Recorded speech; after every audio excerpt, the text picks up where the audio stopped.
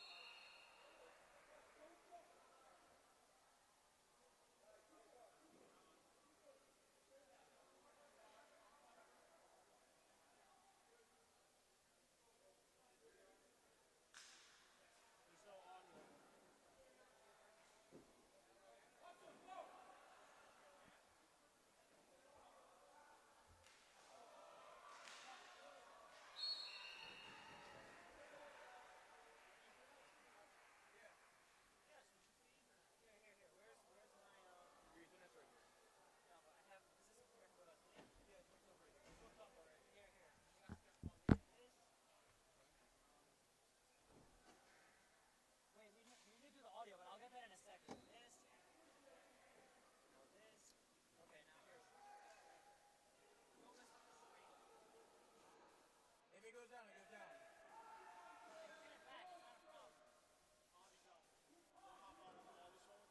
Yeah, alright, you're now plugged in. Okay. Am I good here? Yeah. This is now going through here. You have your okay, so all you. I need it. Here.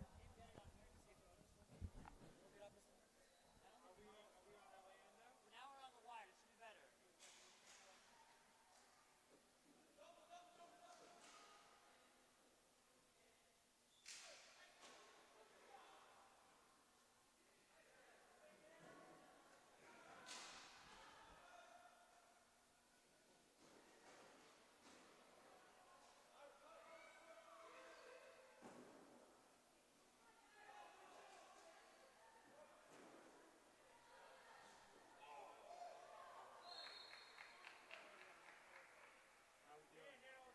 How are we doing with the audio? Can you hear anything?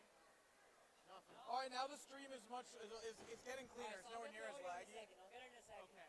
Let's try to work on it. Fine, I'll work on it. At least we got it working though.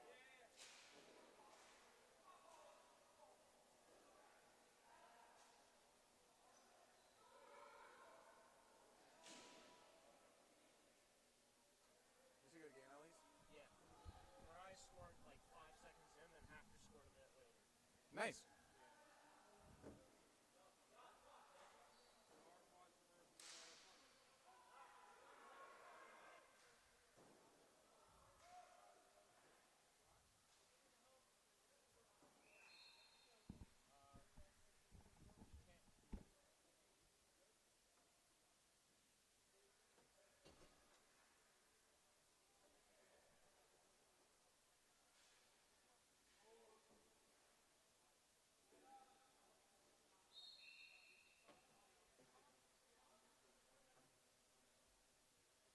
Say something? Check 1, 2. Can you hear me? Say it again. Yes, a little bit. Check. Ask if they have audio. Here. Yo, do you guys have audio now? He has to keep going back and forth. Check 1, 2. Can you guys hear me? Yes. Anything? No? I'm guessing not. I don't think that's, I don't know. Rafi, I see a bunch of green lines like lighting up on the computer. Is that indicating anything or not? That's the audio. This is the audio. That's the audio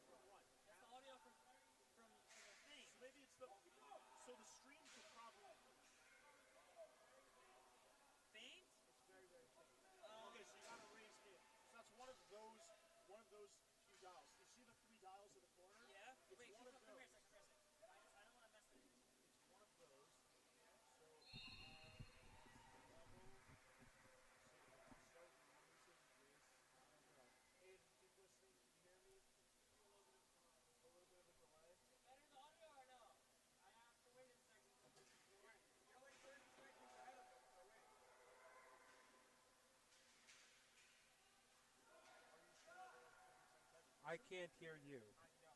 That I don't know what's in. Hold on a second.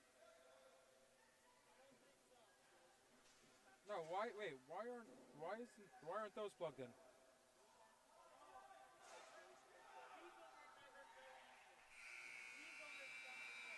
I'm oh.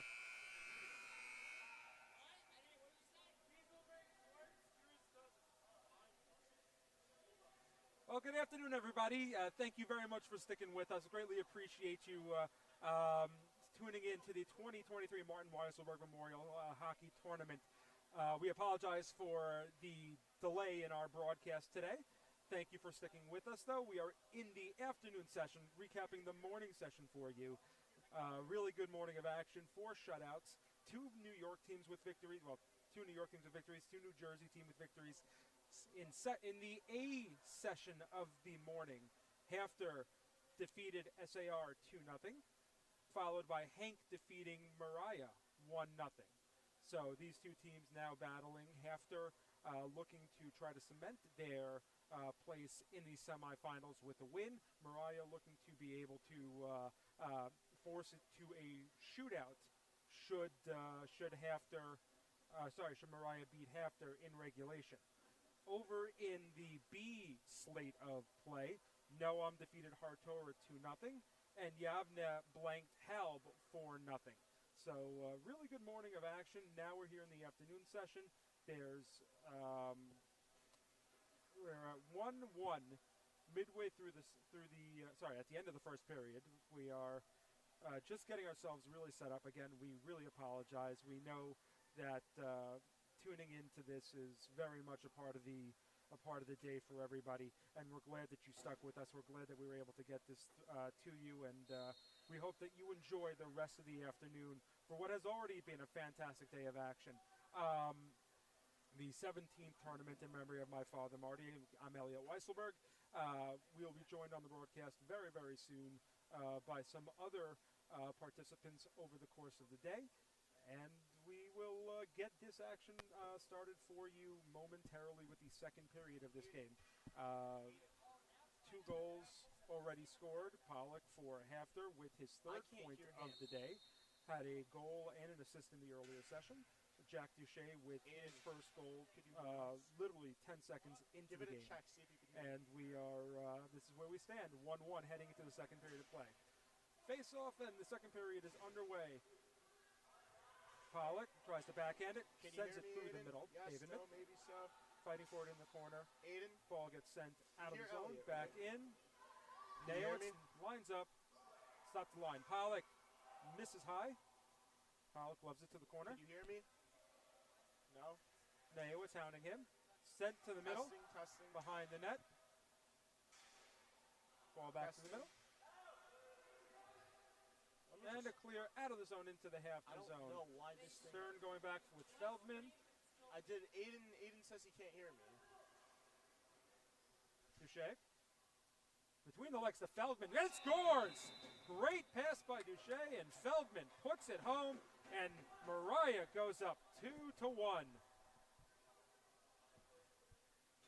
Jack Duché with a fantastic between the legs pass.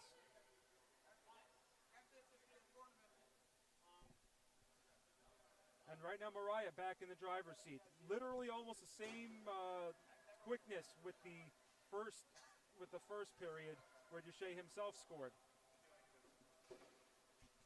Naowitz clears the ball out on net.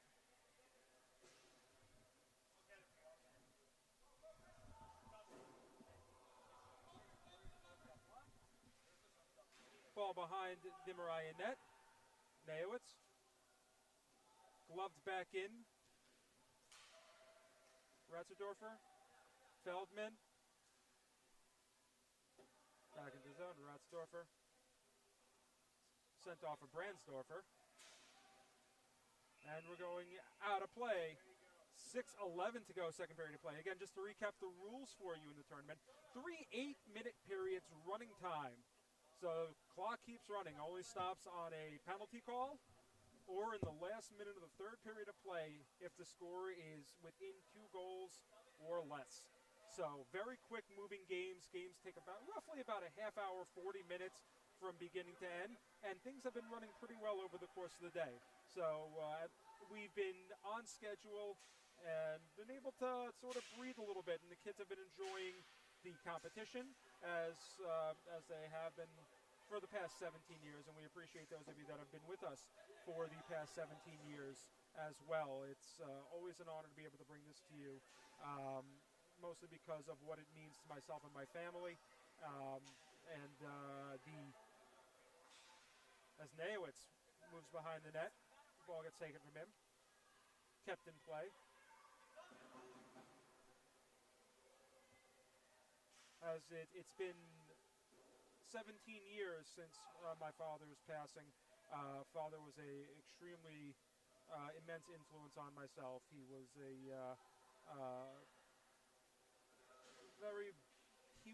very active in the Jewish educational community as the treasurer of Yeshiva Derech HaTorah, Yeshiva Mizrach Lebanon, for those of you really old schoolers, in Brooklyn for 17 years.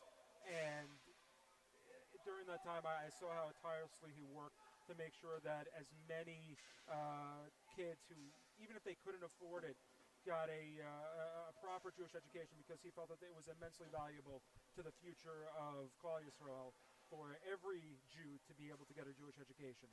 So he was one of my biggest influences in life, and when I started coaching, I made it my mission to sort of do the same. And this tournament is a way to sort of encapsulate all that he meant to myself, and for those things that I've been able to impart onto the children during my years of coaching, and now through the ability to bring this tournament to you again for the 17th year. Can't say in a row, because we were a little pushed aside by COVID for 2 years, but we're glad to be back up and running here in the great confines of Hafter, this beautiful gym and blue floor. We're thankful to Hafter and the Hafter community for allowing us to continue to have this event here. We have 3:23 to go, second period of play. Mariah on top, 2-1. Beautiful pass by Jack Duche to Feldman for the go-ahead goal early on in the period. Again, Mariah needing the win. Hafter just looking to push it to an overtime, or not overtime, but what would be a shootout, because if that's the case, they get a point and they will automatically advance. So we'll see where things go as this game winds into the third period, which we are now 2:45 left to go here in the second period of play. Ball kept in. Shot on net, good save by Cutler.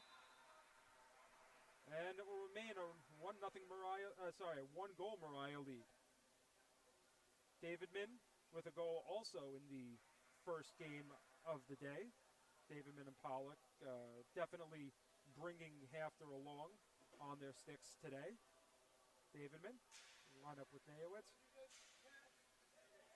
Feldman, not able to keep it in. Ratzendorfer. Ball sent to the net. Brandsdorfer able to glove it out of midair. And we now have a stoppage in play. 1:57 to go. Clock running once again.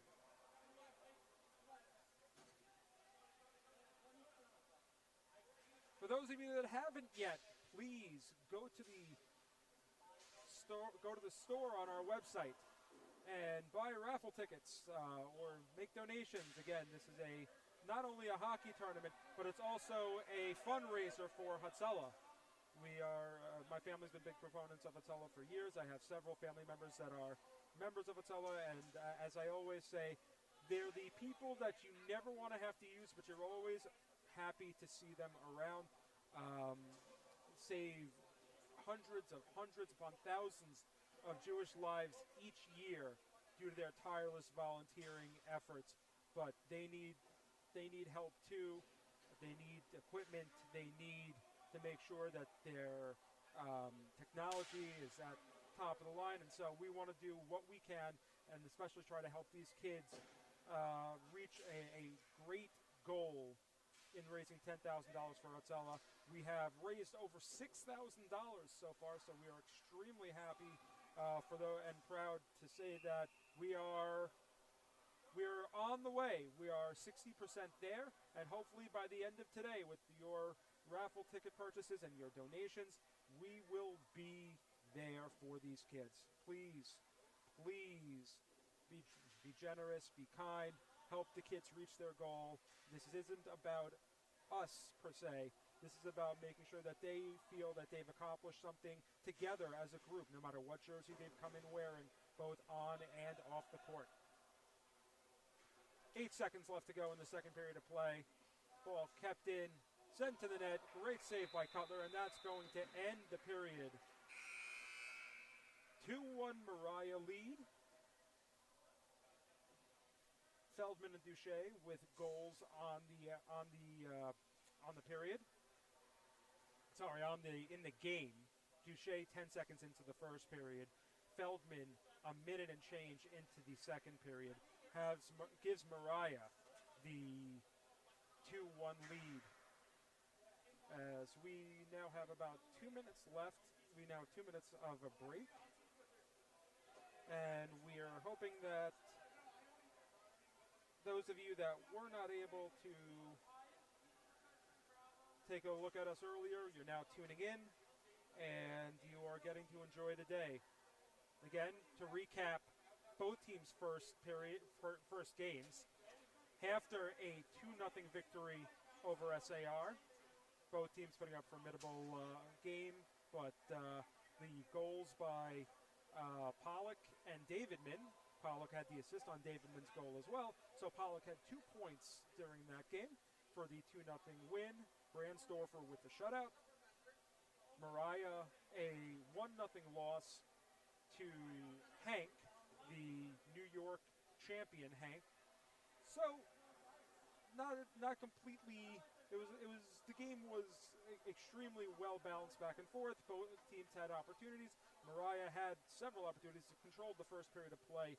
Hank able to overtake after Elliot Holtzman the shutout and the walking away with the victory for Hank.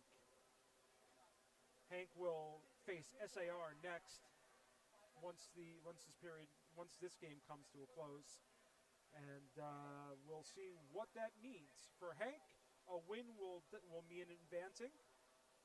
For SAR, a win means getting back into it with the opportunity for either a 4-way tie or however it is. We'll see where things come in after that game. Again, I'm Elliot Weiselberg. Thank you for tuning in. We are humbled to have you join us as a part of the day.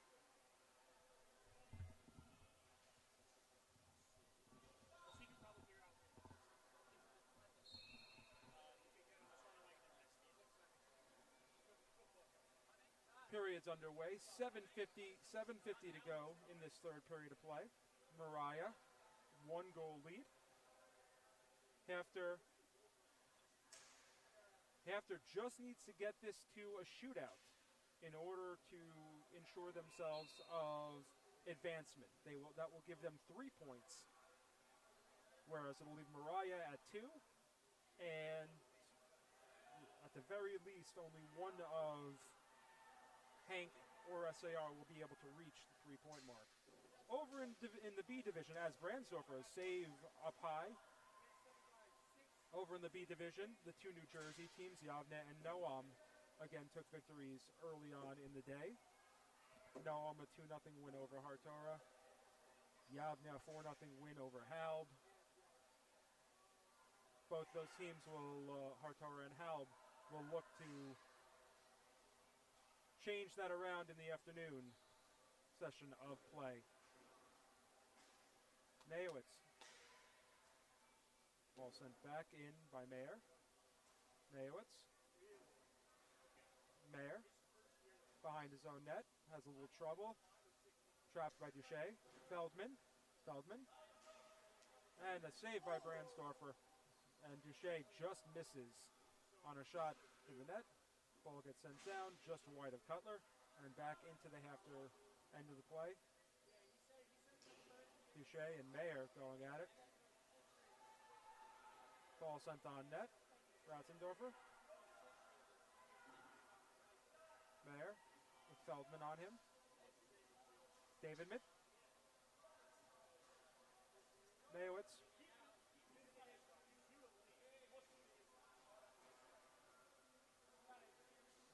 Davidman. Pollock backhands it, misses. Ball cleared. 5:45 to go, third period. Stern sent in another save by Cutler. Mayowitz on net, but it will be offsides. Feldman not able to get back in time. 5:33 to go. Third period of play here in the fifth game of the day. Third game of the A division. First game of the afternoon. We have 3 more afternoon session games today that will determine our 4 knockout stage participants. We'll have a couple of shootouts in there. We think, possibly, we hope, always one of the exciting portions of the day. And we'll get to call those for you. You get to see all the good action. All the while, you're on your website, mwtournament.com, purchasing tickets, making donations for an extremely worthy cause. We got some really great prizes in our raffle this afternoon. We have a Adam Fox autographed All-Star Game jersey as Rassendorfer keeps the ball in, just misses the net. As our main prize, ball squirts right to the front. Brandsdorfer with a toe save. Ball comes around the Mariah net. We have a Victor Hedman autographed helmet. Yes, that's right, a full-size hockey helmet autographed by Tampa Bay Lightning great defenseman Victor Hedman.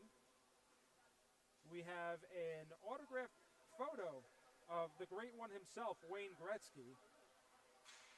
Always a great collector's item. Those are always extremely valuable, especially as Duche turns. Gloved aside by Brandsdorfer. And in our $10 raffles, we have 2 autographed pucks. One by NHL legend Bobby Orr and one by Phenom, a goal scorer extraordinaire and guaranteed first ballot Hall of Famer Alex Ovechkin. And also 2 tickets to a 2023-2024 Islanders home game. So please go purchase your tickets. There are packages available for each, ranging from just individual tickets of $10 and $20 all the way up to $500 or $509.58 for those of you who are feeling extremely, extremely charitable and generous. We thank you for all of your support. As ball gets lifted out of play, 3:02 to go here in the third period.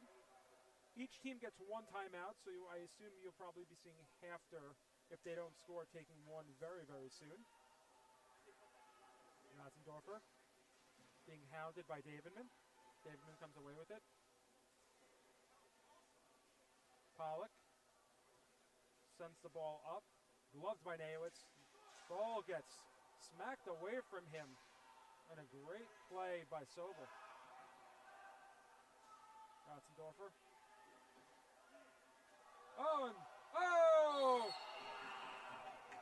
And we got a high stick call. They're going to wave it off.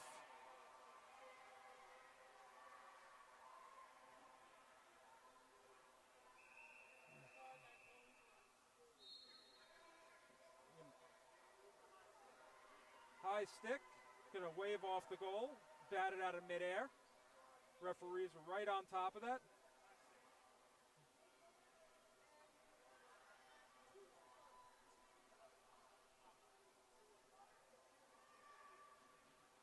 So a 2-1 still, Hafter still right there in it. Still 1 goal out.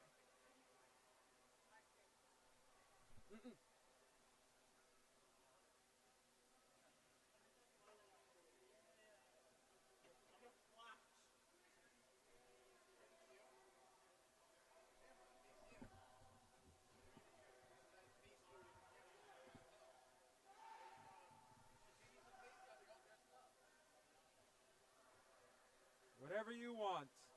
the folks here helping us out at the tournament, having a good laugh at my expense. Hello, everybody, coming straight into your computer.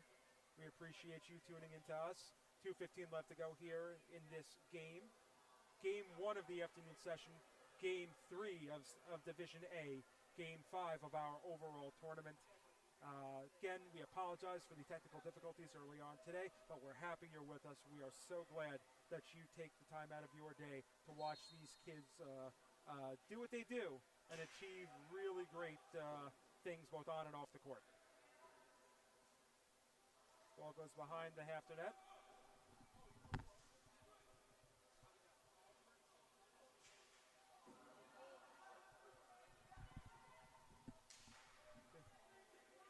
Spodek on with Cooper wearing Sobel's jersey. Nayowitz lines up. It's going to be an offsides. 1:46 to go. Time still goes. So even though there's a stoppage in play, it still helps Mariah. Ball gets dropped. Duche. Ball kept in. Great play by Cooper. Sends it to the net. Misses wide. Ball goes in the corner. Good block by Ratzendorfer. Nayowitz comes around, sends the ball up to the other side. Duche pounding. 1:16 to go. You got Duche and Cooper. Duche. Ball stripped from him. Ratzendorfer able to keep it in. Great defensive play. Ball covered by Cutler. And the clock will stop at the 1 minute mark now because it is a 1-goal game. So it's 2-1. Right now, with 1 minute to go.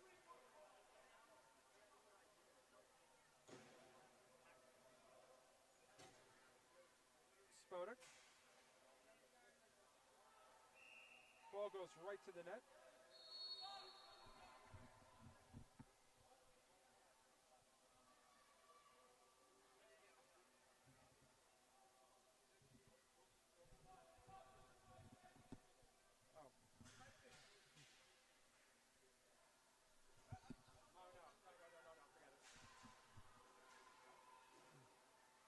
Ball squirts out of the zone. After just needs 1 goal to tie. Sobel. Cooper, actually. Ball kept in. Feldman.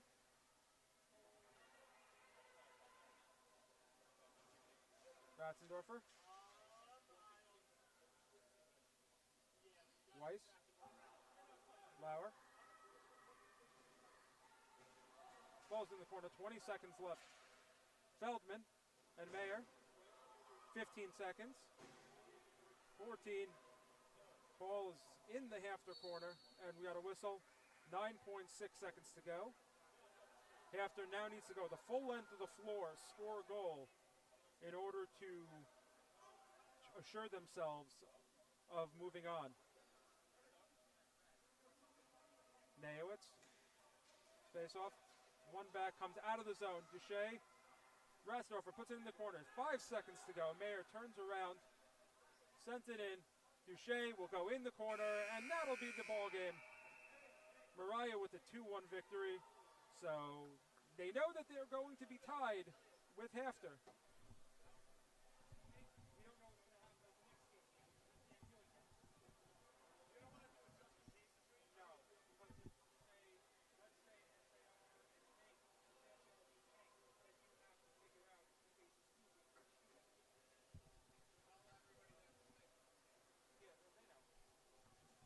So, what happens with Division A? We'll see what happens after this game. Coming up next, Hank and SAR. Stay tuned for coverage all day.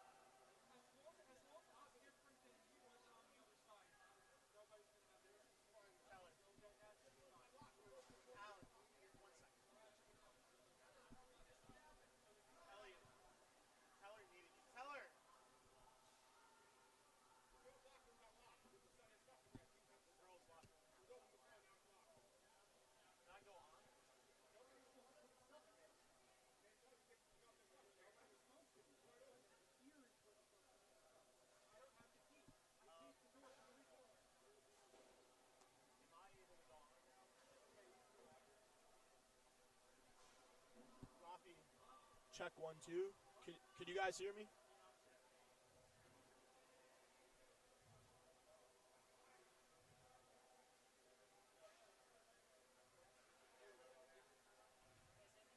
Check 1 2. Check.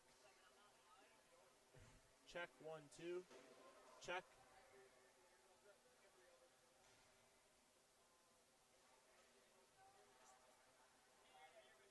You hear me?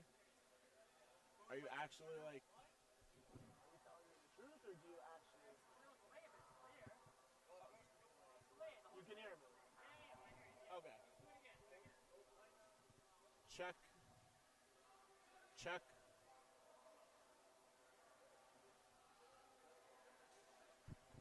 This is Elliot's mic. This is the. Yeah, I know.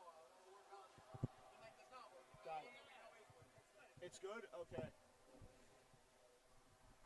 Here, so this mic isn't working? Should I give like the welcome back? Hello?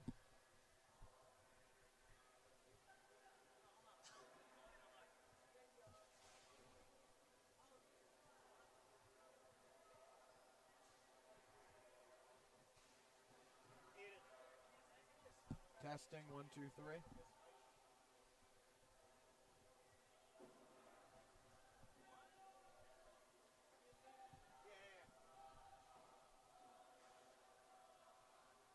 Anything?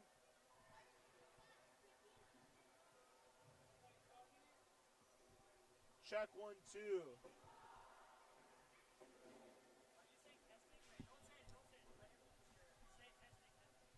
Testing, testing. Checking to see if this is working. Testing. So we gotta up the volume on this. Where's the volume on it? For the second mic.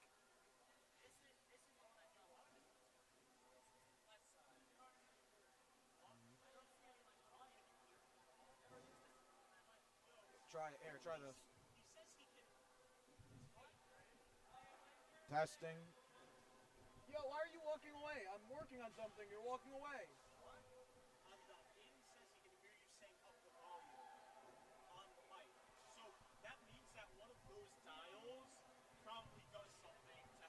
Here, let's try this. Could you hear? I know. I need you to keep listening. Don't walk away. Just listen to me. Forget about them. I know. Forget about them.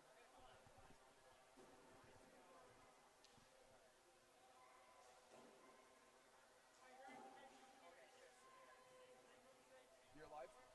All right, we're testing 1 2 3. Testing.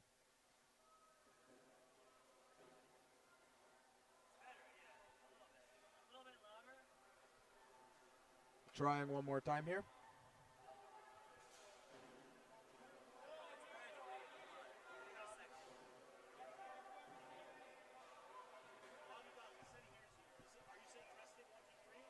I was saying testing. It's now working.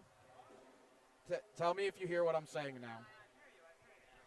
Okay, so so I fixed the audio on the second mic. So now we have 2 mics. Okay, but wait, what about the mics to each other? You're not. That's a different story. I don't know if we have the capability to do this. There's no system. Go one. Test. In the what? Go one ear, one ear. Okay. Ears are talking. Jersey, Yavne. Yavne. Yavne. Yavne has the 2 best players in the entire league combined. Catler and Butler.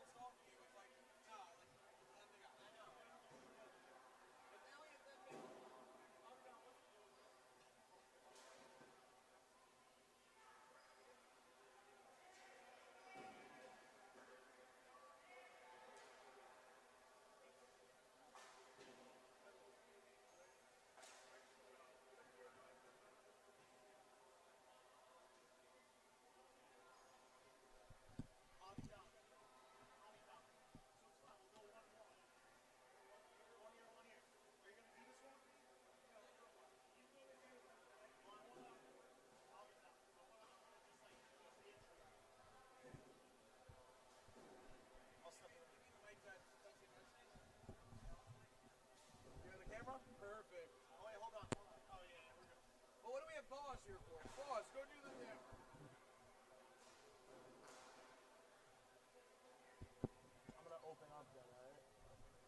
open up. Give it another minute.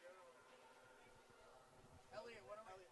Just to confirm, if Ink wins, then the shootout between Mariah and Haskell. Correct. Oh, yeah, that's what I told everybody. Yes. We're talking about Circle. If Hank wins in regular, yeah, if Hank wins, period. Hank wins. Okay. So they're 2-0. Yeah. But just because SAR can only get 2 points then. Yeah. Elliot, 1 point. Oh, no, hold on. SR can only get 1 point. No, hold on. No. Yeah, no. SAR can only get 1 point. You're right. Elliot. So we got the second mic apparently working on the screen, but the headsets we can't hear each other. Okay, so So I said stand 1 next to year, each 1 other. year. Yeah.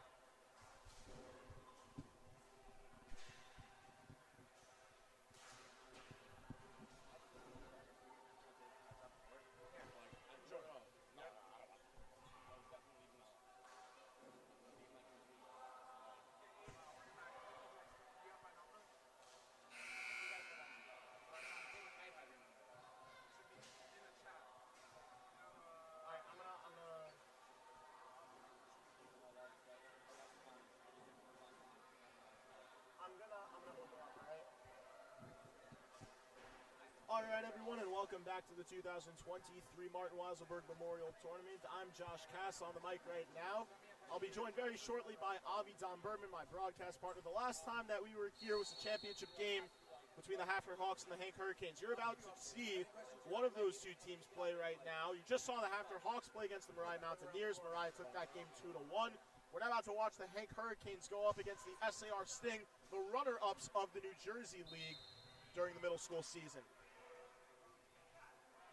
As we bring in Avi Don Berman.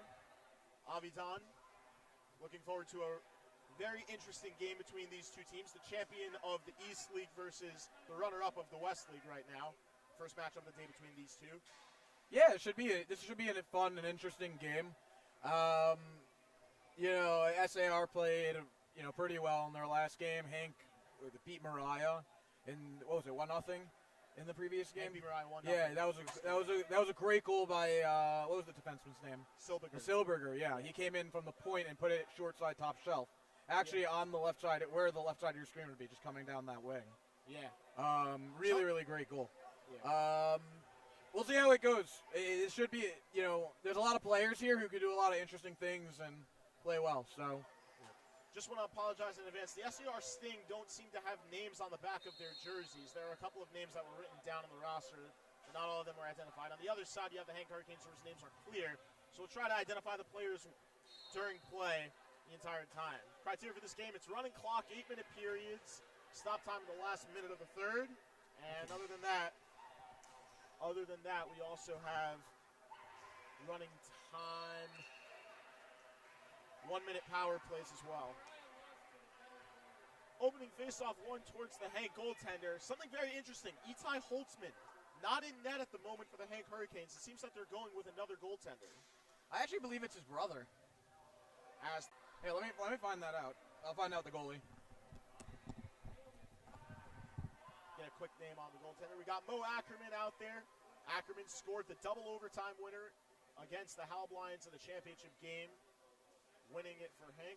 Charlie Goldstein, Hank goaltender. Silberger keeps the ball in, blocks it, shot on goal, and that one just goes wide. Ackerman will pick it back up in the corner.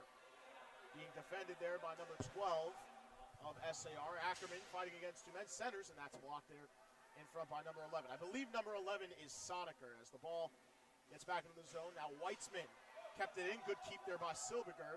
Backing it in by 12. Both Hank players and SAR player having difficulty getting up. Ritter back to receive it. He'll send it back in. Still off as Weitzman hasn't touched it just yet. Still off. Waiting for him to touch back up. Now he does. Off a helmet in front. Ackerman hands it into the corner. It goes just wide. He'll pick it back up. Towards the middle.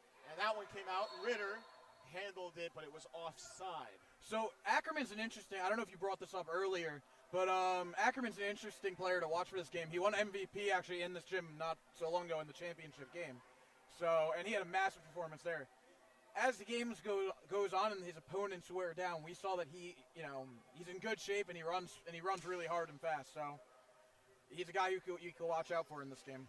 Rossman trying to work that ball a little bit deeper into the zone. SAR pushes it back in. Now Merrill, here's a shot. That one just goes wide. Goldstein dropping down just in case. Cleared out. Will pop out of the zone. Avi Hackle trying to get a stick there. It was shot on goal.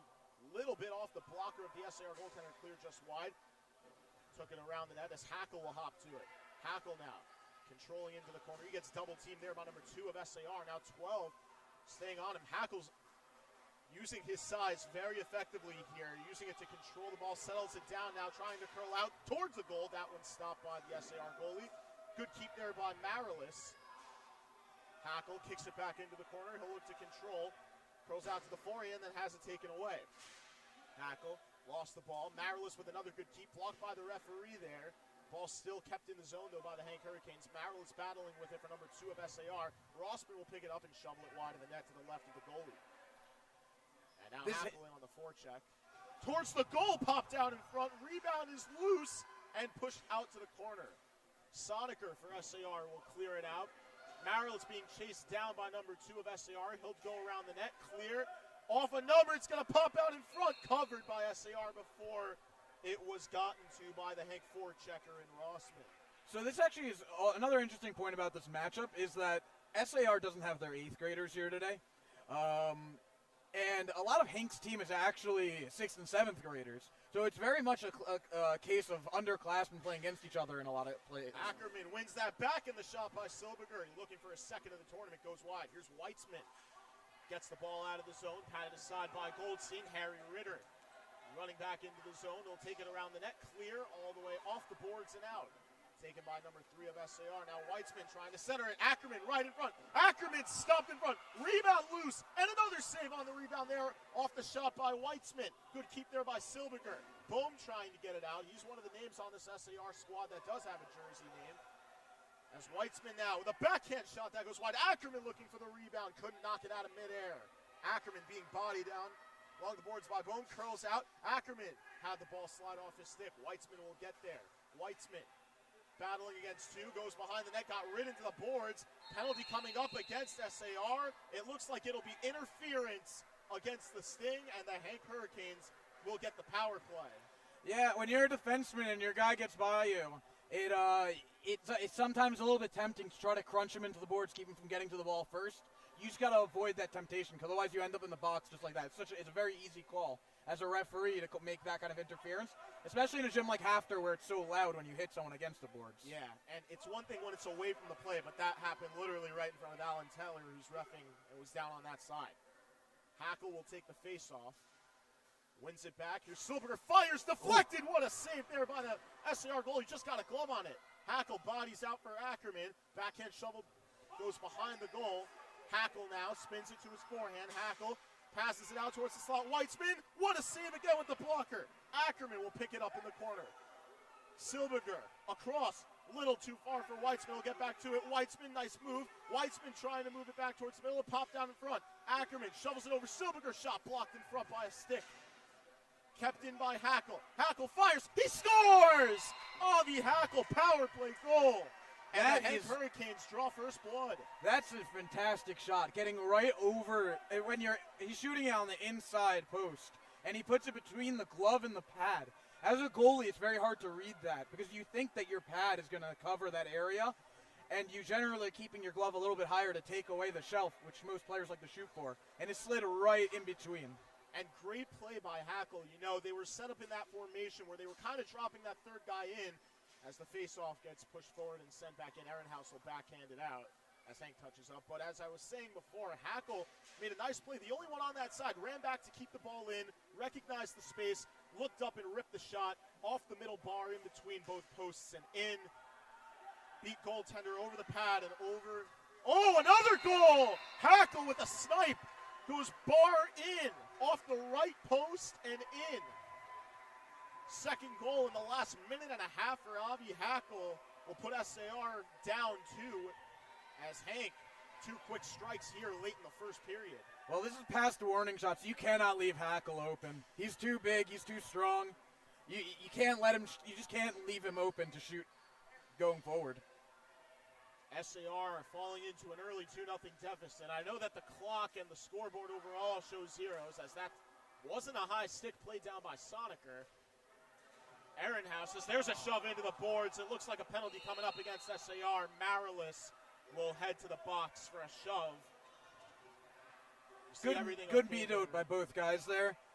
Immediately recognized, went to see if he's okay. You see the fist bump, and that's what this day really is all about. Other than the hockey, great sportsmanship being shown. He's just a little bit confused on where he's supposed to enter the penalty box, but overall, correct call as the SAR coach is checking to see if their player is okay. The clock does stop during penalties called. That's the one exception, other than the last minute of time in the third period, should the deficit not be as big. What do you need, Alvin? Tissue?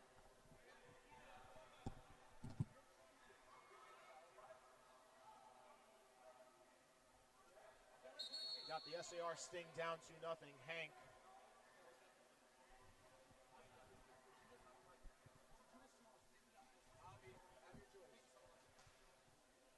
power play for the Sting. We'll see if they can get back in this game.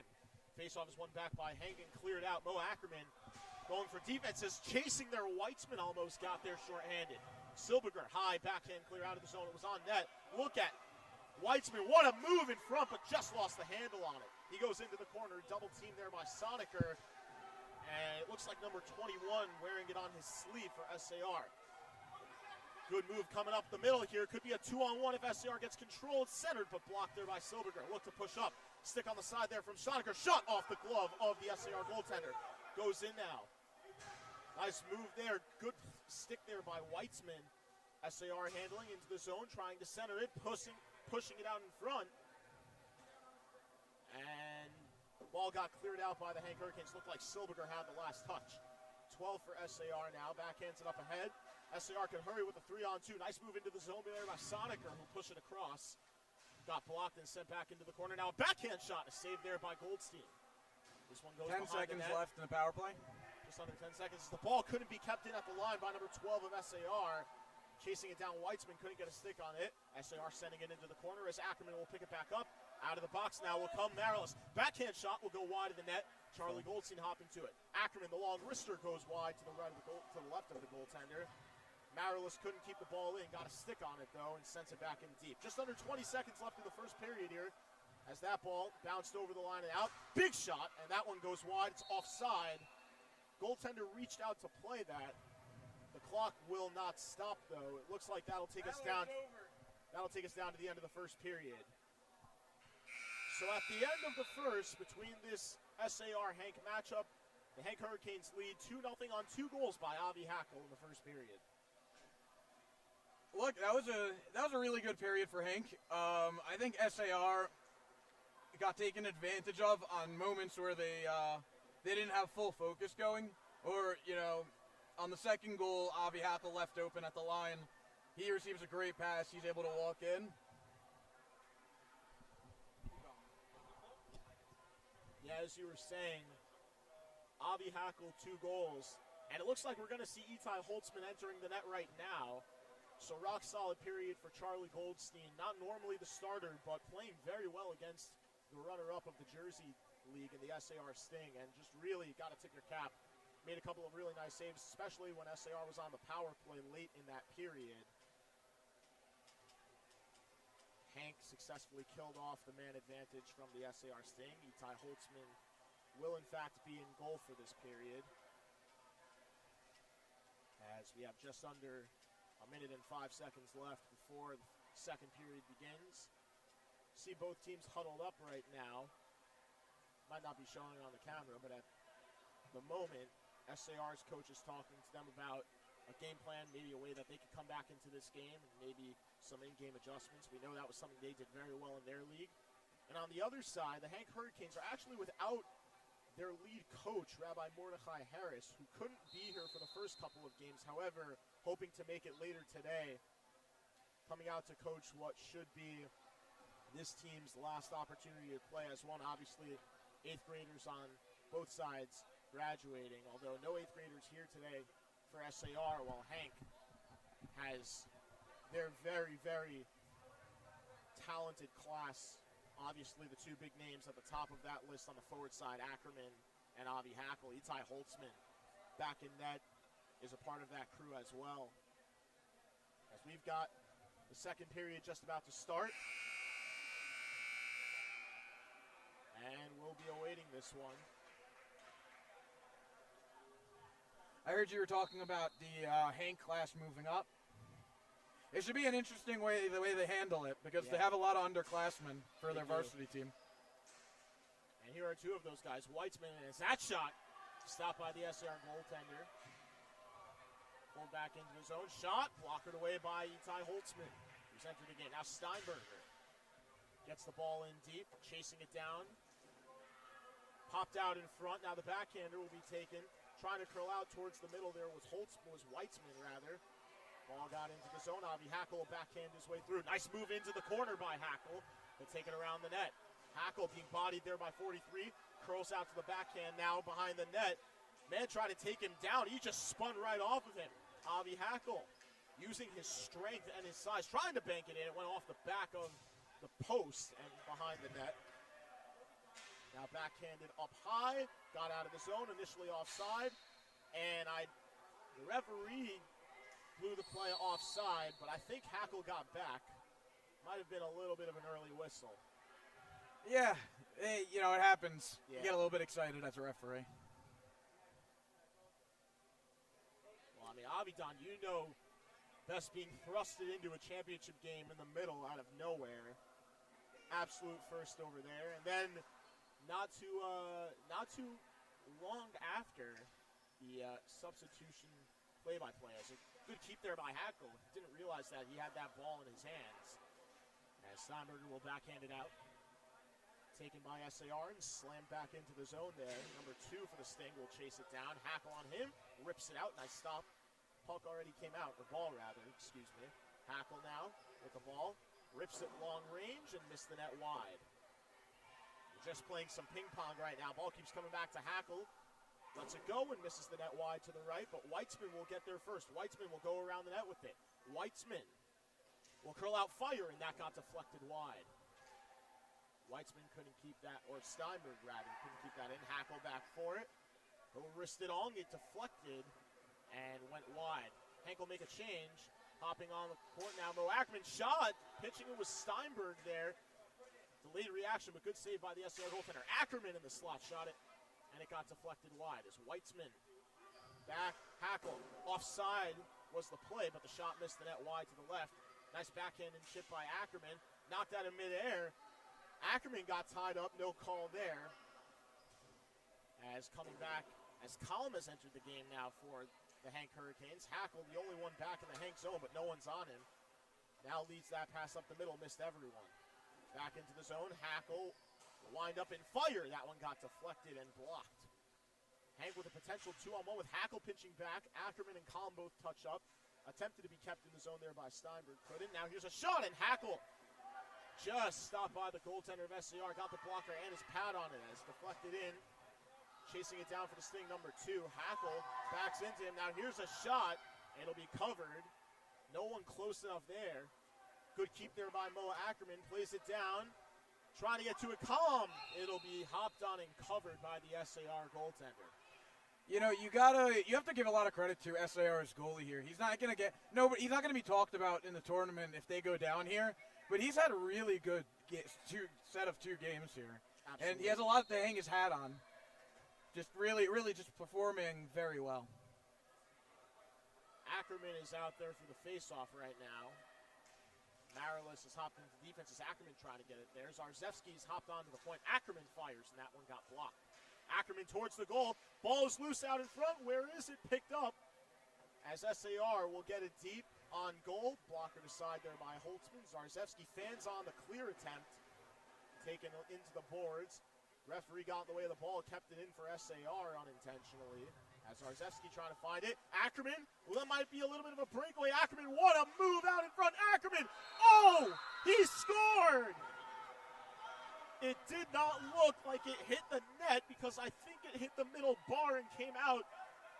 But the goal signal was made right away by the referee. Alan Teller, he was on the line, saw it right there, and called it a goal. Beautiful goal by Mo Ackerman. Not the first time we've seen him score a highlight reel for Hank. Yeah, well, that's part of why he won MVP in the championship game. As that shot goes wide, Zarzewski or rather now Ehrenhaus entering the game as that one hopped back in.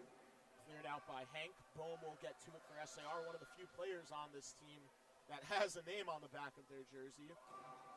Ball cleared in wide, it's an offside on Hank. Running to touch up there is Wasser. There's a player wearing a gray shirt without a Hank jersey, but he is on the Hurricanes. Followed him over to us and told us earlier. So no name on him. As he steals the ball now, coming in with a shot. Big save there by the goalie. Gets his own rebound and almost kept the ball in the zone. Hank's defense getting a little bit conservative, kind of letting SAR break out into the zone. It's a good keep there by Blum, and it's cleared out there by Ehrenhaus. Aiden, do you plan on adjusting the score? Hank player with the gray shirt trying to take the ball away as SAR walks it over the line. Good keep by Ehrenhaus. Now ball comes out. SAR is going to be offside. Didn't see the referee's arm up, so it will go deep into the into the SAR zone, excuse me. And now we're starting to see Hank empty the bench a little bit more on the forward side. You know, it's funny when you say that, but then Rossman was also heavily used during the championship game, and right, he's coming in as like their third line here. Yeah. So they have a lot of depth on this team, and a lot of that was helped because Rossman, what a save there by the SAR goaltender. Rebound right in front, whacked it out of midair, full contact, beautiful sprawling stop by the goaltender for the Sting. Number 35 we saw as he turned around, but no name on the back of his jersey. So still going to try and identify that as Rossman fanned on the shot right off the faceoff. Nice move into the zone by number 2 of the Sting. Crossed it in front. Soniker was there, but he missed it. Ball deflected now behind. 2 for SAR, trying to jam it in.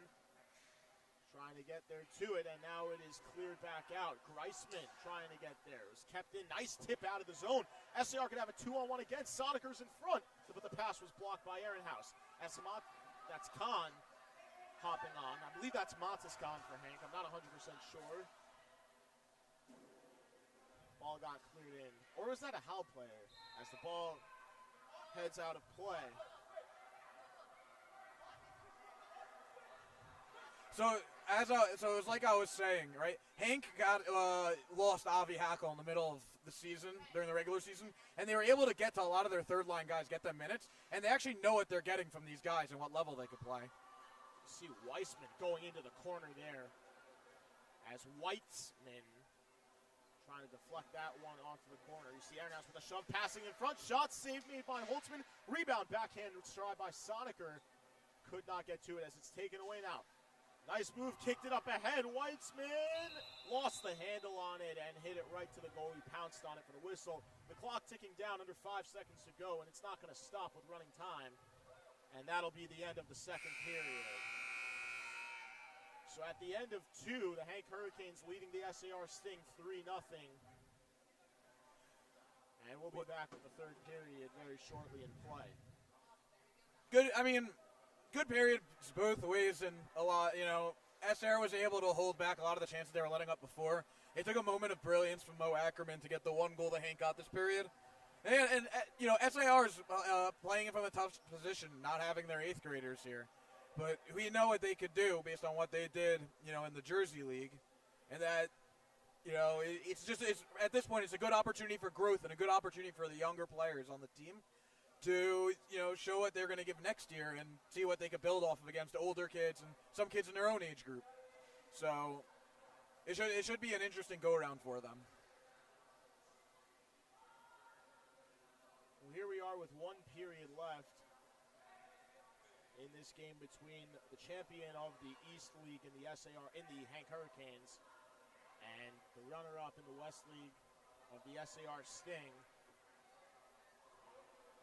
And right now, with just under a minute to go before the ball drops for the third period, I think we're seeing the players we really expected to contribute on both sides of their team contribute. Soniker's been a big piece for us. Obviously, most of their 8th graders not here, but he's one of the few not really amongst that class who's been effective. We apologize for the loss of signal from the camera. It's going to be up in 1 minute.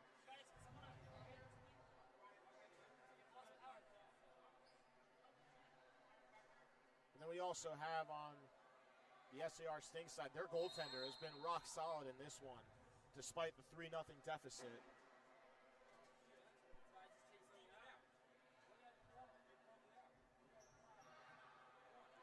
The camera's off as it's come back.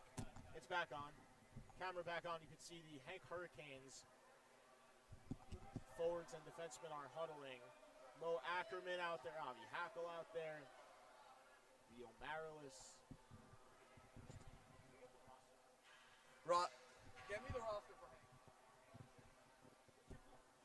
Ackerman, Marilis, Hackle, and Weitzman out there.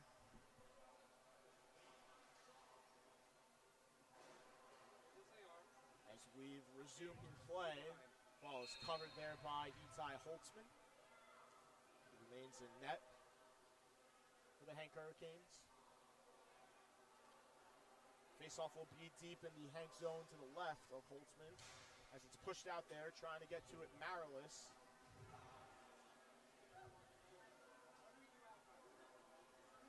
Back for it goes Avi Hackle.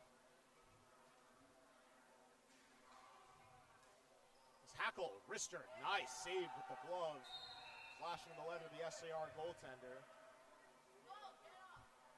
SAR is going to have to apply a little bit more pressure on Avi Hackle. He has no problem standing there waiting for them to make the first move. SAR will change it up. They'll send out Ritter, Silberger, Rossman, and I can't see that last one. Oh, the kid with the gray shirt. We don't have a name. We didn't get a name on him. Had that really nice play earlier where he stole the ball and came in on a mini breakaway as Rossman now going to chase it down. Ritter couldn't keep that ball in the zone. Taking it all the way around now. Comes out. Hank forward, playing with it, trying to get it in deep. Good steal there. I believe that's number 12 on kid wearing the 12 shirt for the SAR Sting. It is. Last name seems to be Sandler. As Ritter will clear it on net.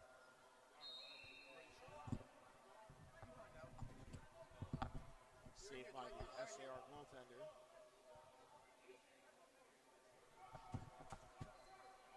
Aaron House will take the floor now for the Hank Hurricanes. Face-off was one back. Now Hank will take it all the way out. Silberger with the backhand. We'll get it up for Aaron House. Oh, Kogel. Noah Kogel. Okay. Good to know. Yeah. I believe he wore number 9 during the regular season. He was one of those players who had an impact on the game as SAR in a 2-on-1 couldn't get the shot off. Now a 2-on-1 the other way. Rossman across for Aaron House. He fanned on it. Aaron House now back to the point. Too far. Up the middle, Harry Ritter will come in and dump it in. Aaron House will touch up. Plays now onside as number 3 for SAR. Tries to get the ball up. Nice move in by number 2 for SAR, but he got rid away there by Silberger. Silberger off the backboard, off the goaltender of the SAR Sting's glove, and then back in towards the corner. Ball battle won there in the corner by SAR. They look to push it up off the boards and out. Good keep there by Silberger, but then the ball just squeaked out of the zone.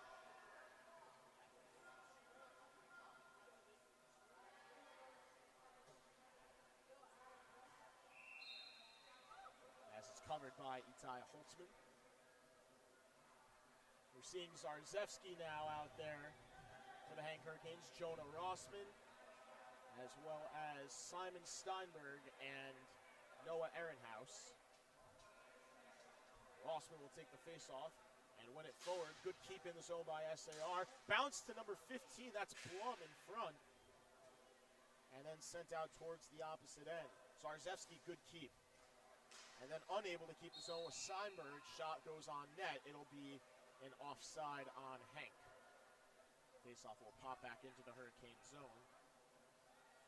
Hank's got to be a little bit careful here. They're getting very, very lax about the game. Like, SAR could come back pretty quickly. We've seen things happen quicker. Good and keep. more lopsided games. Good keep there at the point there by the SAR defenseman. Ball didn't get out. Comes to Zarzewski. He'll backhand it out. Took a deflection. Went into the left corner. Ehrenhaus now towards the middle had Weitzman, but could not get it to him as it was blocked. Now here's Simon Steinberg. trying to play it, makes a nice move into the corner, looks to bring it up himself, dropping it off for Ehrenhaus. Fanned on the play, now Zach Weitzman with a chance in front, but it was blockered away. And now SAR with a shot, that was blocked by Zarzewski into the corner. Zarzewski defending on the SAR forward as Ehrenhaus coming for a change. Ball deflected all the way out as hopping on the court was Greisman for Hank. Jesse Greisman for the Hank Hurricanes. The way it works in the third period, time runs a little bit differently. Stop time the last minute of regulation if the goal deficit is less than 4. As of now, it's 3. Good keep there by Steinberg. His backhand goes wide of the net. Greisman will try and get to it.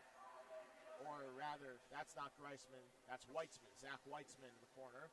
Greisman trying to play it. Cleared out of the zone. Zarzewski will get to it. Sent it back in for the Hank Hurricanes. Back to chase there. Greisman, fresh legs, gets there first. Jesse Greisman, will backhand it on goal. It'll be covered as Weissman comes running on, forces the whistle. That's Nate Weissman. Not to be confused with Judah Weitzman. So Weissman and Weitzman. As Kalm will enter. Rafi Kalm for the Hank Hurricanes. Saw an effective shift earlier with Mo Ackerman. Jake Schoenfeld will head back for it. Number 2 of SAR now trying to get there as well as Matas Khan trying to play the ball. Nice move in there by Weissman. Avoided the SAR defenders. He made his move, chipping it off the boards, but couldn't create much with it. Now Schoenfeld will clear it back in. Weissman, fresh legs, will chase it down on Bohm. Rafi Kalm now will go into the corner and trying to chase it down. Nice move out. Soniker. But the ball never got out of the zone as Rafi Kalm trying to play it back in deep. Here's a shot, glove down. Nice shot there by Jacob Schoenfeld. Matas Khan blockered it up and out. And now on goal and an offside as it was stopped with the glove there by Itai Holtzman. We see Wasser entering the court now. Daniel Wasser for the Hank Hurricanes.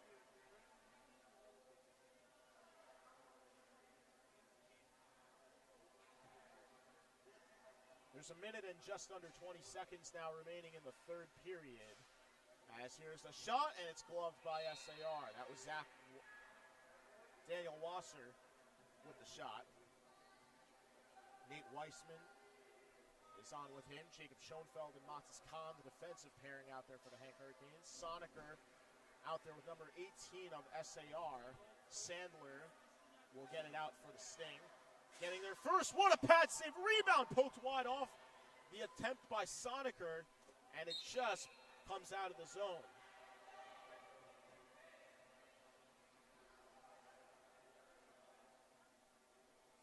I believe that if the deficit is 3 or less than 3, then the last minute is stop time as man goes into the boards there. Matas Khan, good play to get the man out of the middle. And Sandler unable to keep it in. Look at Weissman. Nate Weissman flying into the zone. Couldn't quite get there. Soniker, potential breakaway. What a move. Soniker, shot blocked by Khan. And then cleared back in. Nate Weissman trying to get there. Weissman spins around Sandler. Couldn't take it away from him. Sandler will get the ball out. Matas Khan as Steinberg hops into the middle. Gets the ball out of the play in the middle. As the time ticking down off the clock here in the third period. The horn sounds.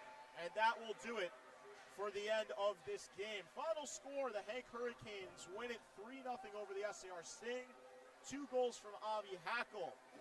And 1 phenomenal, outstanding finesse goal by Mo Ackerman lead the Hurricanes to a 3-0 victory. Charlie Goldstein and Itai Holtzman combined for the shutout as the Hurricanes have won the second game they've played in the round robin. And they will be advancing at the very least to one of the 4 spots that the semifinals will have. Just an overall great game by both sides. SAR goaltender was absolutely fantastic. As we're going to see, it would appear the Mariah, or rather not the Mariah Mountaineers, but looks like the Noam Knights will be taking on the Halb Lions next. There might be a shootout coming, I believe, because of the previous game between the Hafner Hawks and the Mariah Mountaineers.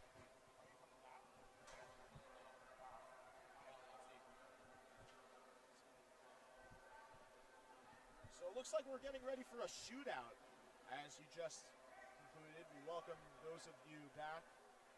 The Hank Hurricanes defeating the SAR Sting 3-0. 2 goals from Avi Hackle and a goal from Mo Ackerman helped lead the Hank Hurricanes to victory over the runner-ups in the Jersey division, or Jersey League rather, in the SAR Sting. The Hafner Hawks and Mariah Mountaineers played earlier before the Hank Hurricanes and SAR Sting in the second session. That was the first game we had for you in the second slot of games today here at the Weiselberg tournament. Mariah won that game 2-0, scored about 10 seconds into the first. Hafner tied it up right after, and then somewhere later in the game, midway through about, Mariah getting another goal as they eventually went on to win 2-1.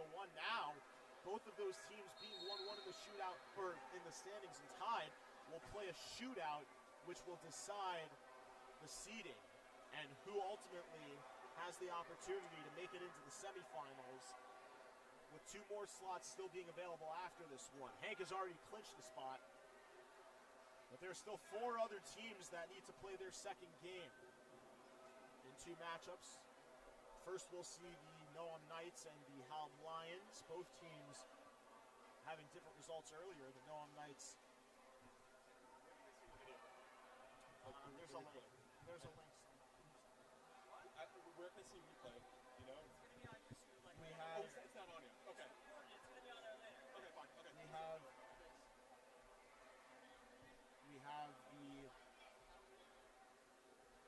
we have the Noam Knights earlier defeating the Hartora Hanganaz by a final score of 2-0. Great game there from Teller, who was fantastic. We did not see that game on live stream. We were having technical difficulties then. So Hartora losing in their first game, and then the second game and the final game that was played in the morning slot was the Halb Lions, the runner-ups in the Long Island League, against the champions of the New Jersey League, the Yavne Redhawks. Charlie Butler and Nadim Cattler put on a show as expected. 2 of the most dominant players in the league, and we'll get to them earlier. Just to mention a little bit of history, though, there's a chance that we could see history being made today. Charlie Butler and Nadim Cattler both looking to make it into the record books for the Yavne Redhawks. Or not only for the Yavne Redhawks, but also for the Generals. We have the shootout going, and a shot saved there. Davidman stopped by Cutler of the Mariah Mountaineers. Butler looking to break a goals record for Yavne, as was mentioned before. Cattler looking for overall points. As now we'll see Jonah Neowitz, captain for the Mariah Mountaineers. He'll make his way in on Brandsdorfer. Neowitz, right down the middle, fires and is stopped. Tried to psych him out with that big bomb he has. That slap shot is powerful, but Brandsdorfer for Hafner not phased. As now we'll see Cooper with an opportunity for Hafner to put them up in the shootout. Cooper will make his way in. Fire and a save made by Cutler.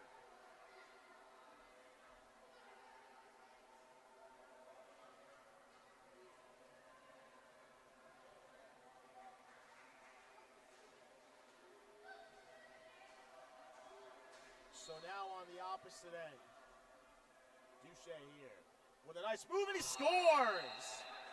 Going backhand, forehand, slipping it past Brandsdorfer glove side. Mariah up 1-0 after 2 rounds. Near Mark, I need you guys to just a little. And now we will see Pollock for Hafner. He's been a big performer for them today. Goals in both games to keep them alive. And he stopped by Cutler, and Mariah will win the shootout. They have defeated the Hafner Hawks. As we will move on to the next game between the Noam Knights and the Halb Lions.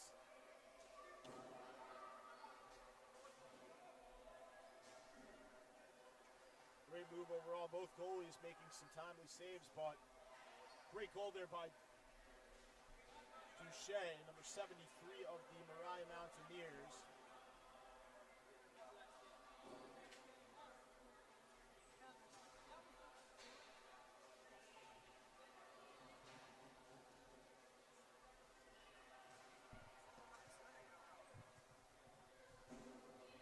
Jack Duche with the only goal in the shootout, as all of Hafner's attempts were stopped by Davidman, Cooper, and Pollock. Goaltender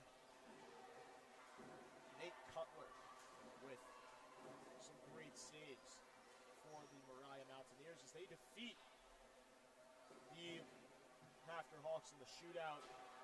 It seems that they will be moving on, but we've still got 2 other games to come here in the second half of the slots today for games. The Halb Lions, the runner-ups in the Long Island League, will face the Noam Knights, who defeated the Hartora Haganaz earlier today by a score of 2-0. Max Isaacs, the goaltender for the Halb Lions, was fantastic in that game. A little bit of puck luck in that game by the Yavne Redhawks. As we mentioned, Charlie Butler and Adim Cattler both put on a show, but Isaacs was fantastic. Certainly gave Hal the chance to win that game. Hal had a couple of opportunities on their own, as we'll see the Halb Lions go up against the Noam Knights. We'll take a quick break right now. When we come back, as the camera will keep rolling, you'll see the Halb Lions take on the Noam Knights in just a bit. We'll be back very, very shortly.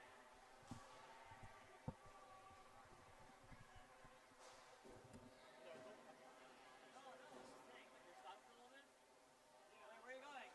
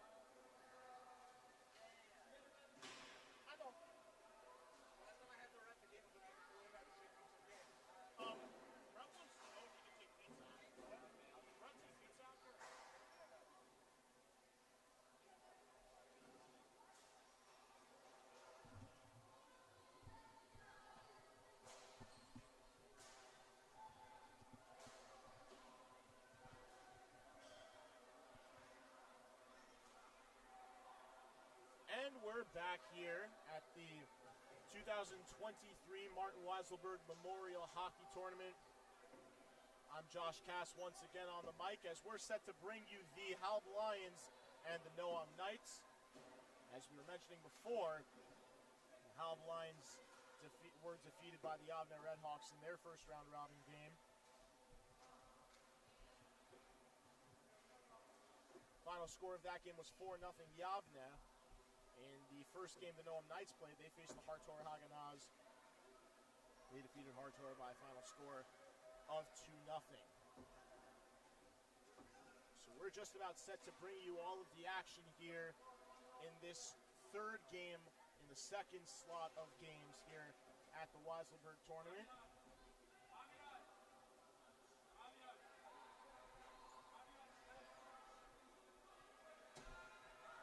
Just getting ready for this one here between the Noam Knights and the Halb Lions.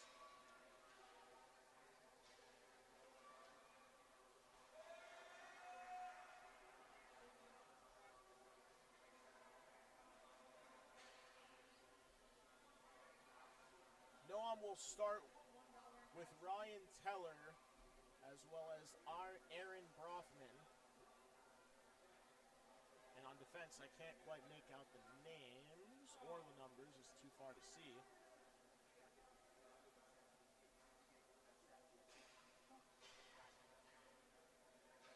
Halb will go with Eitan Rogoff, Ilan Freundlich, Ezra Taubenfeld, and there's also, and Sherman. Sherman is out there. Not sure of his first name. As we've been set, ball has dropped. Taubenfeld looking to clear the zone. Good keep there and a shot. That one goes wide. Teller in the corner creates in front for Brofman. This is a really dangerous first line for the Noam Knights.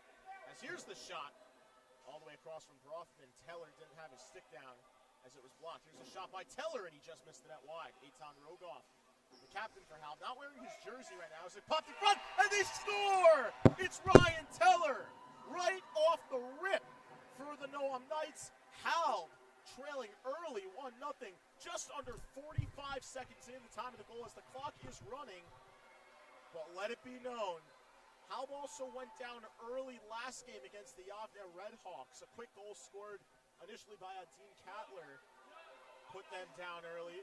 This time it's Ryan Teller as that was handed down and forward. So it'll be a stoppage and play and a hand pass on Noam. Faceoff will come in deep. No line change yet for the Knights. Taubenfeld is out there along with Sherman. He whiffed on it. Brofman trying to come and take the ball in. Good keep there by Eisner.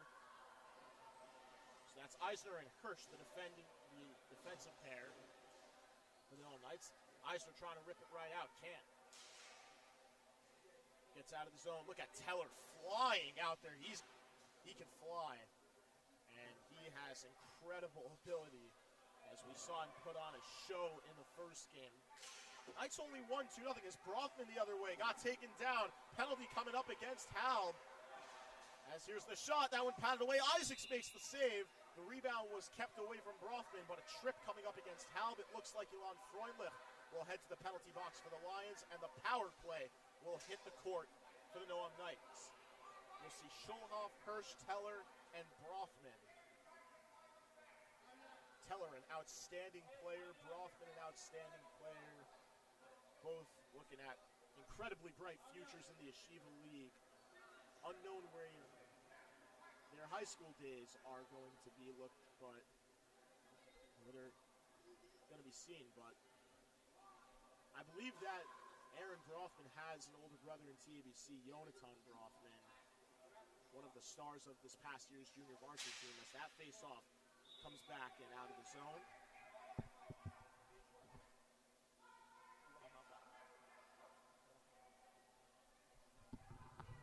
As Elliot Weiselberg will join the booth, Nachum Siegel Network broadcast booth. Thanks. Good to be back. Noam currently on a power play. Max Katzen deep trying to get it out. Now here's Hirsch with it.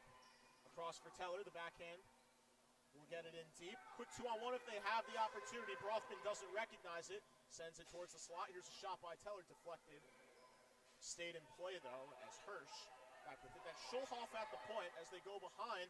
Now Broughton with a shot and a save by Isaacs. He pounces on the rebound and freezes it for the stoppage and play. Great opportunity, nobody on him. That's where the defenseman down low has to decide, am I going to come up or am I going to stay back? You don't want to get sucked in the trap of, oh, I'm going to come up and get on him, and then it's going to run right through. Teller just missed wide. Isaacs down low. Teller looking for the rebound. It was just cleared wide by Taubenfeld. Teller all over the court to start this game. He scored the goal just under 45 seconds in for Noam. Had that opportunity there as we're full. Good pass breakup. Max Katz out of the box now coming in hot. But nice play there by Scholoff to take him away. Tied up in front. Now Teller across for Brothman. Brothman. Nice move by Brothman right in. Over the net with the shot. He just missed. Teller, as there's a Gatorade bottle out on the court behind the net. Referee will go and get rid of that. Now Scholoff now. Kept it nicely. Freundlich with a shot. Just missed wide to the left. Left of the goaltender for the Noam Knights. Adler back to retrieve it. Adler fires the other way. Missed the net wide to the left. Puck is cleared back down by Taubenfeld. Now an attempted shot goes wide. Picked up by Taubenfeld again. He rips it wide of the net. Taken now by Schulhoff. He'll backhand off the boards. Nice move in front there by Brothman, but lost the handle on it. Now Herskowitz trying to get to it. Herskowitz with a shot that's blocked. As Papilski hops on the court for Halb. Brothman, first to the ball there. Wins that race in the corner. Little give and go with Teller. Teller almost had it in front. Good play defensively by Freundlich to lift the stick on goal. And then let back out. Ball popped out in front. Kicked wide by Herskowitz. Not the best of decisions on a court like this. As Rogoff sent it wide in the net. Scholoff trying to clear. He will clear it out of play. And a stoppage. That almost ended in disaster. Leaving the ball out in front. Your player doesn't even know where it is. Doesn't know you're doing it. You got to communicate better with that. Yeah, in the Hank versus Halb championship game in double overtime, right before the faceoff set up by Mo Ackerman, where he scored the double overtime winner, Halb had a very similar opportunity to try and win that championship game in double overtime. Obviously not the same criteria or circumstances here, but a very similar look. Well, right now for Halb, this is their do-or-die game, it seems. If they lose this one, they're done. Noam right now is playing for advancement. And they're playing like they have nothing to lose. Their hearts are out there, and they've been on it all game long. As that ball just gets out of the zone, good keep initially by by Hoshander rather. Now behind the goal, Halb trying to pick it out. Kasai out along with Marks. Can't clear the zone as Hoshander just able to get it out on the backhand and deep. Picked up there, nice move there by Friedman, but lost control. Friedman back with it, trying to kick it in, and eventually sent in there by Noam. That's Winkler. Spinning back off into the corner, popped down in front. Isaacs pad down, just able to keep the ball out of the net. Just trying to get this one in deep, stuck aside there by the goaltender. And then backhand cleared into the zone.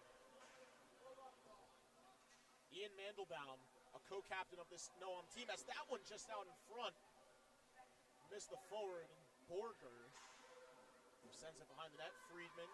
Now back towards the middle, blocked nicely there by Halb. Nice move into the zone, but a little drop pass too far there for Hoshander.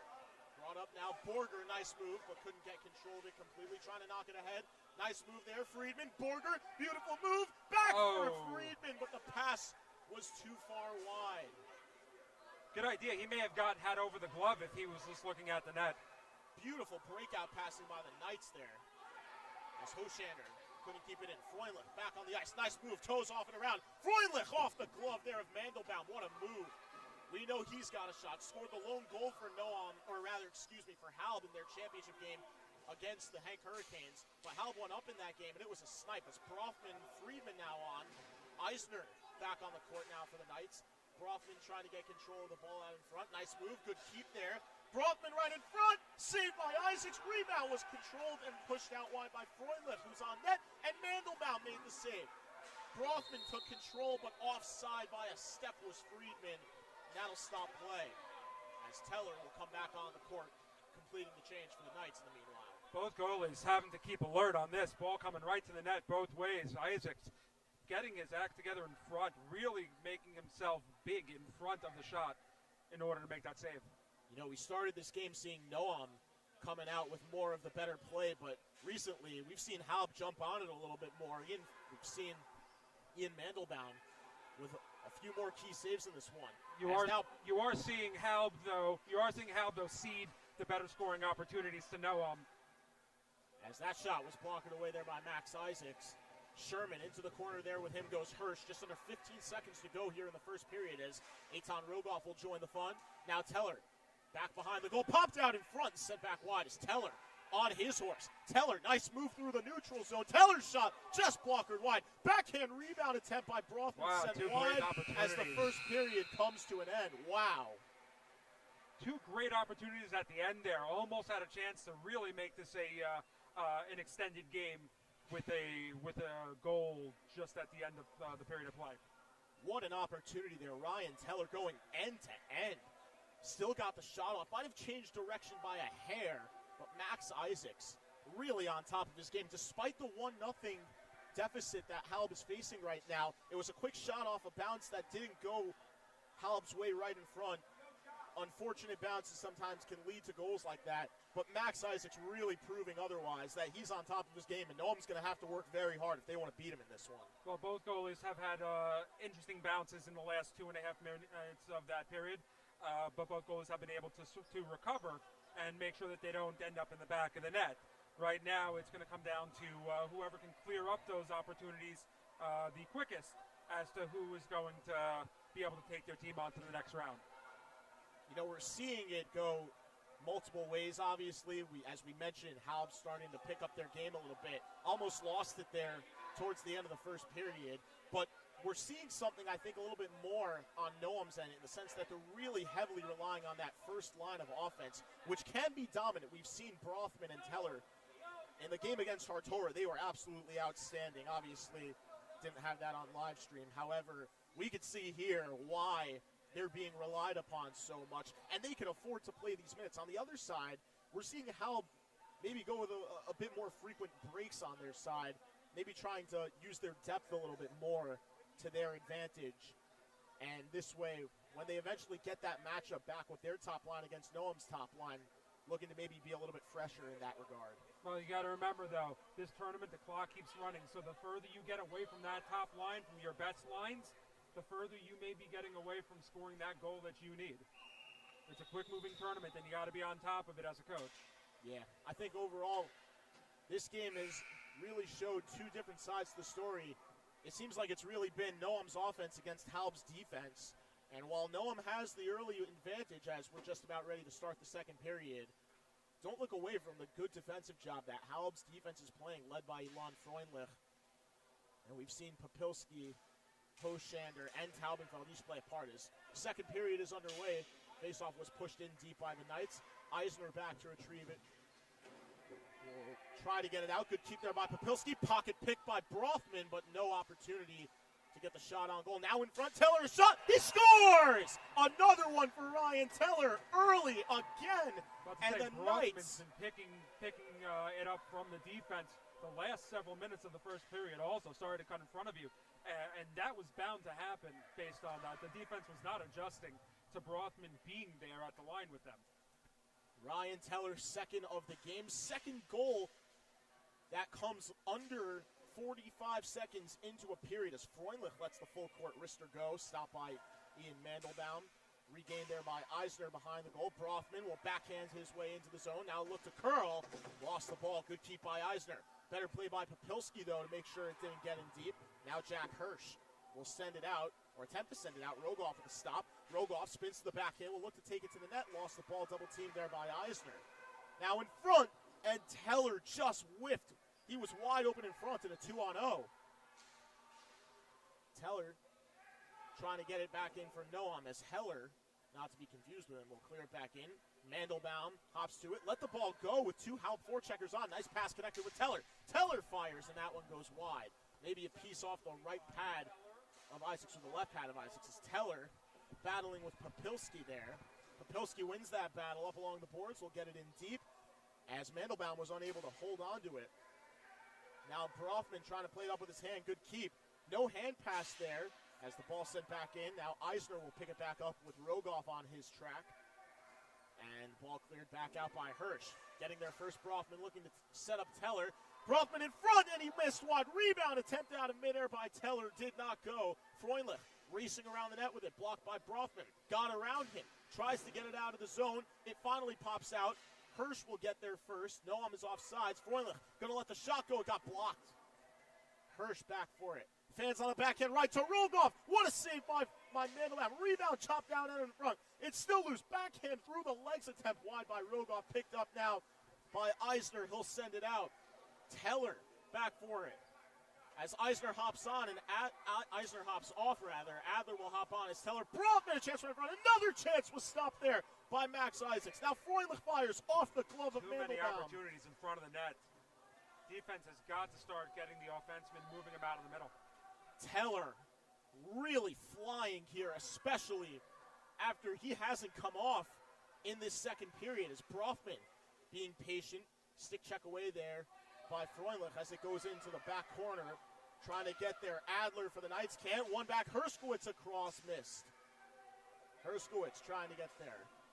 Kept in by Freundlich. Freundlich fires. Blockered away there by Ian Mandelbaum. One back, a shot. He scores! It snuck through the 5-hole of Ian Mandelbaum, and the Halb Lions, just under halfway through the second period, are on the board. That's their first goal in the tournament, as they've cut the lead in half, now 2-1. Very important goal there to give them just a little bit of life. Needed something just to break the ice.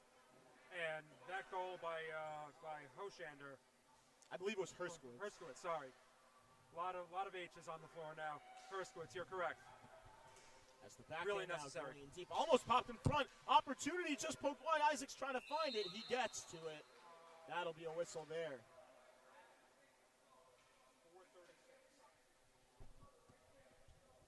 So 3:34 then. Face-off is one back and push back in deep into the zone. Ball battle one behind the goal. Now here's Ari Schulhoff out in front. Missed the ball by his offenseman. As Herskowitz now flying. Halb looking to gain a little bit of momentum off that goal. Attempted keep in by Taubenfeld. He didn't get there. Max Katz is on the court right now for the Halb Lions as well. As Herskowitz will get there first. Herskowitz shot just popped out wide in front. What a shift here by the Halb Lions. Asriel Herskowitz. A little pep in the step right now. Yeah.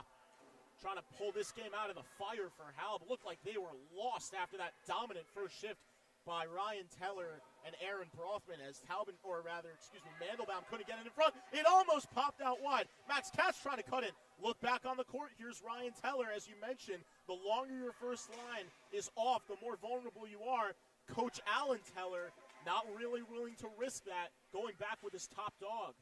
And their captain on the forward as Teller just missed it out in front. Now here's Borger with it. Borger centers, blocked across. Good keep there by Adler. Work back into the corner. Teller trying to go to work. He's bodied there by Katz. Not going at it in a rough way, but they're really having some good battles. Katz was very effective. And they score! What a shot by Taubenfeld to tie the game. Bar down, and Halb has evened it up. What a shot. Wow. New life for the Lions now. That goal by Herskowitz is all they needed to start building momentum. And now we're seeing why the Halb Lions were a favorite, or a potential betting favorite coming into this tournament, and also why they were so close to taking home that championship against the Hank Hurricanes. Freundlich shoots, saved there by Mandelbaum. Opportunity on goal. Max Isaacs with the save. Rebound popped out in front. Eisner looking for the backhand in front for Brofman's shot was blocked. Eisner battling with Freundlich. Freundlich can't clear. Eisner blocked it. And then it gets cleared out of play by Halb.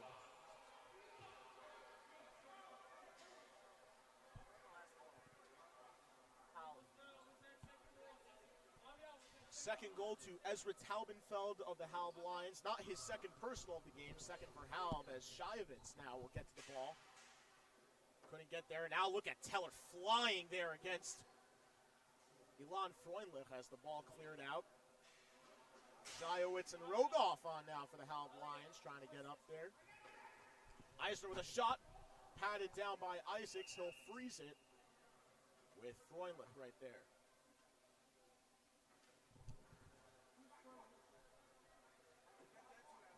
Just under a minute to go here in the second period.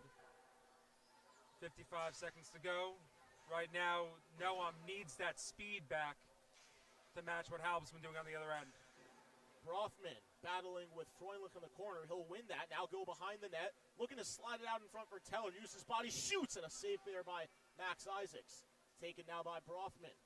Into the corner, the backhand across. Teller had his stick lifted. Pinching in there was Adler, kept the ball in. What a move, what a shot, better save Isaacs. He stopped Ryan Teller right in the dead slot.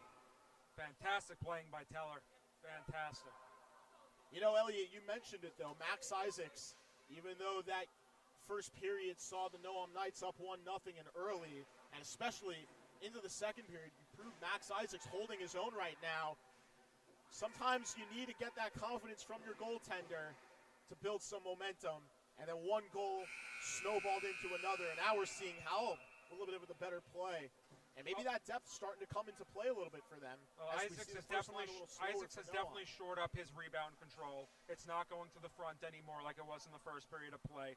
The ball's going to the side. His defense is lifting sticks and putting body on body in the middle. You saw the pass by Brothman went clear through with nobody touching it. Last time that happened, Teller at least got a stick on it. Isaacs had to make the save. But as of now, the defense is definitely playing better in the middle. Well, we're definitely set for an exciting third period. We haven't seen a game go to a shootout beyond its regulation time. Obviously, we just saw the shootout between the Hafter Hawks and the Mariah Mountaineers, but that was a continuation from a game that had been previously played and won by Mariah. Because Mariah lost their first game and Hafter won their first game, a tiebreaker situation was needed with the criteria of this tournament. It goes to a shootout. But that wasn't as a result of a game being tied at the end of regulation. Here, we might be looking at it.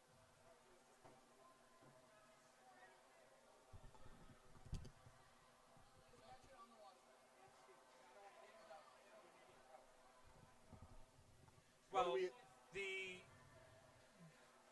competitive level of this game really has picked up. The last time these two teams played was, I believe, the 2017 championship, where Joshi Eisner's brother Elliot took over the game. Won. No, it wasn't. It was the semifinals. I apologize. That finals was against Yavne, but the 16. 16. Yeah. They're all melded together after 17 years. After 17 years, I'm thankful to God that that we have all these to sort through and to actually discuss. But close game, not so much. Elliot Eisner taking over that game, and it ended up being a 2-1 game, but it was really 2-0 for the majority of that game. Noam walked away with that victory and ended up winning the championship that year, the last time these two teams faced. You know, you really got to give a lot of credit to both teams here. Both have played their hearts out. Ryan Teller has been absolutely electrifying in this game. Give credit to Aaron Brothman, who set up both goals with bounces, but obviously comes into play there. But on the other side, we mentioned the Halb Lions. You mentioned the first line being out there. Obviously, Teller came back in the game for that. But then you see Halb start to capitalize, looking like a bit of a fresher team, deploying Shiowitz and Herskowitz just a little bit later into that period, getting fresher legs, even against the strong forward line of Teller and Brothman for the Noam Knights. And right now, I think it's very fitting, obviously. We talked about how Halb's defense was really a big part of this game. They got outplayed by Noam in the first period. In the second period, outplayed in the first half, dominant in the second half. And we see all it takes is a minute, 2 minutes, and a 2-goal game turns into a no-goal game. It's a zero-sum at this point at a 2-2 score. Well, we'll set for an exciting finish here between these two teams, but we've got a third period ahead of us as the face-off is won back and cleared in. Brothman will hand it ahead. Those may have been a little bit offsides there. Eisner trying to keep it in, fights off Herskowitz, shot. Isaacs didn't drop, wasn't 100% aware of it. Glanced off his stick and then bounced out of the zone. Jack Hirsch trying to get back to it. As Hoshander trying to set up in front with the ball, but unable to get it to him was Herskowitz. Herskowitz has been Halb's best forward in this game in terms of his speed, his aggressiveness, and he's produced one of the 2 goals on their scoring sheet today. As we're going to see Brothman and Teller both take a quick rest here. Nice move there by Schulhoff. Schulhoff couldn't get to that ball first. Jack Hirsch unable to keep it in as well. Now Hoshander will be there first. Hoshander off the side of the pad. of the goaltender Ian Mandelbaum. Now Eisner trying to get it out high, kept in nicely by Max Katz. No hand pass there as Hoshander trying to fight for it. Getting there is Hirsch. Now Schulhoff finally will finish the job and send it out. Taubenfeld, backhand. The ring around for Max Katz, who will bring it up. Katz fires, got deflected into the corner there by Eisner. Eisner will get their first backhand up ahead. Nice move there, trying to feed it through. It looked like Friedman. Josh Friedman couldn't do much with it. Now it's sent back into the zone. As it's fired in wide, took a bounce off the backboard. No idea where it was for Friedman. Almost popped it. No, what a save there by Ian Mandelbaum. Cleared right out of there. How almost had it. Big opportunity, and again, Azriel Herskowitz, as that ball bounced out in front. Hoshander had no idea where that ball was. If Hoshander would have realized that, he would have had a wide open opportunity in front. Max Katz takes it away from Friedman, tries to move up. Pocket pick there by Schulhoff, but then Katz regains, trying to move it back up and out. Can't, kept in the zone by Eisner. But then the ping pong sent back in. Up ahead, little offside on that play, and they got it. Just a little bit too early over the line went Schulhoff, as Teller and Brothman will come back on as we see Adler and Sugarman coming on here with 5:43 and ticking down left in the third period. Shiowitz and Rogoff, the offensive line out there now. Ball kept in. Freundlich with a shot, blocked by Teller. Teller fires, pad save there by Isaacs. Getting there first, Brothman, aggressive call in the middle there by Teller, but Brothman didn't have control of it. As now he gains control of it, will go behind the net, look to wrap it around, bodied there by Papilski. Nice move attempt by Brothman. Brothman took it away in front, couldn't control it. Good keep there by Sugarman. Rogoff can't get it out, finally does. They're still letting Teller hang around the front of the net. Freundlich should be trying to push him out. As here's a shot that's stopped away by Ian Mandelbaum. And as you mentioned that with Ryan Teller, while shootout, right? We go to shootout. This game will go to a shootout. There is no overtime. I mean, it favors, although it does favor Noam, because Noam will get the point out of it. And at 3, they'll be automatic to have advanced. Here's a shot to save there by Ian Mandelbaum. You know, just to finish off that point before that quick detour on Ryan Teller, you know, you mentioned they're letting him hang around and haven't learned their lesson after 2 goals bouncing in like that for Noam. But at the end of the day, you also have to remember, while they're not only letting Teller do that, he's fighting his way in there. He's probably about half the size of all of Halb's defensemen. They are big boys. They use their bodies well, but Teller and his will and sheer aggressiveness has been a big part in this. He's been super effective. As Brothman now an opportunity. Ball bounced off his stick. Now a shot goes wide of the net. As Freundlich will send it up ahead. Not kept in by Adler. Shiowitz will push it in. Shiowitz toward the middle. Blocked. It bounced out in front. Teller fires. Blocked Freundlich. Freundlich fires. What a glove save there by Mandelbaum. Rebound. Rogoff looking for a twin to the corner. Getting there to its Shiowitz. Pass back to the point for Freundlich. Didn't go. Ryan Teller forced the ball all the way out across as Josh Friedman comes racing back onto the ice. Big stick lift there by Adler. He's bodied away there by Eitan Rogoff, and Shiowitz is sent back in. Teller the first one there. Teller a shot. Low pad save there by Max Isaacs. As Eisner back on the court for the Noam Knights. And backhanded in by Rogoff. Eisner back for it with Shiowitz on his tail. Kept in by Rogoff. Couldn't quite get that ball out. Now Eisner fighting for it in the corner. Coming in to help him. Friedman pass across. Didn't initially connect. Battling for it in the corner. 3:15 left to go. Rogoff will join the fun along with Eisner as Shiowitz works his way right into the middle. No one picks him up. Finally, Friedman comes in, tries to get it ahead. Teller will get there, but so will Isaacs. Noam immediately after the whistle. I might have waited a couple of extra seconds there. Little time run off the clock. The clock is they go to a shootout, they automatically get a point. So they'll have 3 points with their win earlier today, which will automatically guarantee that they're moving on.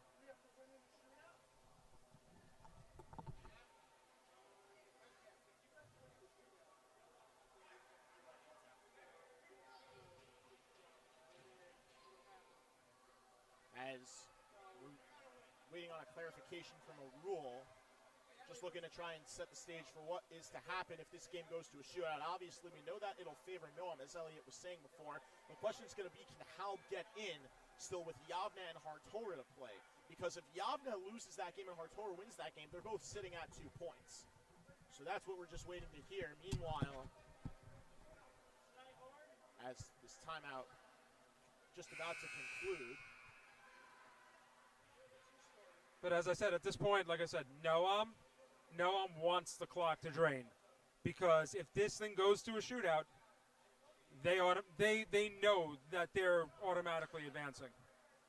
They'll be in the semifinals at 4:45 today. And win or not for Noam, they came out here, unless things go horribly for them in the next 2 minutes and 59 seconds and everything falls apart, the next thing we know, they've played an absolutely outstanding game here, sticking with the runner-up of the East League here in the Halb Lions. Max Isaacs has been on his game all afternoon long.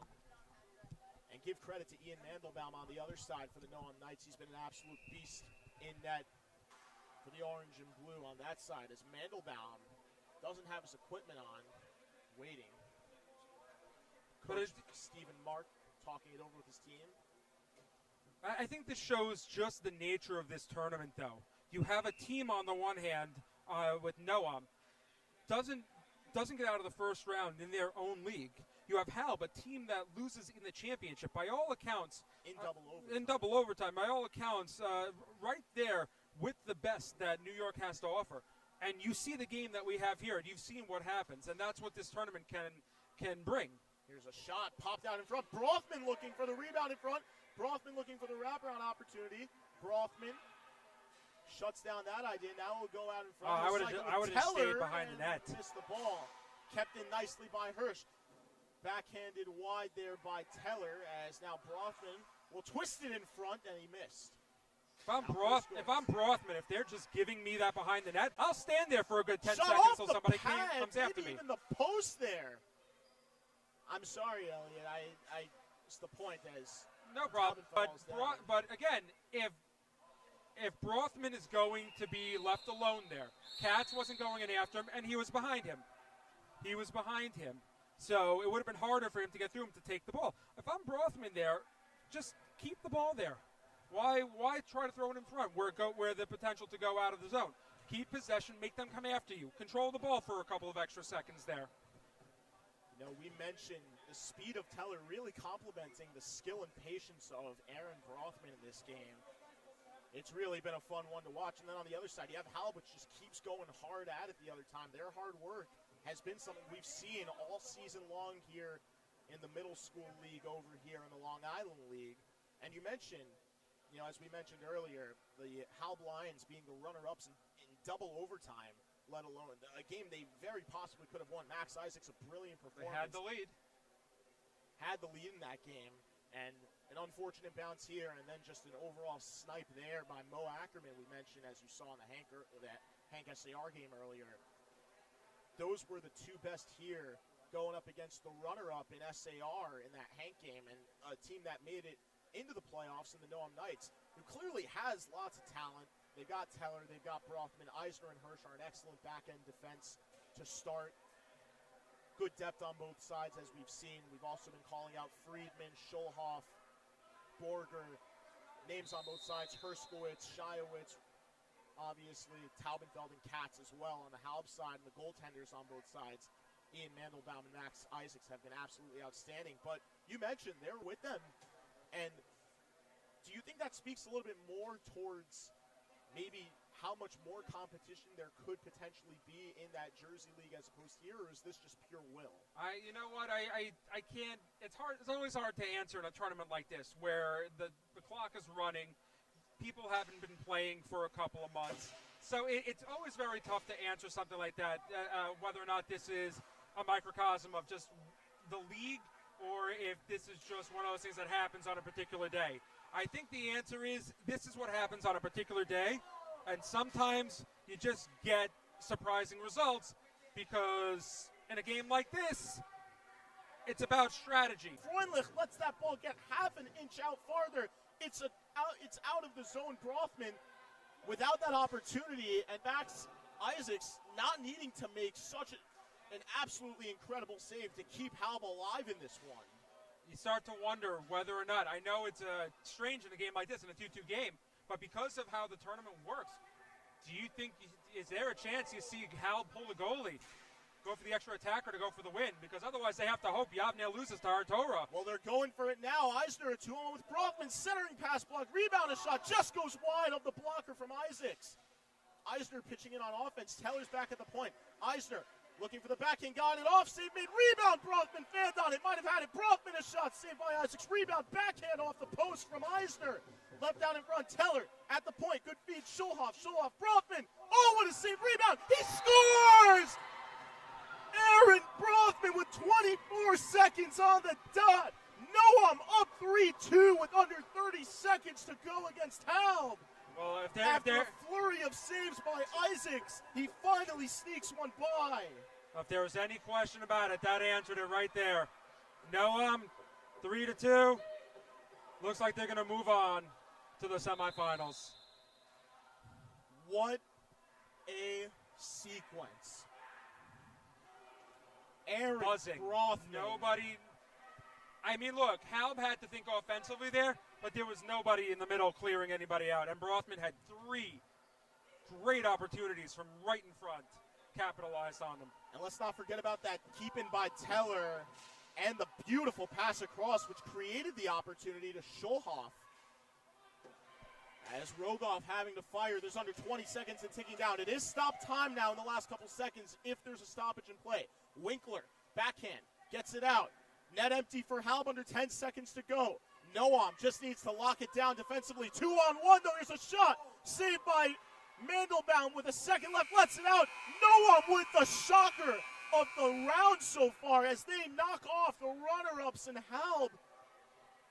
And they will advance to the semifinals with a 3-2 victory here in the second slot of games. They finished the round robin 2-0. Halb shockingly 0-2. And what a game it was. Certainly one of the best, if not the best, of the 7 total we've seen so far. Absolutely. That was great right till the end, beginning to end. Can't be any happier than we are with a result like this in a game like this.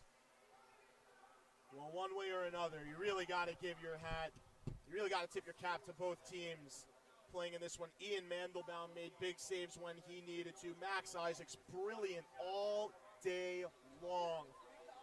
Aaron Brothman was just absolutely buzzing, though, especially on that last shift. And if you caught the adjustment with Josh Eisner in deep down there, maybe giving a little bit of a size advantage to Halb, whose defense went a little bit smaller at the time, but really just got to tip your cap to both teams who were absolutely outstanding. And you just can't say enough about the play from the Halb Lions, but even more about the Noam Knights coming into this with house money, going up against one of the favorites to win it all. They beat the Hartora Haganaz in a tight game earlier, where Soleimani was fantastic for the Haganaz, but the Noam Knights going up against the favorite in this one, in this matchup, as the underdog, and what a way to end it.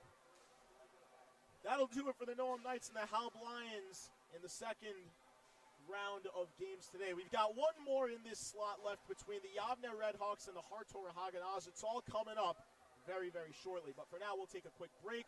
Stay tuned for the Hartora Haganaz and the Yavne Redhawks.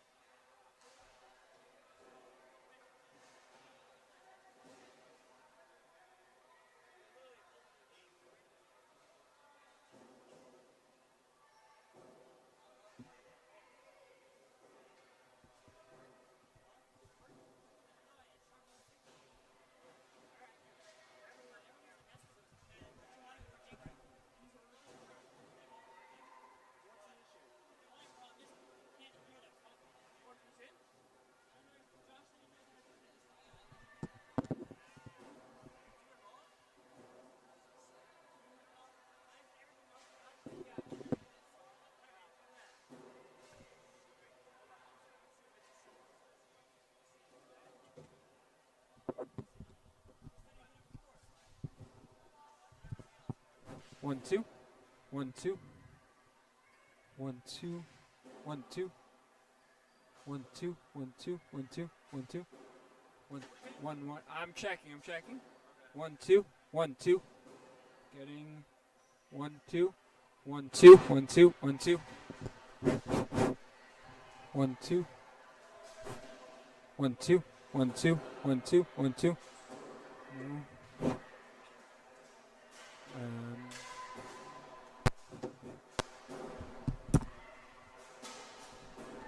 1 2 1 1.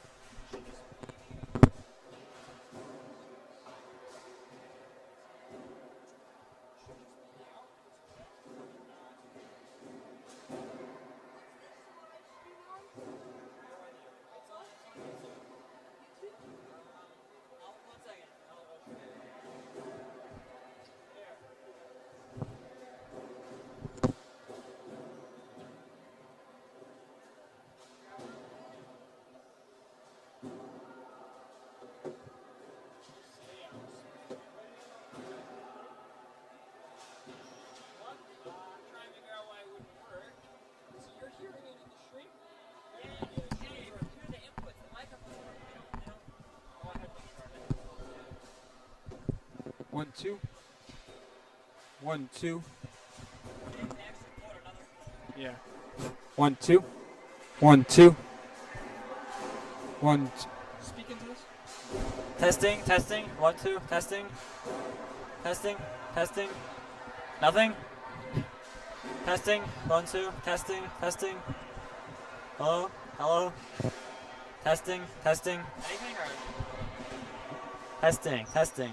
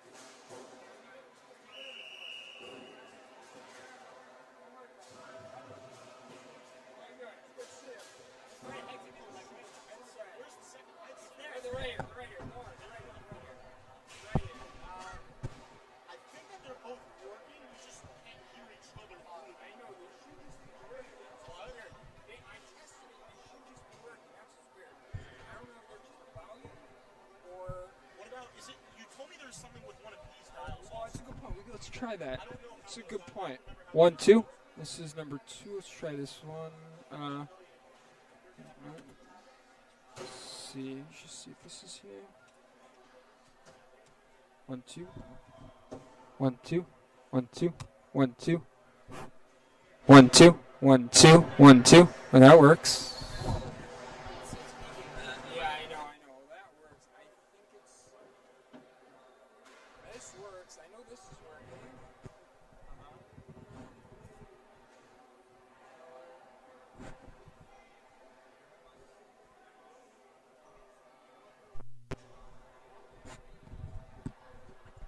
One two.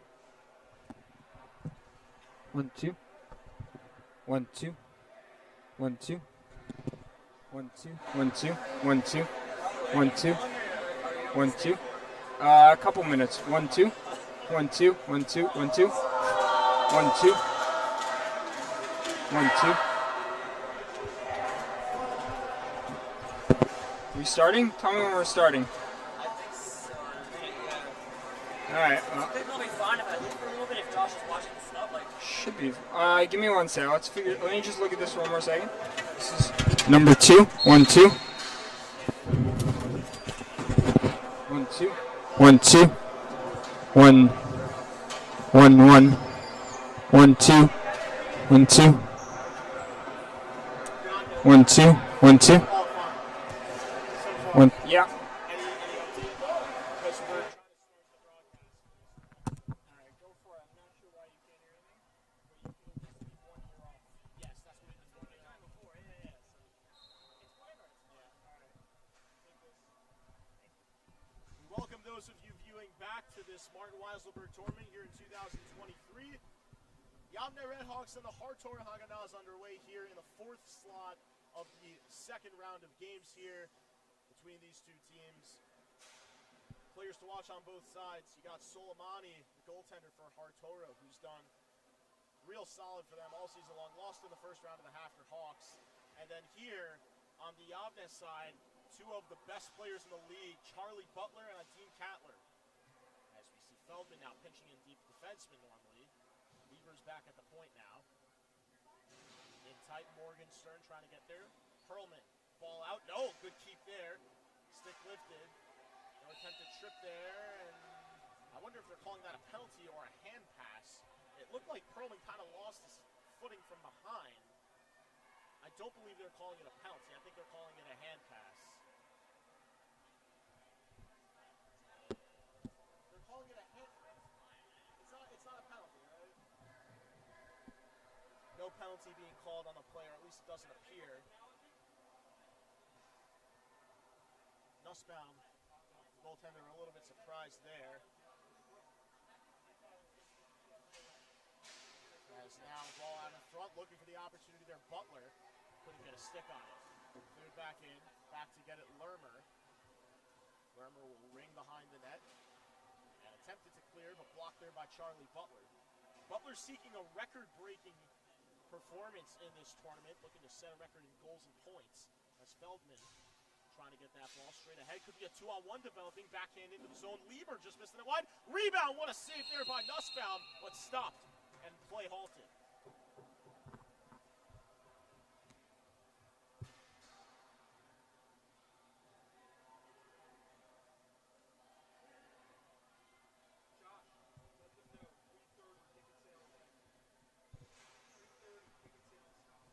Just want to give you a little bit of an update as plays back in here at 3:30 p.m. Currently 3 o'clock. Ticket sales will be ending as Butler want to move backhand. What a save! It popped over the net. Soleimani keeping the ball out. Charlie Butler, there you can see what those hands can produce. Backhand kept in there by Lieber as Schinner able to get there. Butler, what a move. 2-on-1 with Cattler. Butler, save made, rebound. Pounced on there by Soleimani as Cattler robbed on the rebound opportunity. Play halted with 5:35 left and ticking down because of the running clock.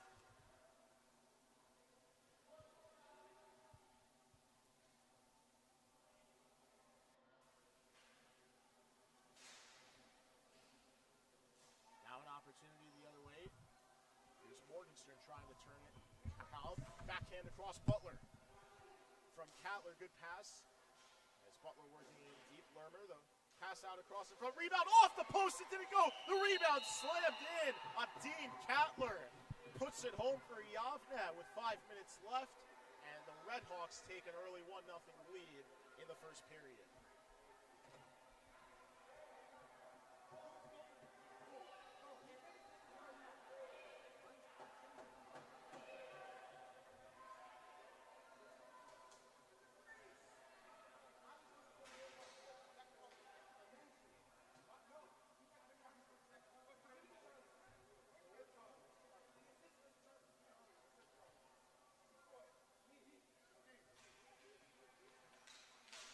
Off is one back. Now here's an opportunity. Goldwasser trying to get that shot through, but can't. Honig attempting to keep it in at the point. Morgenstern's back in deep now. Trying to help get the ball out of the zone. He does. Now it comes back out the other way. Honig will try and get there. First for Yavne. The ball now back in deep. Morgenstern curls out with a shot. Shadowed there by Honig. Couldn't get it through. Feldman's a little bit across. Still can't find a way to get that one through. Feldman back in the corner now with it. Or Feldman in front, excuse me, that's Morgenstern in deep. So trying to get that ball out. Lermer keeps it in, fires, and that one just goes wide. Rebound kept in by Lieber. As he goes pinching in, now trying to get the ball back in deep. Lieber wins that battle against Honig, now lifts the stick into the corner. Around the goal goes Feldman, wraparound trying to save there. Ball is loose. Teller saying that the ball is loose. And finally the whistle blown.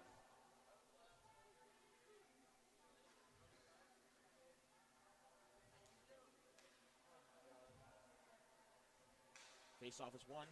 Yona Honig. They're trying to get the ball out. Now an opportunity the other way. Here's Goldwasser. Eitan Goldwasser into the corner. Now wins it. Backhand across. Chasing it down. There goes Pacey Hornblast. Ball tipped up and just out of play by Feldman. Feldman, the captain for the Hartor Argonauts. We see Lermer, Lieber, Morgenstern, and Feldman out there. Hornblast will take the face-off against Lermer. One all the way back and across. Backhand just goes wide of the net. Kicked into the corner. Good keep with the hand there by Honig. Looking to play it with the hand. It's touched first by a Hartora player. Lermer now trying to get out. Honig with a good keep. It just goes wide as Goldwasser. Eitan Goldwasser trying to get a big slam into the boards. Nothing called there. Turnaround opportunity was missed. Nice move up ahead there by Lieber trying to push it across. Hornblast and Goldwasser both back on side. Goes across and hopped over the stick there for the Yavne player. Now the backhand attempt to center in front. The shot just goes wide there by Feldman, who pitched in. Hartora dropping 3 down. Hornblast having trouble picking up that man in the middle. Finally recognizes it. Ball gets shifted out of the zone there by Goldwasser. Goldwasser chasing it against Lieber there. Big shove into the boards. Goodman there trying to keep that ball in. Noam Goodman couldn't get back to keep it in, though, and it'll be Yona Honig there to clear it out for Yavne. First to it, Lieber. Up ahead for Feldman. Feldman off the boards. Kept nicely there by Goodman. Ball kept in the zone. And now up ahead with it, looking for an opportunity as Morgenstern steals the ball out in front. It popped wide. Good keep there by Lieber. Backhand out of the zone. Handed down by Hornblast. No hand pass because he played it with his own stick. Pacey Hornblast trying to get that one back in deep. Now sending it back in. Goldwasser being called to the bench for a change. Looks like Yavne will make a full switch. Good shift there by the Hartor Argonauts. Trying to get pressure the other way. Charlie Butler back on the court with Adine Cattler. He's also out there as well with Benjamin Schinner. We're also seeing Leaf Sammy Perlman out there with him. Yes, as controlling place. Now down the other way. Good keep there. Perlman fires, save made. Rebound handed out wide. Cattler finds the loose ball. Cattler now lost it into the corner. Goes Butler trying to retrieve it. Butler back to the point. Broken up by Perlman. The other way it comes. Butler, body down behind. Wraparound try. Stop there made by Soleimani. Butler trying to make a shift. He's in the corner now. Body down there. Butler behind the goal. Looking for that pass back to the slot. Butler want to move out in front. Poked away there by Morgenstern away from Schinner. Butler with a pair of men on him. Back for Schinner. He shoots. Save there made. And the rebound. Soleimani had no idea where it was, but made the save.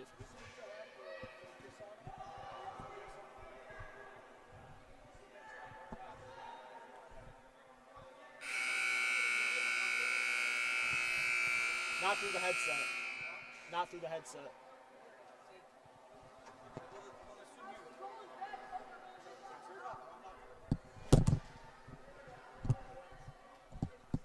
Between the Hartor Argonauts and the Yavne Redhawks. 1-0 Yavne leads it heading to the second period.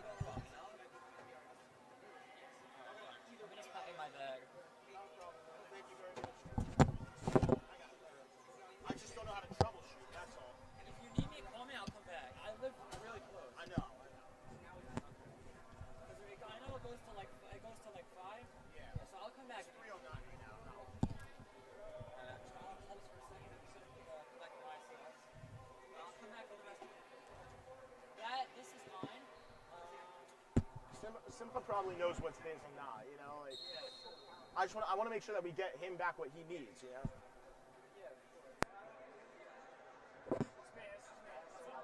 Huh? That's me.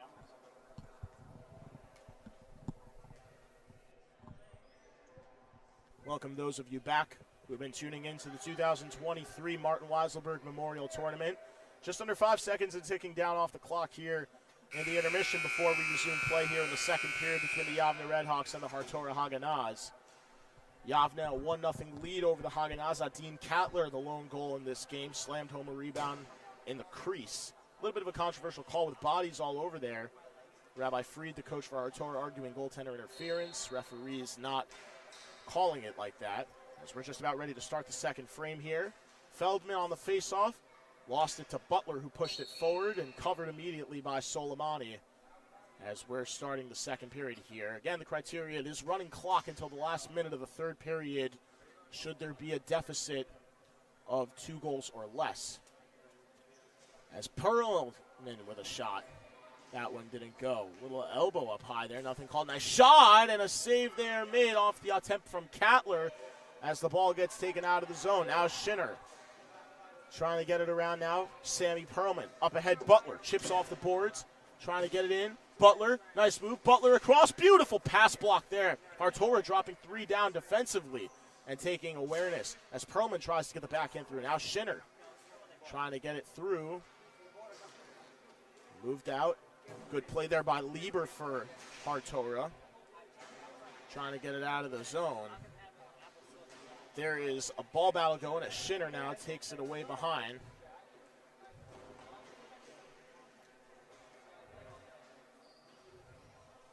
Back in toward the other end it goes. Schinner will try and get to it. Popped out in front, and that one just goes wide. Soleimani with the save.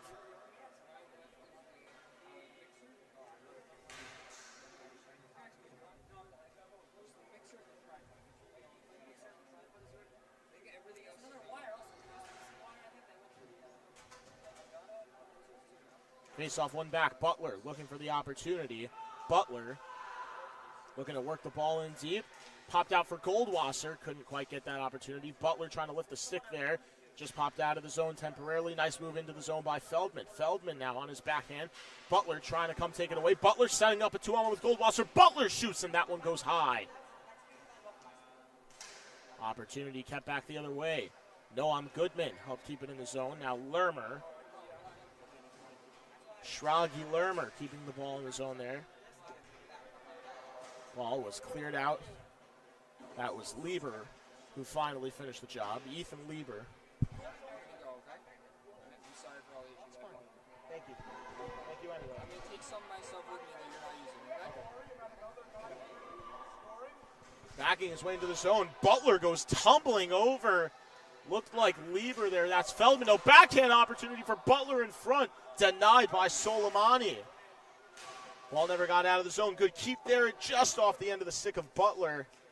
Came out. Charlie Butler. Hand on there. Ball deflected away there. Here's Morgenstern trying to take it. Morgenstern being shoved off the boards there. Goodman. Or that's not Goodman, excuse me. Looks like Honegg is there. Ball was kept in by Hartora. Hartora having a little bit of trouble creating offenses. Now a rebound opportunity in front. Lieber will try and get there. Good play there by Charlie Butler to keep the ball from getting in deep. Lieber, a hand on goal, or not on goal rather, got blocked. Bounced on net. Soleimani will make the save. Aaron Soleimani. Sharp here for Hartora, keeping them in the game against this powerhouse known as the Yavne Redhawks.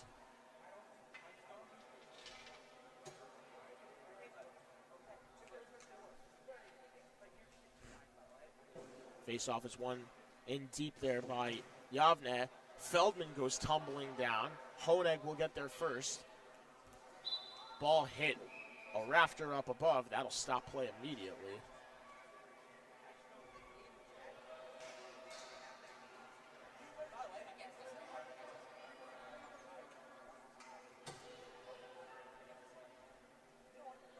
Face-off will be taken by Feldman.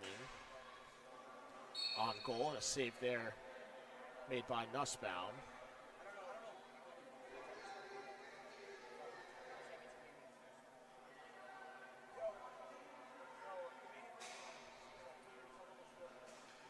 Face-off is one back and an immediate whistle. Zach Nussbaum, the goaltender for the Yavne Redhawks, covering up as we're seeing Ethan Lieber now getting the explanation for why the faceoff is coming back the other way. Lieber hand pass out towards, good play, was touched there. Honig and Perlman defensive unit there as Perlman fighting there with Morgenstern. Morgenstern there trying to get it backhanded up and out. Jake Morgenstern on the chase. Pop out in front. Here's Feldman. His backhand almost snuck past the glove of Morgenstern, or rather Nussbaum, excuse me, and ended up in the net. So we're seeing Charlie Butler and Adine Kattler broken up here on the offensive side of things for the Yavne Redhawks. Typically the two generally line together. Ball just got out of the zone. Butler didn't realize it. Lieber with the backhand will clear it high and in. Now Perlman. Sammy Perlman trying to get it. Good keep there. Initially it was going to be a hand, and then it goes on net. What a pad save made there by Aaron Solmani. Good reflexes there, getting it with the right pad. Now tipped up and ahead, but not out of the zone. Good keep there by Sammy Perlman. Looking for it as a battle in the corner. Can't tell who's there. It's Pomerantz now playing it out in front. Schinner can't get their shot deflected. Save, it's loose, and the rebound found by Solomani with Schinner out, or rather, excuse me, that was Pomerantz out in front. Solomani making the save.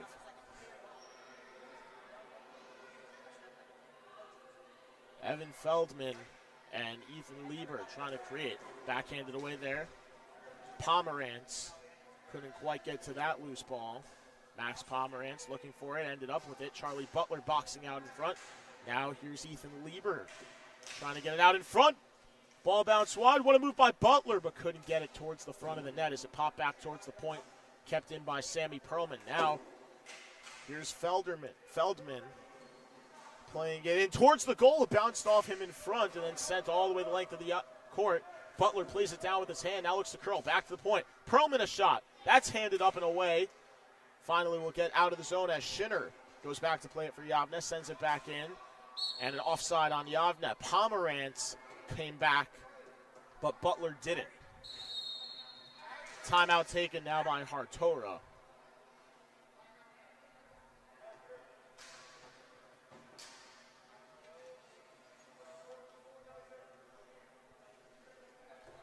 Just want to take the time to remind you that the ticket sales will end at 3:30. So you have just a little bit over 10 minutes to go before that sale ends. Lots of cool prizes being given out, from autographed sports memorabilia. We know that there is some pucks, some jerseys to be signed, some player cards, different level prizes, different prices on the raffle tickets for the certain level of prizes that if anyone wants to purchase.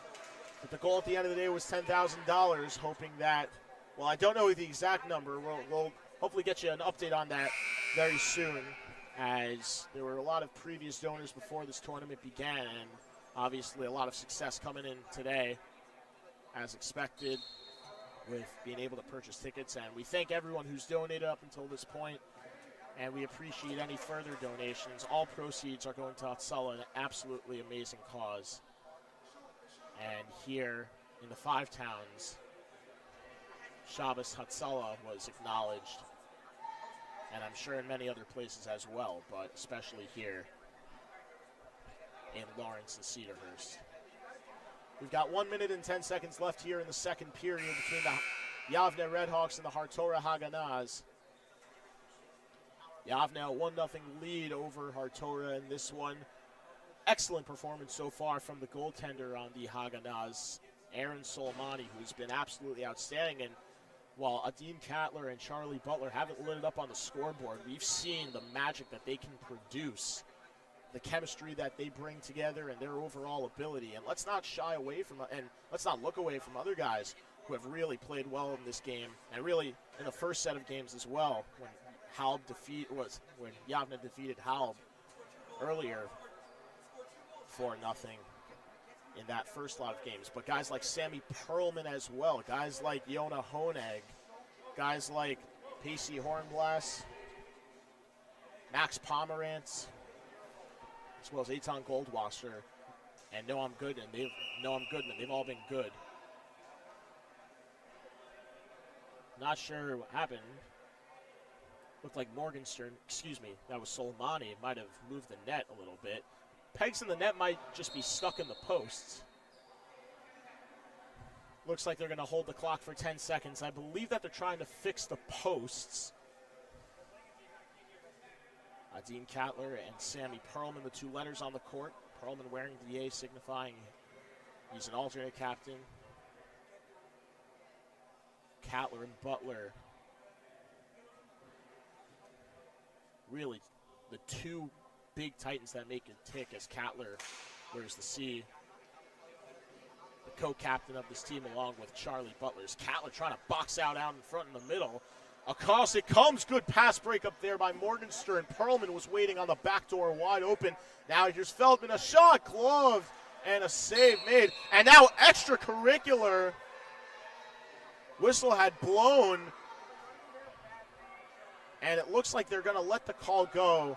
I couldn't quite tell if the whistle had blown by that point or not, but looked like it was a little bit after the play. Morgenstern got taken down from behind. Refs will let it play out, though, as we see Cattler and Butler now taking the place of Perlman.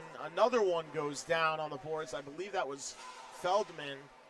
They can't get the ball out. Lieber will try and clear, gets it back in deep. 5 seconds and ticking down off the clock here. Morgenstern with the steal. Morgenstern looking for the wraparound. Morgenstern trying to play it out in front. It was kept in at the horn, but nothing more in the period. A scoreless second still has us at a 1-0 game between the Hartora Haganahs and the Yavne Redhawks. And we will take a very brief, short break right before we come back for the third period. Hartora and Yavne set to resume very, very shortly when we come back.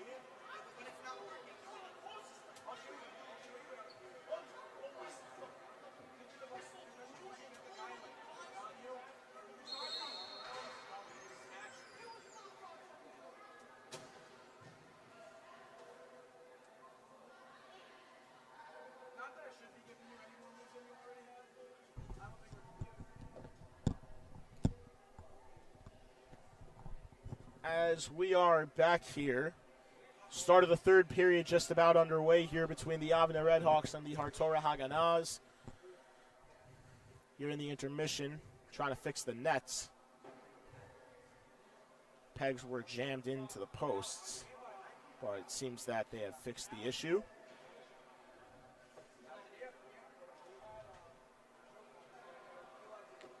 Again, we'd like to thank everyone who has come out and helped run this event today, all of the sponsors, and everyone who's donated towards this great event.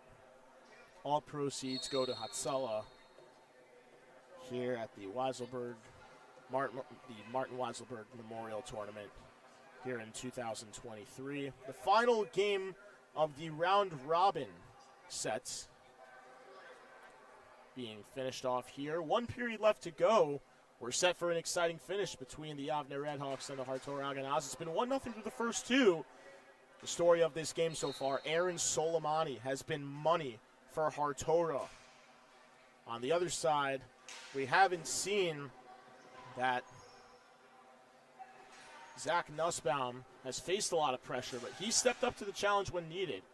Hartora's aggressiveness has been a real contributing factor in allowing them to hang with the big dogs of Adim Cattler and Charlie Butler. As Butler bringing the ball up, little chip ahead. Butler got around. Good play there. Good keep there by Perlman. No, it was offside. Wasn't a no signifying the call. A little bit of a stretched out reaction on my end, but certainly looked like the right call. Ball just popped out of the zone a little bit. Good effort by Perlman to attempt to keep that ball in the zone as Schinner couldn't get to it. Zach Nussbaum will hop on it. Face-off will be deep in the Yavne zone to the left of Nussbaum. Taking it is Feldman for Hartora. Cleared out. Now Cattler, a quick 2-on-1 opportunity with Butler. Couldn't get that pass through. It was blocked nicely there by Lieber. Backhand wraparound opportunity. Cleared away there by Lermer as Adim Cattler trying to feed it towards the middle. Now popped back out across. Sammy Perlman's backhand sneaks in. Sammy Perlman, a backhand shot from the point. Sent it hard on goal. And it ends up beating Aaron Soleimani to put the Yavne Redhawks up 2-0 here with just under 6:30 left in the third period.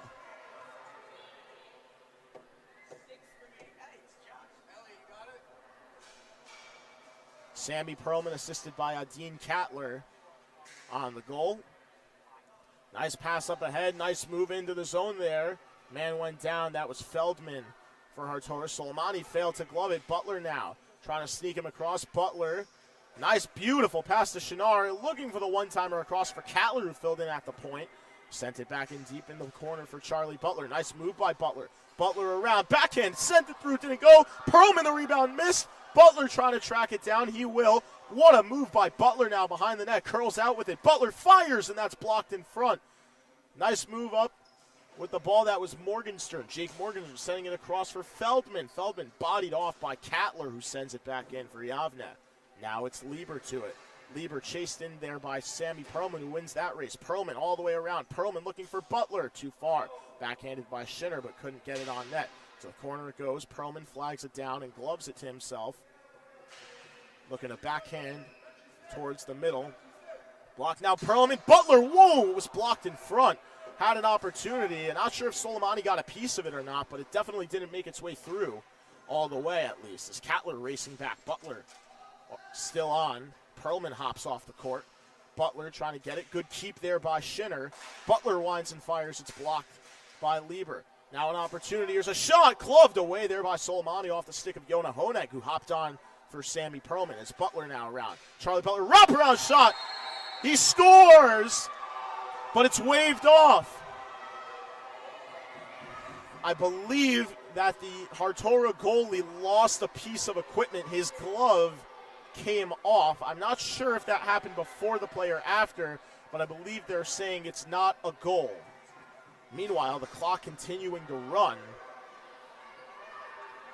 So not necessarily hurting Yavne in the worst of ways. Butler put on a show behind the net, but just couldn't sneak it through. Now Honig in deep off the faceoff. Honig trying to get it back. That's blocked by Pacey Hornblass. Comes in to try and take it. Lermer will play it behind the net. Ring toward his defensive partner. Good play there by Eitan Goldwasser, but it looks like there's some interference going on there. He has his hand on, pushing him into the boards. No call. Hit the stick of Feldman. Feldman trying to get the ball out. It was kept in there.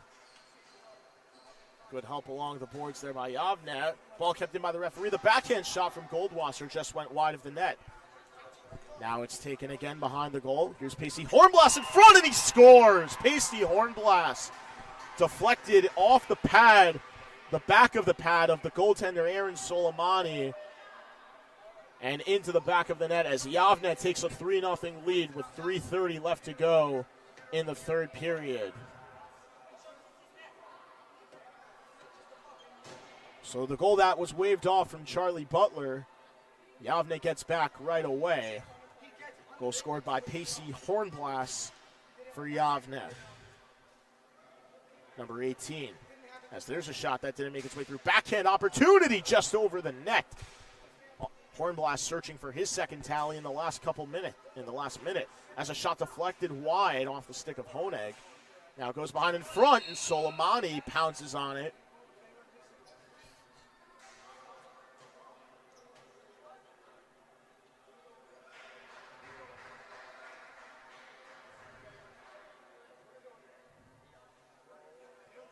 Two teams are set to play so far, or rather 3 teams set to play so far in the second round. Hank, along with Mariah.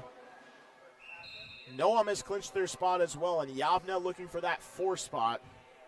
We'll have to find out what happens based on this game, though. If Yavne hangs on, between them, Noam, and Hank, 3 teams will be 2-0.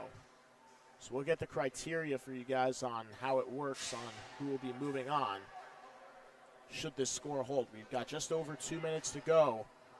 Ball was not kept in there by Lieber, as Lisker now getting their first time on the court in this game. Now Bar David with an opportunity to send it in deep. He does. Lieber let it go. Almost bounced to his goaltender and in, but Soleimani aware of it and got the pad in front and then pounced on it with the glove to make the stop. I'm running a post-game interview with Charlie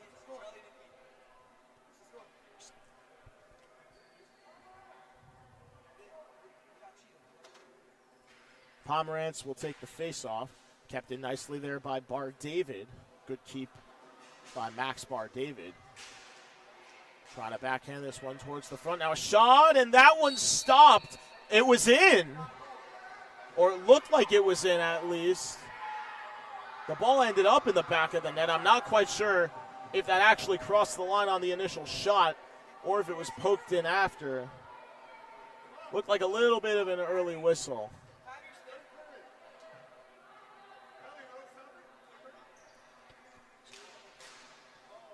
Face-off is one, push toward the goal, and they score!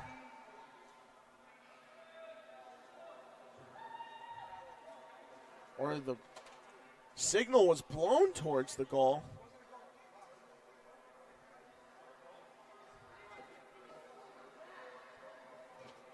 I'm not quite sure what just happened. It looks like it was a goal scored right off the face-off by the Hartora Haganaz, but not quite sure who got it. It looked like Morgenstern pushed it forward for Hartora. So all of a sudden, Hartora with a little bit of life, and we saw that in that Halb versus Noam game, that a little goal can turn something. Maybe Hartora can build a little bit of momentum, but hopefully for them not too late. As the man goes into the boards there, Feldman down hard. A stoppage in play with a man down for Hartora. Hopefully everything is okay there. That was Jake Greenbaum. Jake Morgenstern, excuse me. Mix up the two names here. Faceoff is one back there. Greenberger trying to push it forward. Greenberger's backhand across was broken up. Charlie Butler back on the court here for Yavne. Trying to get it out in front. Butler splits the D. Butler, end to end. Butler, what a save made. Knocked the net off on the rebound by Soleimani. Butler going end to end, showing off the skill. 9.7 seconds to go and a stoppage in play here in the third period as Soleimani diving across to keep that ball out of the net.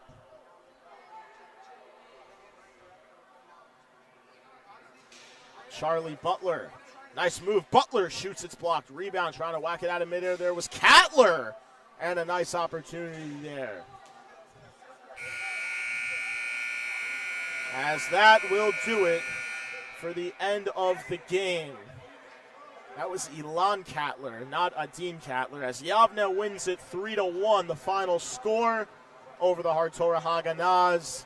Ending the first, or rather the last set of the round-robin games Yavne finishes the round robin with a record of 2-0. Hartora knocked out with the loss. And we have our 4 semifinalists set. The Hank Hurricanes, the Yavne Redhawks, the Noam Knights, and the Mariah Mountaineers. 3 of the 4 teams coming from the New Jersey League will be there in the semis, with only the Hank Hurricanes, the champions of the Long Island League, remaining from the east side. We'll take a quick break. Meanwhile, we'll have our next intermission in between the slots of game times. The semifinal action is all coming up your way here at the 2023 Martin Weiselberg Memorial Tournament. We'll be back very shortly.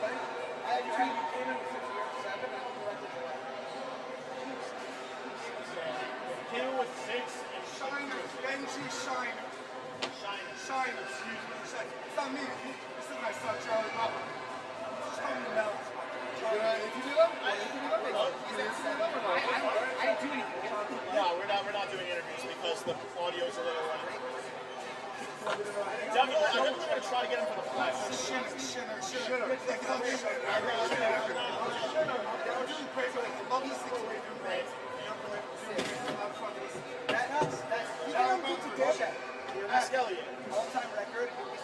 He's 4 away from breaking the all-time world record, and I'm 4 away from the all-time assist. Here's the problem that's happening. Every time Sean is racing down, the goalie just not moving on. That's what I said to tell him 4 times. That's why in the middle of I told the ball not to see if we don't actually realize it, like the ref has to actually see it. Yeah, but Teller's telling him nothing to win. If he runs into these guys, he's done. All right? His only shot, in my opinion, But you guys can't have that mentality. Wait, who's the So he's more goals. Well, it's more than that. They're sending off. Well, they're sending Rabbi Freed off. They're about to dive in marathon, but they're also going to have like a ceremony for.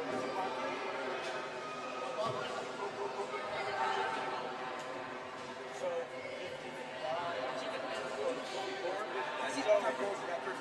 all-time goals from Harry Taylor, and then after that it's Tommy Rose. Is it cold up there? Cold least.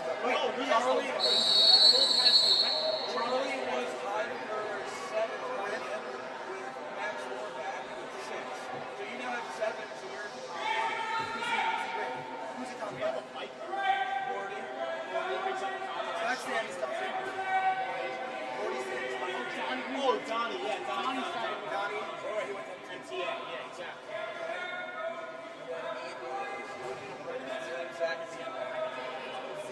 Good company.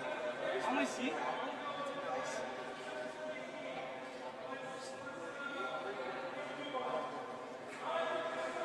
many rules are those? I mean, there should be Gabe, Ami, and Aton. So Ami, Aton played goalie when I was 8. Yeah, so he was in 7th. It looks like it says hurt. It doesn't look like it's hurt. You sure about that? Oh, then it was a nice game. Well, there's going to be like 30 to 40 minutes of a break. Yeah, you guys. You got time? Peace. I'll catch you there. Brett, great seeing you.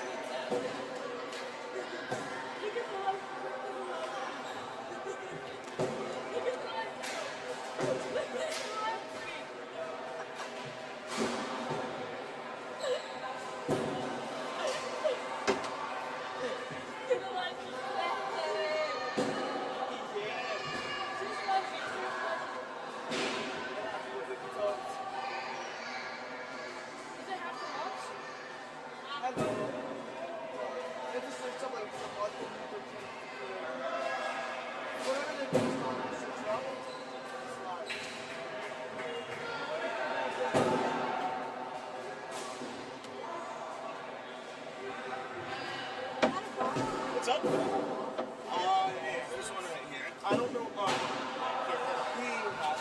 Yeah. Just make sure that they all get into the parade after. I'll try, I guess. Do what you guys are 6. I'm not expecting. Take the whole crate out. Just put the crate on the floor after. Make sure they all get it out.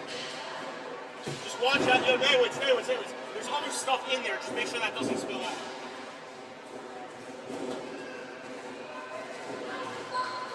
Okay, I need a break for this one. I'll be done.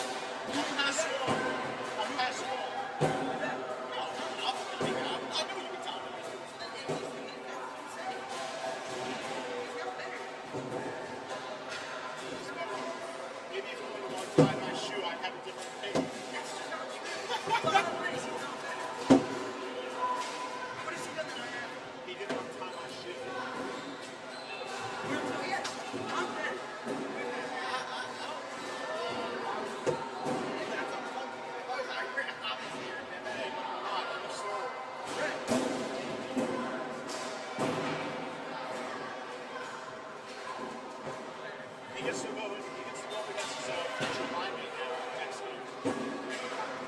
Yeah, he's going to Teller's. Teller's too small. Teller beat up on his own. Teller scored the first 2 goals, and both goals happened because he went to the middle as half everyone else's size and bottom. Yeah, you're right. Al's cook is a cook.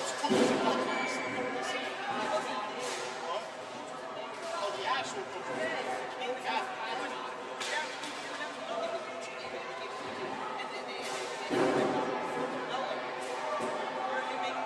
You know, I was so happy that they scored like literally 10 seconds into the first game because their coach was like, no, wait, give us time. So I was like, all right, fine, I'll give it time. And Max has his dad's lucky I'm boys because otherwise I wouldn't have played, And then this guy just completely sniped the crap out of us. His name was Cal. You set up each other, and I was like, what? I don't know. Probably half the stuff. All the players too. But either way, then you and Cal were doing it for the goal like 10 seconds in. I was like, thank God they showed up. Coach, your former coach, who you played. Dude, I went up to shake his hand like before the game, and he literally like just like walked by Steven Martin. Before you be like, whatever, you saw my red shirt on. I'm like, I know you. You guys aren't worth it's not worth getting yourself worked up for like being like the health of the fire. You have no business getting pissed off when you're so really? They only have one line and half a goal. Hello, coach. Hello, coach. You don't have a lot of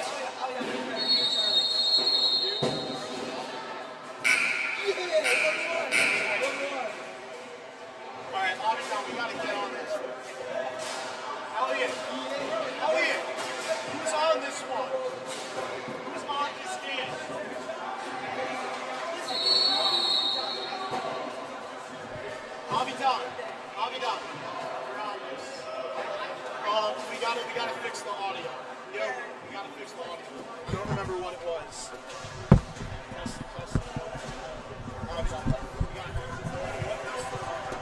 I don't know what you did. What about this one? I don't think that one. I feel like this is the opposite. No, it's on. It's on. This one is on. They're both audio's on. Could you ask someone to just like put it on so they could? So they Josh, can tell us if Josh. they hear us?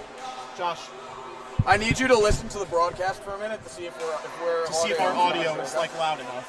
It's very spotty. No, but we muted it for the. I don't think you should be announcing. You're wasting your breath. 5 people are watching. I don't care. Okay. It's gonna get recorded though. Also, Yeah, it's on. mine's on. Yeah, What it's about on. We're yours? good. What about yours? I heard both of us. Okay. Just get him a jersey. Get him a jersey. Nobody will know. Once you guys go on the game. Oh, who your kid? His kid?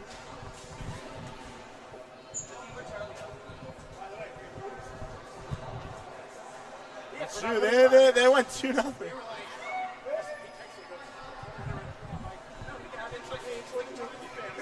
Yo, wait. Is Rabbi? You guys are having a good tournament. You guys are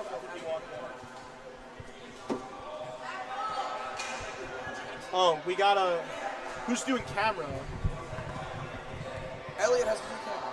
Who's doing camera though? Elliot has to do camera. Yo, should we see? Because Neowitz isn't like coaching anymore. Like I said, like Jason's here now. That's good. Josh, Lamper. I want to get Lamper to do it. Where's Elliot? Elliot, I don't know where he went. Well, you gotta have fun broadcasting. I gotta find Elliot and figure out what's going on. What do you mean? Someone calling us?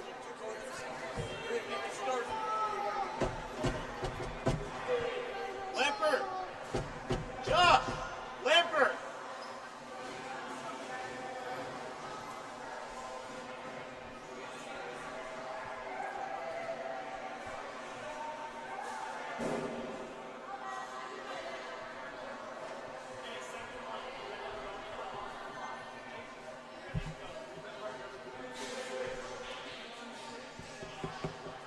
Lamper! Josh!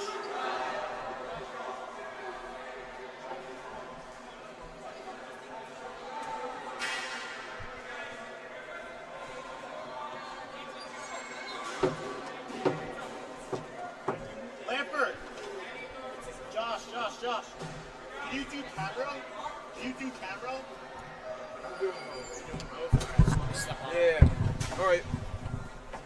Alrighty, we are back here for the first of the 2 semifinal games here in the playoffs between, or not between rather, but here in the Weiselberg Memorial Tournament 2023 Martin Weiselberg Memorial Tournament. We just had all of the amazing prizes raffled off, everything from Alex Ovechkin signed pucks to Victor Hedman signed memorabilia, tickets to an Islanders game. Avi Don, I know that No, that's my donation. it was his donation, Yeah. as well as a very beautiful farewell to Hartora, their head coach, Rabbi Tovia Fried, who has coached his final game. And Did you get the Bobby Orr puck in there? the Bobby Orr puck was Oh, yeah. given. Yeah, we raffled off a Bobby Orr puck. We have some really great prizes. Some really cool stuff, and then obviously a really amazing send-off to Rabbi Tovia Fried, who has coached his final game as the head coach of the Hartora hockey team, formerly known as the legacy-known Hat-Tricks, currently the Hartora Honda Nas, and right now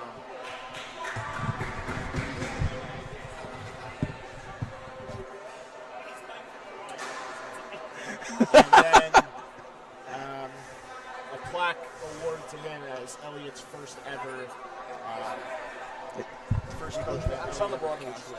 Okay. first offer ever made to him 17 years ago. And it really just shows, or rather, excuse me, I believe it was 18 years ago.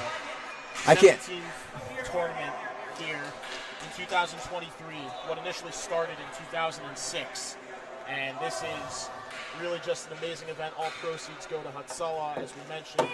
But we're not here to talk about that anymore. We're here to talk about this game between the Moriah Mountaineers and the Hank Hurricanes, a rematch of what was in the first round-robin set of games as the quick save made. Itai Holtzman making the save. Mariah Avidan. Their head coach, Jason Alter, was not here for the first 2 set of games, so a sub, and Adam Nayowitz came in for it, but now Alter's here, and he's being helped out by Nayowitz on the side, so maybe a little bit more on the tactical side can help out Mariah here. They still only have their 6 players, but they've been playing very well all day. It's a great keep there by Jonah Nayowitz. A shot, fanned on there. Nayowitz backhand, fanned on it, breaking free, it's Ackerman, lost the ball. Ackerman fought over there by Nayowitz. Nayowitz around the goal. Nayowitz lost the ball, popped out in front. Cutler will hop on it for Mariah.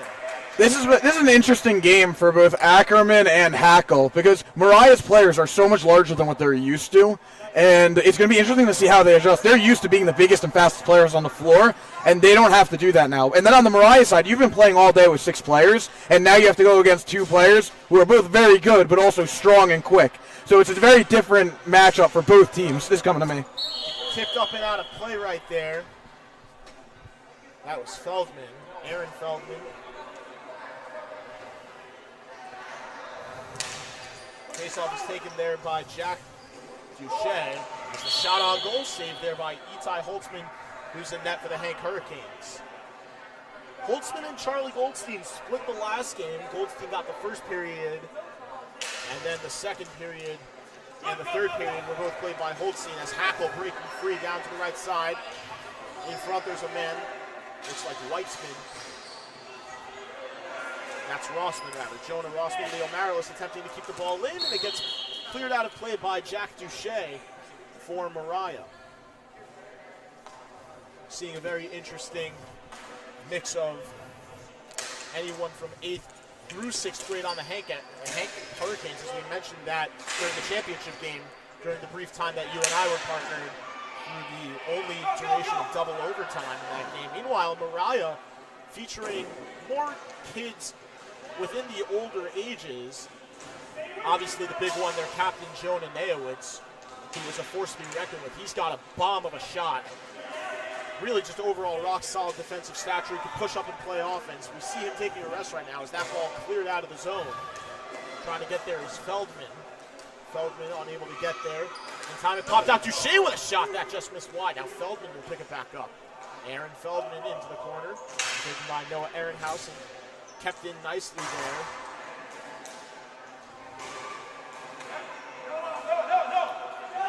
Ratzerdorfer was trying to get there as a shot goes wide off the stick of Feldman.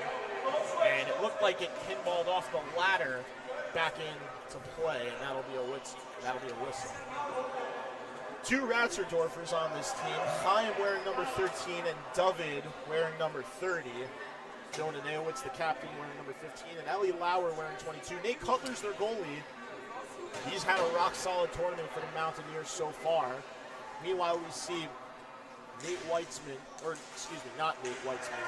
That's Nate Weissman. Weitzman out there along with Mo Ackerman, Harry Ritter trying to clear, pushed out by Silver there. That one just kept in the zone there, nicely done by Ratzerdorfer.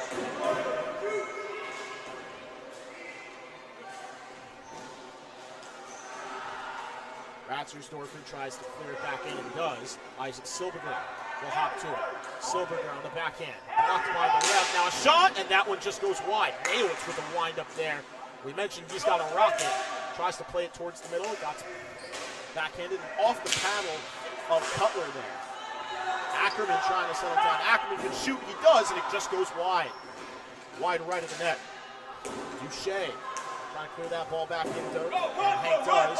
Ratzerdorfer now able to send that one up the boards. Ackerman on him from behind. Ratzerdorfer clears. Glove nicely by Holtzman. There's no one in there.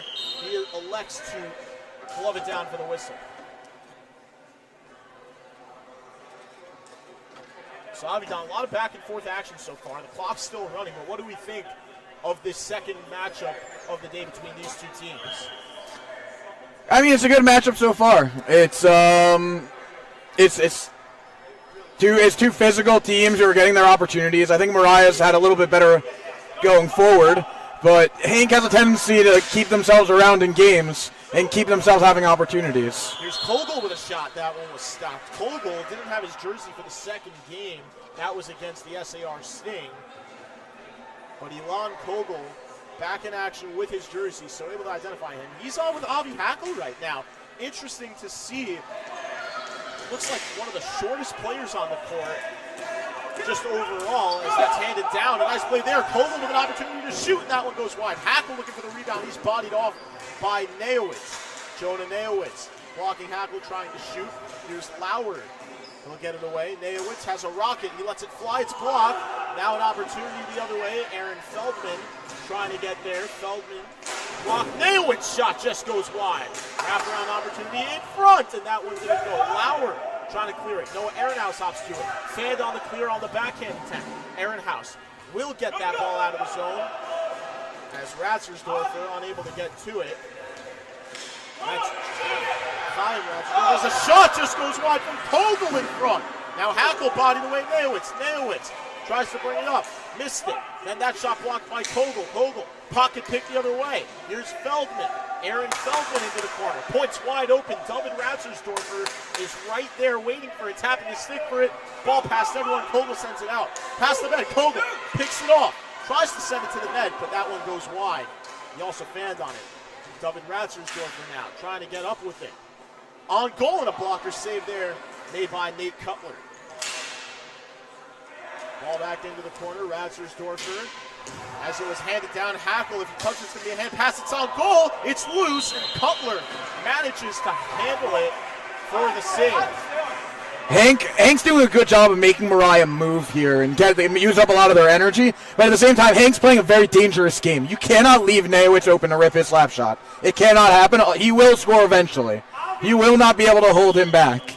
So do not leave him open in front of the net because, look, we saw it in the shootout. Open anywhere. Yeah, I know, but like, we saw it in the shootout. Oh, what a goal! I didn't catch it. Silberger again. Isaac Silberger, second goal of the tournament. He had the only goal in the first matchup between the two teams. An absolute snipe in that first one, right off the faceoff win. Another one beats Nate Cutler and Mariah in an early hole against Hank. Speaking about players that you can't leave open, that's the second time he's had a really good goal in this tournament. He had the first goal of the game in their first matchup of the day. First goal, and I believe it might have been the only goal. Opportunity, Ratzersdorfer fires, and that one goes wide. Silberger on the backhand will get it out. Just under 10 seconds to go. Whack back out. Hackle with an opportunity to wind it up. They're offsides. Deflected, but offside. And that's the end of the period. And the first period. An exciting one so far in our first semifinal game of 2 to come in total. But for now, it's the Hank Hurricanes up 1-0 over the Mariah Mountaineers. We'll take a quick break before we head to the start of the second period.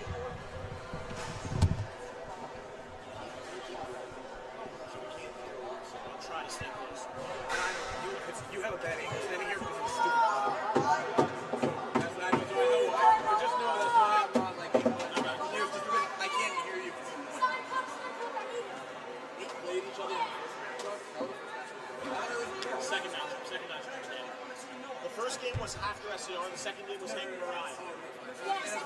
That's the second time Silberger's now scored against this team. They got to stop leaving open. Bobby scored the first game too. Sylvie scored the first game. Yeah, so we won it too. Did you see the goal? It was a snipe. And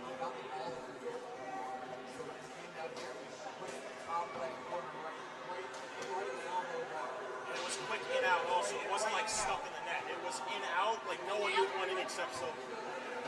The first goal of the tournament.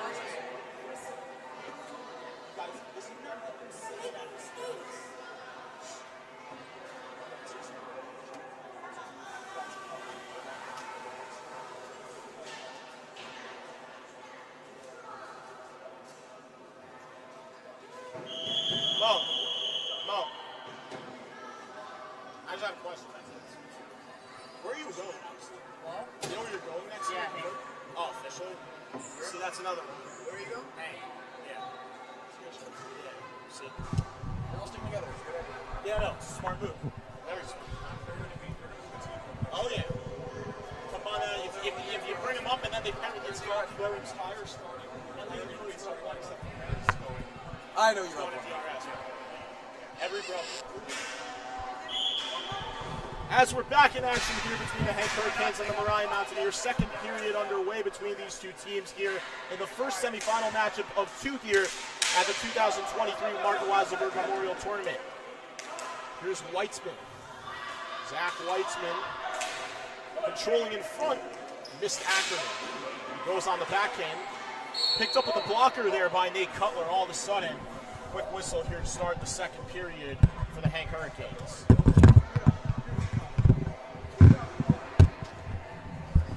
Face-off will be taken. Jack Duche. Good backhand kick there by Weiselberg. Handed and played down. Duche with a backhand attempt on goal. It didn't make its way all the way through.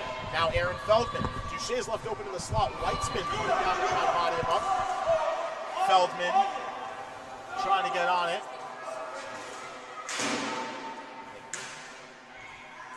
Moves right through the legs there. Weitzman, good keep there by Jonah Neowitz. Goes behind, almost backhand off. In front, rebound and opportunity. The backhand just goes wide. Feldman with an opportunity there for Mariah. Now Duche with a shot. That one didn't go. Played back into the corner.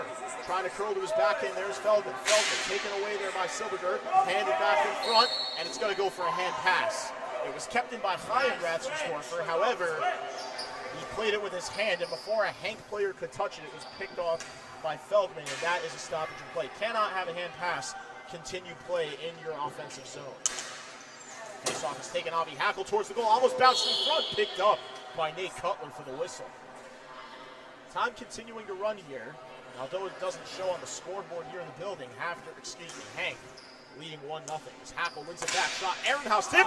What a save there made by Nate Cutler.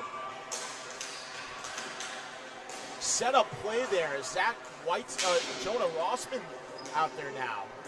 After the line change with a beautiful backhand feed for Avi Hackle, an opportunity stuck wide with the shaft of the stick.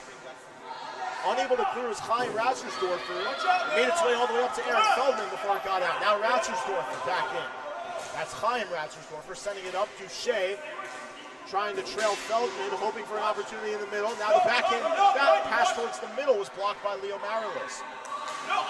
Hackle dropping in deep. Now there's a wide open man in Ratzersdorfer. Backdoor couldn't nail. It's backhand shot saved, and it's gloved by Holtzman. Mariah's starting to get a good feel for what they could do. They're noticing that they have the weak side point available when they have possession of the ball deep in the offensive zone. It's something to keep an eye on to see whether they're going to be able to make the seam pass through. And it happens to be Hank's aware of the risk that they take when they play this defensive positioning. They know what they could potentially leave open, but they also know by overloading that side that it's a better chance of them getting possession. This has been a very good first line. We mentioned the play of Aaron Brothman and Ryan Teller, the first line from Noam.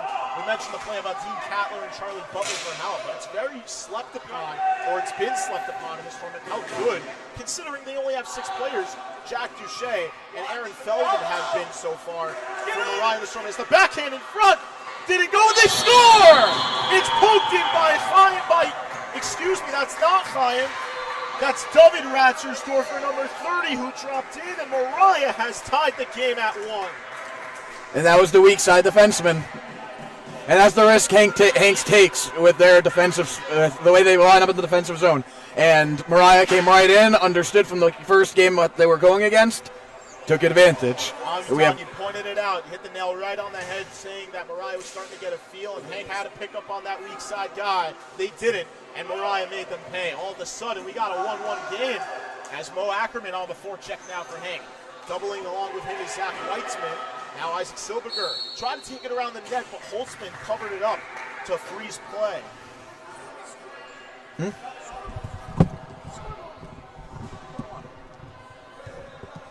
1-1-0-0. Lauer coming off in a shift change. We'll see Chaim Ratzersdorf along with Jonah Neowitz. Trying to shoot right off the faceoff was Jack Duche, as both Harry Ritter and it looked like Aaron Feldman both going down. Boy, that's David Ratzersdorfer playing offense right now. Very interesting to see. He was on defense before he curls, and that shot didn't make it through. Now Ackerman with a shot. That'll go into the corner. Chaim Ratzersdorfer connected on that pass to his brother. Double with a shot, and that one didn't go. Just wide of the net. A attempting to play it out of midair was Jonah Nayowitz, sent it back in. Now Silberger winds up with a shot, and that one blocked. Handed down by Nayowitz. He got it out. Ratzersdorfer played it back in. Almost had his pocket picked by Weitzman. Zachary Weitzman unable to get to it. Now curl towards the front, deflected just wide of the net. Silberger in an attempt to feed it back towards the front. Now we'll get it back. It was almost blocked, but it made its way out as Chaim Ratzersdorfer with a shot. That one didn't go. Now Ritter will send it up. Regained there by Nayowitz. Not offside because Hank took control. Off the glove of Cutler. Stuck down there by Chaim Ratzersdorfer, who ends up clearing the ball back in. We're seeing some ping-pong action here between the two teams. Now Weitzman will send it for Ackerman with a shot that's blocked. Cutler looking for the rebound, couldn't get to it. He goes behind the net. Jonah Nayowitz looking to control his backhand. Nicely done. Used the body, boxed out, and got it all the way down. David Ratzersdorfer tries to get that out. Right up ahead, here's Jacques Touche with a shot. That one's going to go. Ratzersdorfer looking for it in front. It's poked away. Good play there by Weitzman. Weitzman getting it deep as Nayowitz will return the favor for Mariah. And again, ping pong taking play. Nayowitz back with his hand. A block in front. Ackerman's pass across, blocked away. Touche and Weitzman. Potential 2-on-1. Too far of a pass there for Ackerman. Touche dropping in deep. Mariah sending 3 men down defensively. Ratzersdorfer couldn't get there. Ball stayed in the zone. Good play there by Isaac Silberberg. A little bit of a back check given by David Ratzersdorfer. Maybe fatigue starting to show for Mariah a little bit. Only having 6 guys and not being able to make a change. That shot off the side of the shaft of the stick. A wraparound opportunity in front. What a save there. Rebound poked wide by Ackerman. Nayowitz is trying to get up. They wanted a penalty for delay of game. Didn't get it. The shot ripped wide there by David Ratzersdorfer. Now Touche. Touche, point shot, fanned on Ackerman. Out of midair, knocks it down into the far corner. Ackerman fanned on the pass towards the middle. Now it's Ritter back the other way on his tail. It's Touche. Good shake off by Ritter to fake Touche. Ball just popped in. No offsides calls. Ackerman lets it go. Nayowitz with a partial block there to give up his body. Zach Weitzman there. Chaim Ratzersdorfer with a turnover out in front. Ackerman couldn't get control of it as Ratzersdorfer made up for it and got his stick on his stick. Ball out of the zone. Isaac Silberger. We haven't seen a change on either side yet as Jonah Nayowitz back for it. He'll let it go deep into the other side. It deflected. It got by the stick of Silberger. Tries to clear. Ackerman played it with his hand. They thought it was offside, but nothing called. Ackerman looking to feed the middle. It was blocked by Nayowitz. Now taken back around. Nayowitz will shoot, and that goes wide. Taken now by Touche with a shot. Hank making a change, an opportunity, and that one goes wide. Hackle, fresh off the bench now, but a whistle finally as it's covered by Nate Cutler. Long period of play there without a stoppage, Avidan. Certainly the longest we've seen out of any previous game today. As the clock ticking down here, I don't believe that the face-off will get off with enough time, as they're just going to blow the period. So here we are heading to the third. First, we'll take a short break for the intermission, but Avidan, Mariah with the lone tally in that period. All of a sudden, we've got another tied game heading to the third, where at least one team has scored one or more goals and won the period, rather than a 0-0 game through and through. Yeah, I mean, Mariah took advantage of what they were given. And now the question is, how does Hank counter? Because they know now, they've already made the adjustment now to start taking away that weak side. Because they've seen it now go in. They've made that. It looks like they've made that adjustment. The question is now, if you're on Hank, how do you get a little bit more offense? How could you take advantage of the fact that Mariah has to be getting tired here? They're on their third game, playing only 6 guys. You know, it's exhausting. So how do you start taking advantage? If I potentially for Hank, maybe you start getting 2 guys. You know, 2 guys going towards the ball, try to force some bad decisions. We know Hank likes to drop into 3-1 in the offensive zone, where you have 3 offensive players and 1 player hanging back on defense. There are a lot of different options we could see from them, but I think speed will matter a little bit more than physicality at this point for them, just because the more you get Mariah to move their legs, the more tired they're going to get. And then on the Mariah end, it's really about continuing to do what they're doing with their physicality of getting the ball to the front of the net and forcing it in once it's there. Well, it's certainly going to be interesting. As we mentioned towards the end of that long play Avi Hackle was on the bench the entire time. He seems to be the best player within both sides. And at the end of the day, while we've mentioned the big names on both sides, obviously more impact players like Mo Ackerman, Zach Weitzman, Ty Holtzman in net, Nate Cutler's done a great job. Obviously, a little bit less fatigue there in the sense that the goalies are used to playing that way. But Jonah Neowitz, Chaim Branzersdorfer, David Branzersdorfer, and Duche. Jack We also had Jack Duche out there. They were all out there for a very close to 5.5 minutes straight shift of just back and forth nonstop action. I mentioned the term ping pong a lot of times, but both teams still had to run back. And you mentioned Mariah with 6 guys. They're on their 3rd game. That might come into play in Hank's favor here. Take advantage of it. You mentioned their depth in an earlier contest. It's going to be interesting to see what happens as we see Elon Kogel try to center. Looks like Jack Duche kind of ran out of gas. Had an opportunity for a breakaway if he had settled it down, but pushed it too far ahead for himself. And Holtzman with the cover-up for the stoppage of play. Yeah, I mean, look, Mariah has to be smart with how they do things now as a team and how they're running their lines. Quick shifts, don't exert energy where you don't need it. Shot will go just wide of the net. Hackle and Rossman, there you see it. There's the double team, Avi Don. You mentioned it. As it pops out in front, it's backhanded wide. If Mariah can push up fast enough, might be a 2-on-1. Well, that's the counter that Mariah's going to be looking for, is really getting their second guy create 2-on-1s. Try to get in behind the Hank defense. Mayo was trying to clear, but that one got blocked. Now, Ellie Lauer trying to get that ball out. Duche will drop back in, try to help out, but he can't. Ball goes behind. Jonah Neowitz with a shot. That goes way too high. It's handed down. Very smart play there by Leo Marilis. I don't know if you remember, Avi Don, but Elliot and I talked about it in the Halb game against the Noam Knights and in that championship game when the Hank played the Halb Lions. As here's a shot, and that one goes behind the net. Bouncing balls out in front were a potential problem for the opposing teams. And we mentioned Marilis not playing it with his body if he wasn't able to play it with his stick, but they're smartly handing it out of the middle and out of harm's way. Well, I think Hank's made their adjustment playing in this gym enough time. As the ball fumbled for in the middle, Mariah potential 2-on-1 there, but couldn't get a shot off. Trying to spin with a shot there is Duche, but he can't get to it. Now Feldman with a shot. That one stuck aside by Itai Holtzman, and he covers up for the whistle with 6:06 and ticking down remaining here in the 3rd period. I think it's a lot of what we expected so far the first 2 minutes. I think Mariah's definitely going to be looking to hit him on the counter when Hank tries to get aggressive. Well, Hank needs to get aggressive because the more aggressive you get against the Tiger team, the better opportunities you'll have. Ackerman and Weitzman both out there.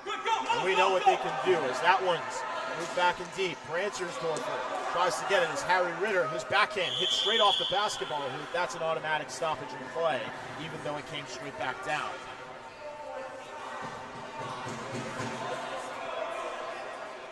Well, criteria for if this game goes beyond regulation is a little bit different in the playoffs. There is an overtime session. There is still a shootout session should it not end in overtime. We got to get there first. Feldman now controlling the ball in deep in the corner. Lost it. Chaim Branzersdorfer hoping for a shot. Now Ackerman will take it towards the middle. Lost the ball, and it's covered up there by Nate Cutler.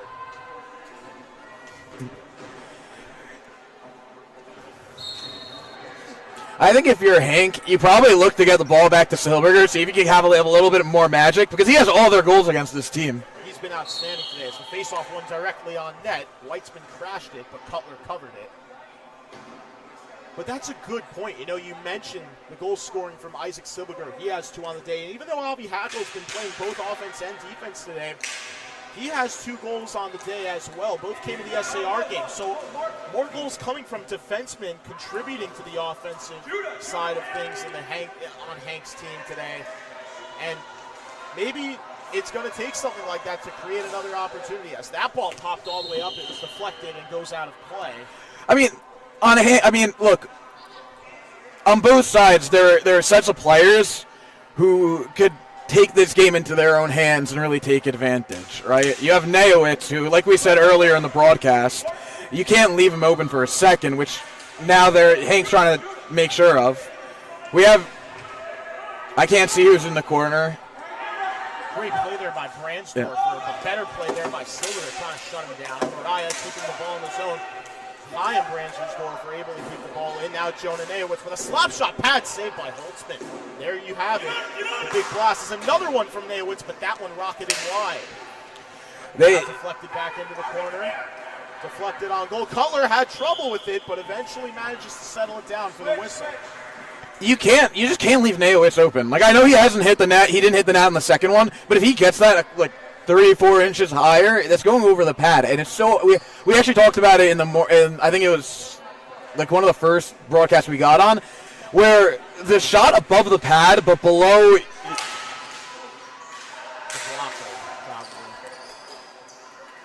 Hackle trying to keep that one in. Now an attempt to centering feed for Jack Touche. Stick lifted nicely by Avi Hackle. Now there's a shot deflected. It was blocked out in front. Marillis gets it out of the zone. Ellie Lauer on defense now with Jonah Nayowitz. Handled down there by Doug Brandsdorfer. His shot, surprising save. Holtzman pounces on it to stop play. So it was like I was saying, the shot that's above the pad but below the glove or below the blocker, it's really hard for a goalie to figure out if that ball's going to hit his pad. And it's one of those shots that if you let Nayowitz take a shot and he's going low and he gets that spot, you have a really good chance of it going in from really anywhere on the floor here. Hackle wincing in a little bit of discomfort. Looked like he might have took a stick up high as offside coming up. He is still wearing a cast on his right wrist. So it is something to always look out for. Wearing the cast or not, Avi Hackle's had an outstanding tournament day so far. As a timeout going to be called by the Hank Hurricanes right now, as we see their coach. We didn't mention it, but Rabbi Mordechai Harris back with his team. Mentioned earlier today that he wasn't able to make it out to the first couple of games, but wanting to coach his squad really for what seems to be the last time that he'll have this entire team together, obviously, with the 8th graders graduating. But we've talked about it, the depth that this team has, and not just necessarily with their forwards and their defensemen just as their positions, but the age that they go to. I mean, we've seen 6th graders, 7th graders, and 8th graders contributing evenly. I mean, if you look at what their team's going to look like, it's just littered with talent throughout different ages. It doesn't matter how old you are with this team. If you're good enough, you're getting your opportunity. So, like, you're looking at it, you have 3 or 4 8th graders, right? But then you have another 2 7th graders. You have another 3 6th graders. You have another 5th grader. You have a player waiting in the wings in 4th grade. Like, it's just so much talent just going up and down age groups and getting the experience playing against older players consistently. And it plays because all the players from middle school end up going to their varsity team. And they don't have a JV team in Hank. So it's interesting because they're constantly playing against older players except for the 1-2 years that they're in their own age group. Well, with that being said, no disrespect to any other coach, but many, more than just one, many could say as that shot almost blocked away right back into the goal as it deflected out in front of shot. Ackerman just missed the net wide and it's cleared right out. As I was saying, many would say Rabbi Harris, not only has he done such a great job overall with the unit that he has this year, with the undefeated season, obviously not a perfect season with the tie, but still undefeated, which is an incredible feat in itself. But one of, if not the best developmental coaches that this Yeshiva League has to offer, both on the middle school and the high school level. And with that being said, he's hoping that this won't be their last ride today. We've got just under a minute and a half to go here with the Hurricanes and Mountaineers tied at 1. As that shot blasted wide by Hackle, who's limping a little bit offside there. I think he might have just lost his balance, actually. He's been limping a little bit through the shift since they came out of that timeout. Face-off is pushed forward by Mariah. Kept back in there. Nice play there by Brandsdorfer at the line. Brandsdorfer calling for the press at the point. Ball centered, blockered away there nicely by Cutler. Now that shot deflected out of play off the stick of Mo Ackerman, who hadn't crossed his way into the offensive zone yet. So 46 seconds left in regulation time. Because it's not more than a 2-goal deficit, the clock stops in the last minute of the 3rd period.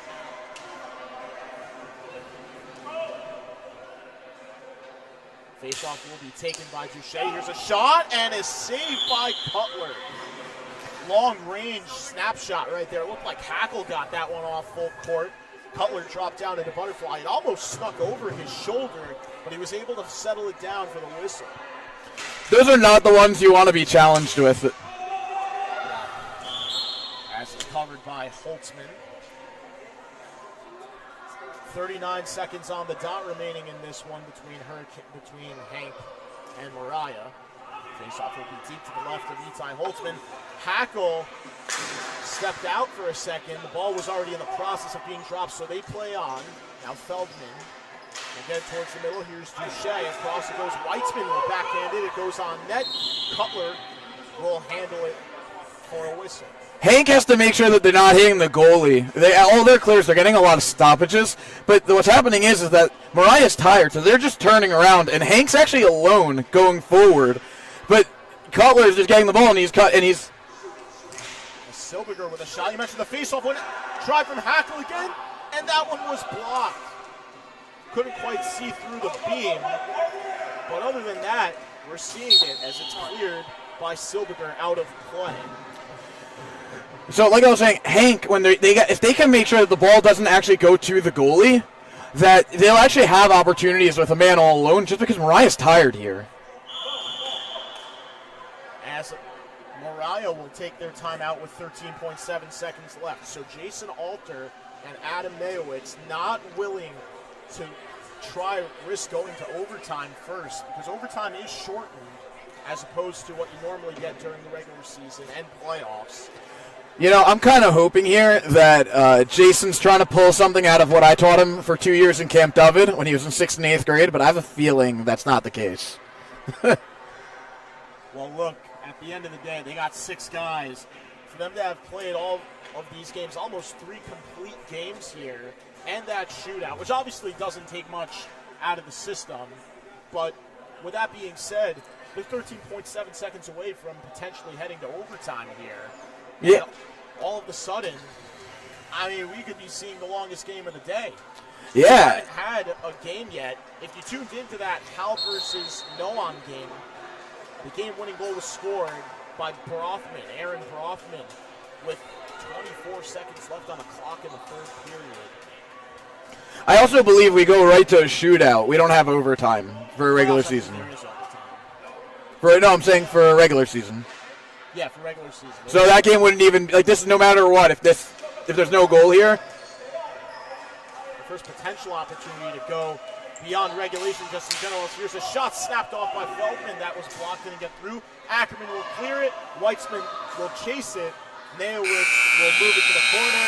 And for the first time, we will go beyond regulation in a game. How fitting that it's between these two teams here and the way they've both played and in the playoffs.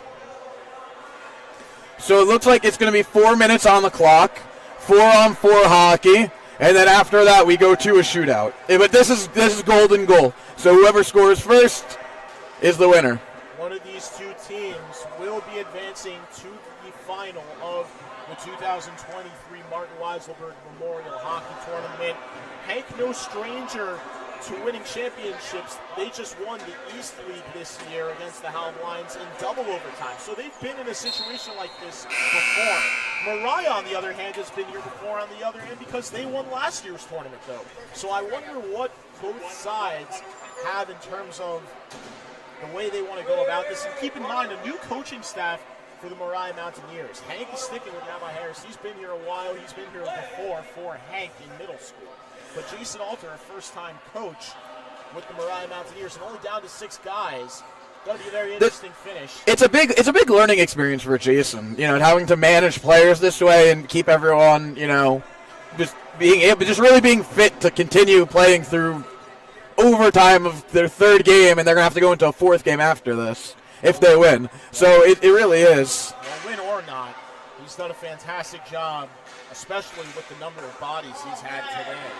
As Neowitz tries to clear the ball, it's overtime underway. It's 4 minutes of 4-on-4, so no 3-on-3. As that one coming in front, Silberger trying to keep the ball in the zone. Aaron Feldman trying to backhand it in. Looks like Feldman has it wrapped up from around. nothing corner there, nothing called there as the ball into the corner, bounced towards the middle, and Holtzman will freeze it.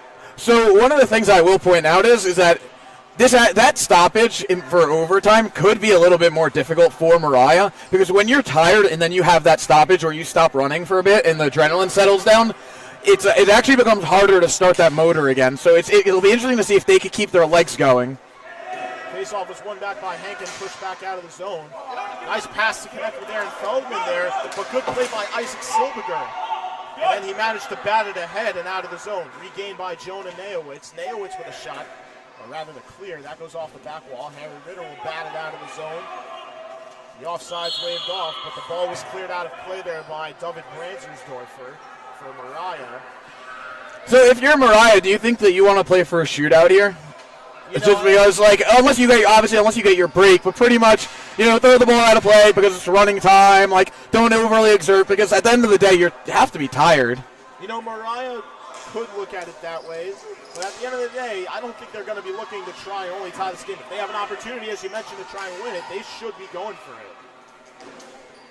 We've already seen one of the favorites to win this tournament get knocked out. The Noam Knights defeated the Halb Lions earlier by a final score of 3-2 on a game winner with 24 seconds left from Aaron Brofman. But this would be an even more difficult battle and a more, really, I don't want to say a more fitting upset, as here might be the break. The shot, Holtzman made the save by keeping the pads together on Feldman. Ratzersdorfer fires off the blocker there of Holtzman. Avidan, that weak side guy, coming into play again. He scored the first one. But now they're leaving the strong side open. Both points are open. Everyone's open at the line. As the ball being battled for the corner, Branzersdorfer trying to curl out to his forehand, hackles on him. Branzersdorfer sent to the net, fanned on it. Shot just goes wide. Trying to crash the rebound, it just popped out. But as I was saying, a much bigger battle here if Mariah, or rather not if Mariah, but for Mariah, and it would be a bigger upset here to knock off the reigning champs from the New York League here in this Weiselberg tournament. As Hank, one of the betting favorites to try and win this thing. If there are any bets to be made. Hackle now tries to clear it, bounce towards the middle. Marrows was in perfect position though. Managed to clear the ball right out. Now Kogel centers in front for Jonah Rossman. That one is stopped. Duche will go towards the middle.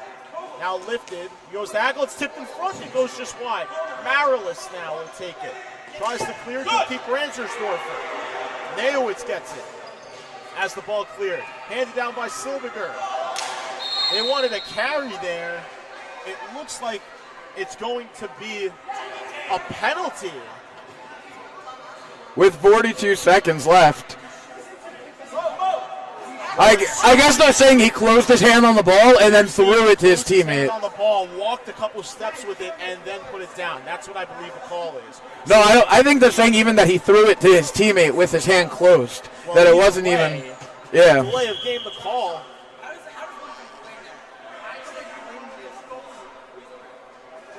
Penalty called against, it looks like Jack Duche of Mariah. What an opportunity we have here to see Hank win this game on a power play. They've already got one power play goal.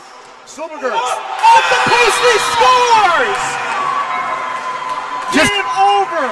Isaac Silberger as Hank, a power play goal to win it. That is Silberger's second of the game.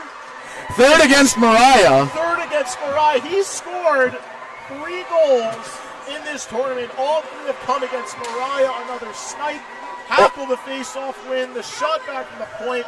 And another shot, as you mentioned, Avidan, when you're not sure when that shot's coming and it's going over the pad and under your blocker or glove, same placement as their game-winning goal in the championship game against Hal. So tough to judge. You really just can't say enough about what he did for Hank today. It's amazing. It's really amazing how Silberger has put Hank on his back for these Mariah games, because they have 3 goals and he has all 3 of them. Like, there's nobody else who's come through here. And yeah, other players have went and played good defense and whatever. At the end of the day, the only way you could win is if you score goals. And the heroes score goals. And he has done all 3 against very good competition because Mariah's a very deserving of being in this situation and being, you can make the case that they belong in the championship game themselves. They have played outstanding, especially with only 6 players. It has been really an outstanding performance by both these teams. Well, you really got to tip your cap to Mariah, despite the fact that they don't end up on the winning side of this game. I mean, they came into this tournament with 6 guys on such short notice for today, and to go through it together, to knock off Hafter in what seemed to be a bit of an upset there, win it in a shootout. They've had the only shootout today. First time coaching job by Jason Alker. Adam Nail was flung into it out of nowhere, came in as a sub because Alter wasn't available for the first set of games today. And really, what they did with this depleted team and on such short notice against the reigning champions, let alone in the Hank Hurricanes, really just unbelievable. Yeah. While we know it was the power play that it did give them the man advantage in one, fatigue was starting to show a little bit. It really makes you wonder what could have happened had they had another body or two at their disposal. For sure. I think if they have all their players at their disposal, it's a very different game. But at the same time, look, this is a tournament about the kids and it's for the kids, but it's important to talk about the coaches a little bit. Jason, as a first-year coach, you see the talent that he has coming in and what he's able to do with his team and how he's able to manage. And, it's unfortunate they end up taking a penalty towards the end of overtime where they would have gone to a shootout and then it's anybody's game. It's a coin flip. It's just such an unfortunate way to win. But, even when he was in middle school and you got to talk to him and got to coach him, whatever, you would tell him something and he would understand why. And that's why he's applying so well over to this Mariah team. So it's not, in a way, it's not a surprise, and it comes down to his smarts, but also his players' hard work. They have no quit. There's no quit in that team, and it's going to take them far in whatever they want to do, whether it's hockey or other things. So, well done. Well, got to tip your cap to Mariah, but congratulations to the Hank Hurricanes. They will be marching on to the championship round of the 2023 Martin Weiselberg Memorial Hockey Tournament, and they will await the winner of the following game, which is to come very soon between the Noam Knights and the Yavne Redhawks. We'll be back shortly to bring you the pregame and the coverage overall, but for now, signing off for now, Josh Castle alongside Avidan Berman. Thank you for tuning in.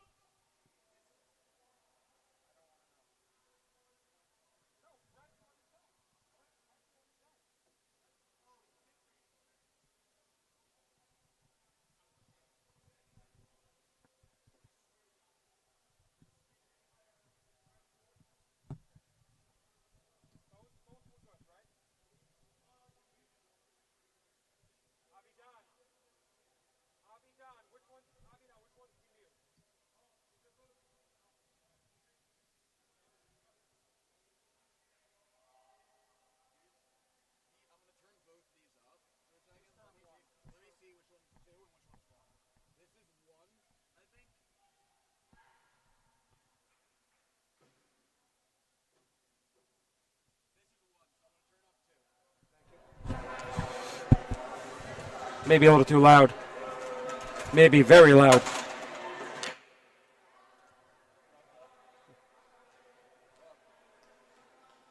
Yeah, I think that's okay. Yeah, that's pretty good. Well, here we are back for the B semifinal game. One team we expected to be here, one team not so much, but definitely has made their mark on this tournament. Yavne, the New Jersey League champions, rolling their way through the New York teams, defeating Halb, defeating Hartora, and the same thing for Noam. As we said last game, the out in the first round of the playoffs in the New Jersey League, but here they are in the semifinals of the 2023 Martin Weiselberg Memorial Hockey Tournament. As we get ready to start this game, late in the day, but we are underway. So far, the hockey has been spectacular. As the ball goes down into the Avnet end, Teller sends it to the net, Nussbaum, Rothman. Ball comes up to Hirsch. Katler takes it, goes behind the net. Katler sends it to the middle, whacked away. Butler turns, fires, does not get to the net. Shiner sends it through, cleared out. Rothman has it. Rothman going down, sends it behind the net. Teller picks it up, tries to send it to the net. Rothman has it. Oh, misses the net. Rolls loose behind Nussbaum. Nussbaum gets his glove on it. Great opportunity for Noam very early on in this contest. Nussbaum, though, very adept, very aware of his surroundings, able to jump on top of the ball and keep it from going in, keeping it a 0-0 game. Ball to the net. Teller right off of the faceoff. Nussbaum again. And we'll have the faceoff again with 6:53 to go. Again, clock runs, as you saw the last game and every other game today that we were here for. Again, we thank you for sticking with us. We know that there were technical difficulties. This ball goes to the net, and a save made by Mandelbaum. We thank you for sticking with us. And we thank you those of you that have been here since we started. Thank you to those who donated. Thank you to our sponsors, if we haven't done so today. Massive thank you to Crown Trophy of Brooklyn, Yeshiva League Pass, Nachum Siegel Network for donating headsets for today's championship game, to W4M Studios for the amazing website that we have been able to put together. We were a victim of the GoDaddy hack as the ball slides across the middle and we have a whistle. Referee lost sight.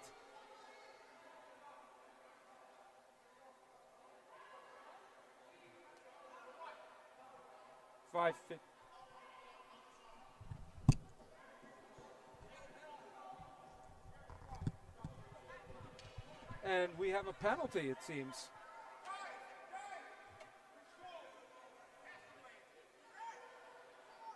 Penalty on Noam.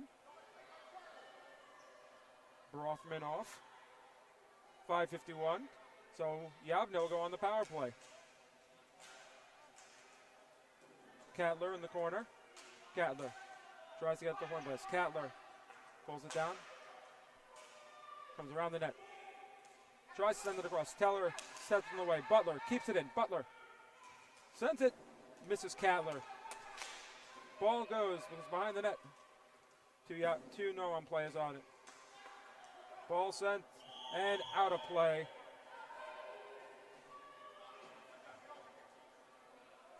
Faceoff will come out of play. Referees will stop the clock because of the ball going out of play and not having another ball.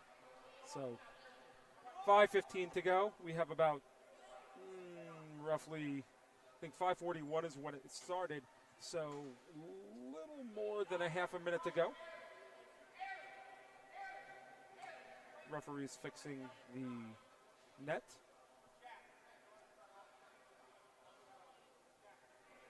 Again, a great day. Prizes have been awarded. Job is not done. We we will still be open to donations for the next couple of weeks. Contributors Cup will continue for the next 2 weeks.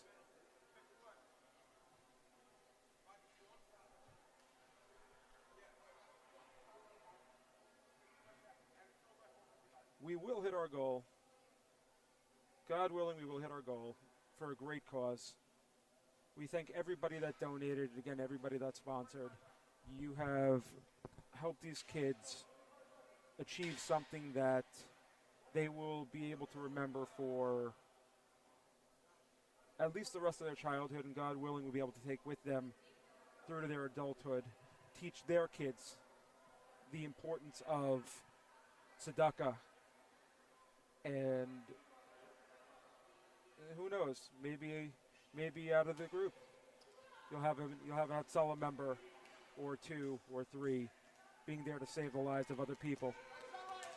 And the ball shots and in.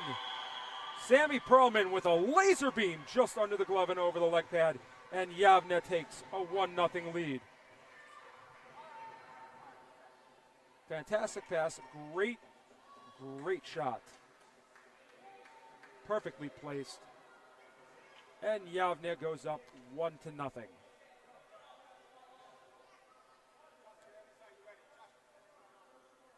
4:39 left to go now, first period. Ball drop. Teller sends the ball back, goes back into his own zone.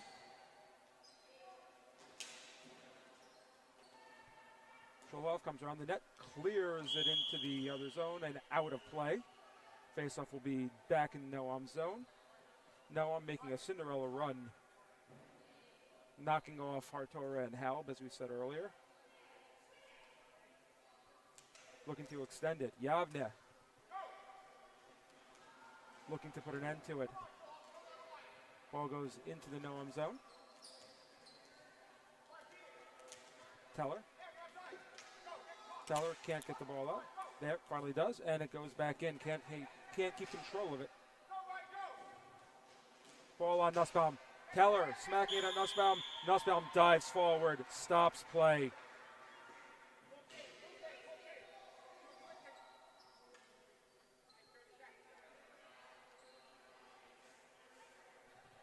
.329 to go.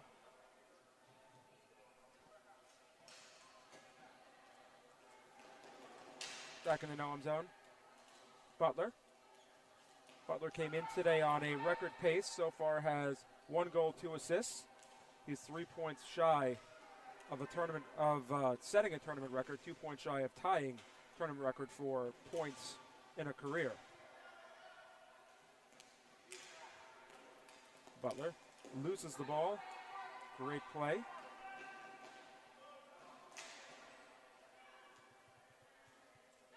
Honig backhands it right into our box right here. Stop at your play. 2:40 to go.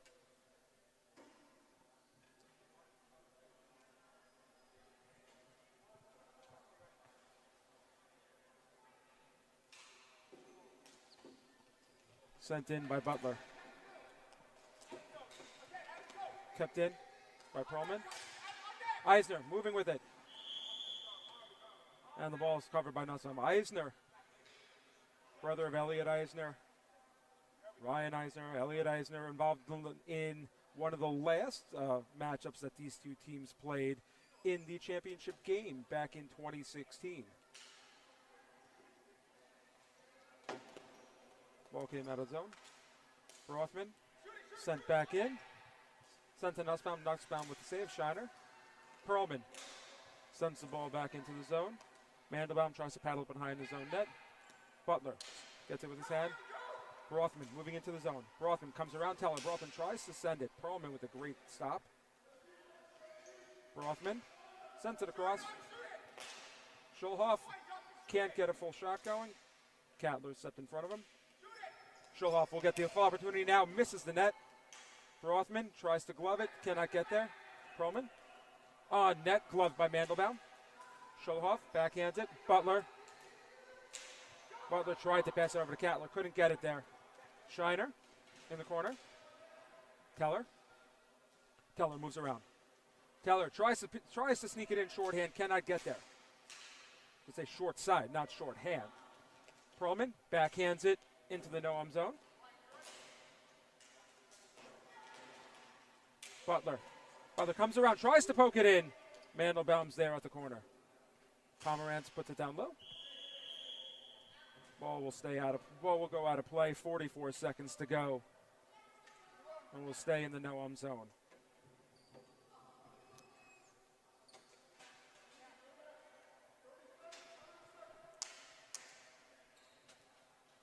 Schulhoff tries to backhand it out. Ball sent through. Butler pulling back with it. Butler spins. Butler moves in it himself. Butler pulls up. Misses the net. Cattler tries to send it across. Butler, 12 seconds left. Butler cannot get to the ball. Butler overpowers Teller. Butler jukes, turns, cannot get there. The ball will be sent out back into the zone with no time left on the clock. And that'll be the end of the first period of play. 1-0 Yavne. 1-0 Yavne as we have the goal by Sammy Perlman to give Yavne the lead. Yavne looking to go back to the finals. Yavne has the most finals appearances of any team in the history of the tournament and very much looking to add to their total. We thank you again for tuning in live to the 2023 Martin Weiselberg Memorial Hockey Tournament, the 17th tournament in our history. Tournament in memory of my father, Marty, tragically passed away in 2006, a few months into my coaching career. He was a massive influence on me and one of the main reasons why I decided to get into coaching, because of the importance that he taught me regarding teaching and trying to make the world a better place for the kids by making the kids, into the people that need to be ready to lead the world for the future, and that the only way to ensure that the world stays a place or becomes a place that's better than it was the day before is to teach the next generation and pay it forward.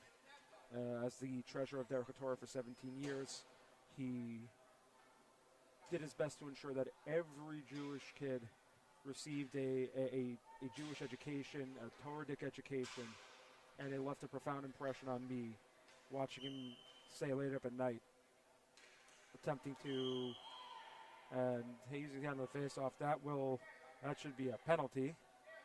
Let's see if they're going to call it. And they are going to call it. Rothman is going to get called off for a penalty.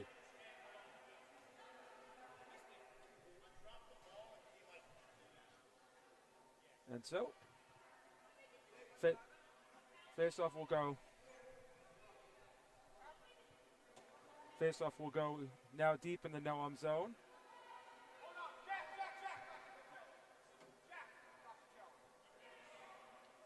Can't use your hands on the face-off.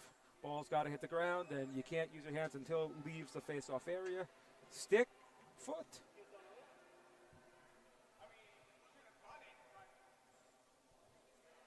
If only their coach was a referee or something. Ball gets dropped. Yavne gets the chance on the power play again. Cattler almost lost the handle on it.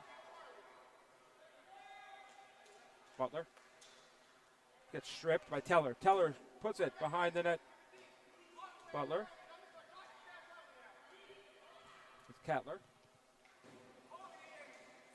Butler.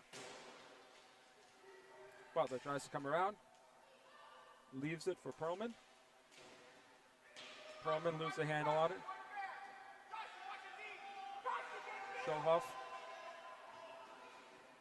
Scrum in the corner. Ball comes out. Squirts its way over to Cattler. Cattler able to keep it in. Cattler sends it over to Hornblast. Perlman. Butler right in the middle. Great play defensively by Teller. Cattler.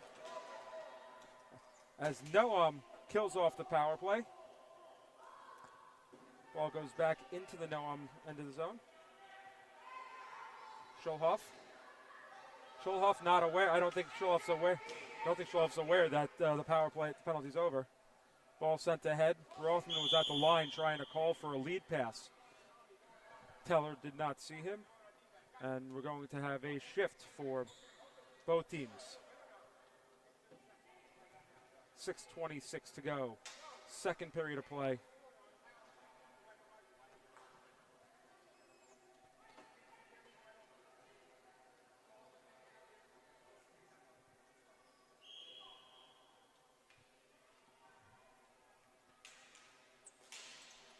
Ball squirts into the Noam zone. Honig keeps it in for Yavne. Pomerantz sends it through the middle. Goodman tries to keep it in, cannot do it. Ball floats its way out. Hirsch, Goldwasser. Goldwasser and Hirsch fighting each other up. Goldwasser. Goldwasser tries to set it in, cannot. Ball comes back into the Yavne zone. Honig with it.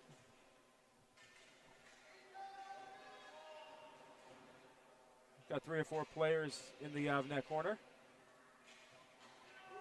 5:22 to go. Ball's working its way up here. Honig all the way over to Goldwasser. Goldwasser off the boards to himself. Goldwasser sends it to the middle. Great pass to Honig. Honig cannot get the net backhand. Kept by Goodman. Now it's sent out. Ball goes to the net and gloved by Nussbaum. 4:55 to go. We are almost halfway through second period of play, almost halfway through this semifinal game. Again, Yavne up 1-0 on a Sammy Perlman goal with only a few ticks remaining in the first period of play. Stay tuned after this for the championship game. We have Hank and a question of who else. Is it going to be Yavne? Is it going to be Noam? We will find out at the conclusion of this game.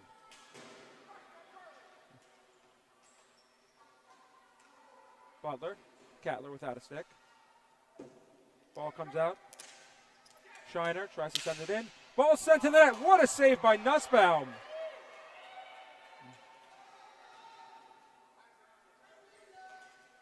Rothman sends it across. Out of the zone. Eisner can't keep it in play. Sends it to the net, and it'll be offsides. 3:52.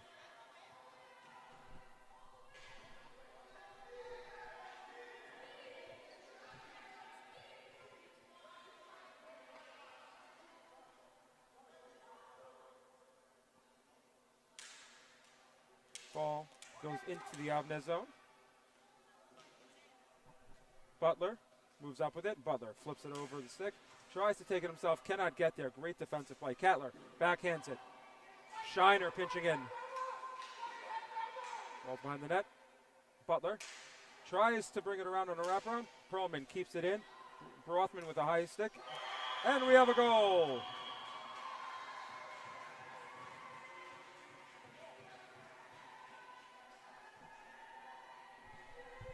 Waved off the high stick. He went unassisted. And we have a goal. We'll find out who it is in a second. Could not see.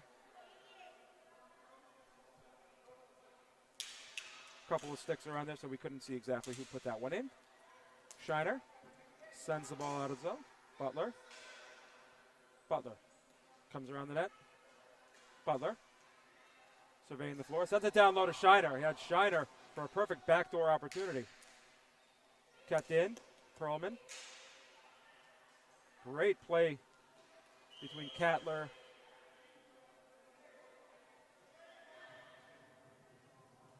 and the Noam defenseman. 2:13 to go.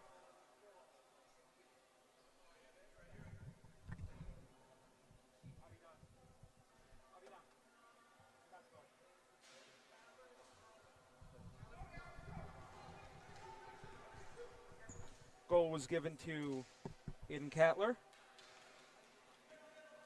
Cattler has 3 goals on the day. Eisner. Ball sent to Hornblast by Honig. Hornblast. Hornblast able to keep it, going around the boards. Comes around, pulls it in front. Kept in, Hornblast. Ball comes out of the zone, Goodman. Schulhoff. Saved by Nussbaum. Ball sent out of the zone. Goldwasser. Honig moves up with it, puts it to the net. Stopped by Nussbaum. Not by Nussbaum, by Mandelbaum. Yeah, Nussbaum and Mandelbaum. You got 2 bounds, one on either side. Ball's in the corner. Sent across. Goodman able to keep it in. Ball comes out of the zone. Sent up by Honig. Whistle with 53 seconds to go. 2-0 Yavne lead. 49 seconds to go here in the second period of play. Yavne fixing to go on to play Hank in the championship game. Man, well, we have a lot of history to talk about there. And the ball goes into the net. Great backhanded play.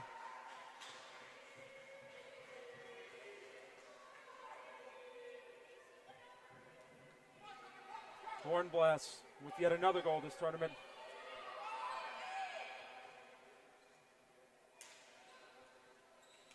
Ten seconds to go in the period. Ball sent to the net, saved by Nussbaum. We have 3-0 lead. Come around with the ball, sent it out. Mandelbaum. 3-0 Yavne lead at the end of 2 periods of play. Yavne, 2 goals that period in the last 2 minutes and change. Yavne with a 3-0 lead now.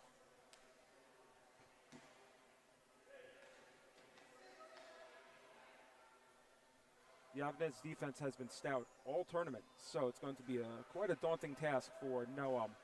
They've shown that they've been able to do it against good defenses like Halb to this point, but remains to be seen whether or not they'll be able to do it against this formidable opponent. They have 8 minutes in which to do it.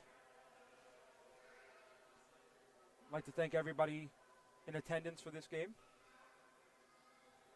All the people who came in to watch the event. And I just found the Zoom button, so I'm so proud of myself. As you can tell, I'm much more comfortable behind the mic than I am behind the camera, but we'll see if this will change anything for you viewers at home. I apologize for not using it until now, but I figured it was the best opportunity to make sure you saw the entire game. And I think that today's been pretty well taken care of after our technical difficulties this morning. Again, we apologize. Thank you for sticking with us through that. Yeah, after 17 years, sometimes there are hiccups, but we roll with the punches, and as long as the kids have a great time on the court, everything else is secondary. And we are coming to the end of a very long day. One more game after this. And we will see who the participants will be. We already know that Hank, winners of the A Division, winners of the New York Championship, will be participating after their overtime win over Mariah. Not the first time they faced Mariah in overtime, and not the first time that they have pulled off the victory. 2013 did the same exact thing. Joseph Lindenblatt with the overtime winner for the Hank Hurricanes. I actually think they were still the Cavs at that point. So I take that back. I think they were still the Cavaliers. Yeah, if I remember correctly, they were. Ball to the middle, hit off of Butler's foot, but tracked down by Mandelbaum. And Mandelbaum makes the stop with 7:24 to go. Third period, but Noam needs a little bit of offense. Cattler gets stripped by Brothman. Rothman tries to send it, cannot get there. Ball kept in. Schulhoff comes out now. Butler puts it off the post. Save and off the post. Good save by Mandelbaum. Perlman in the corner. Perlman after cutting in. Ball sent to Nussbaum, and we'll get a whistle. 6:46 to go, and a face-off in the Noam zone.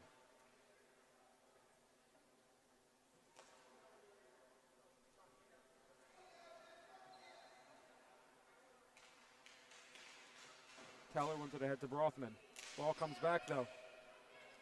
Schulhoff racing forward with Hornblast. Ball sent into the middle, blocked by Schulhoff. Hornblast couldn't turn around with it. Honig, Teller. Hornblast has the ball now. Gets the ball out of the zone. Teller sends the ball on net, and there'll be a whistle with 6:06 left to go. Every whistle now where seconds get ticked off is a plus in Yavne's direction. So for Zach Nussbaum, veteran of this tournament, he was here last year. He was in the playoffs last year. Knows what he has to do, looking to take it one step further this year.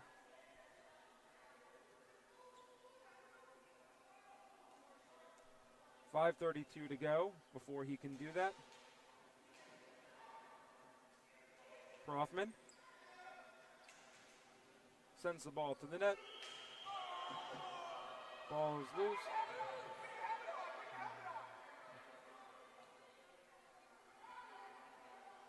Have a whistle.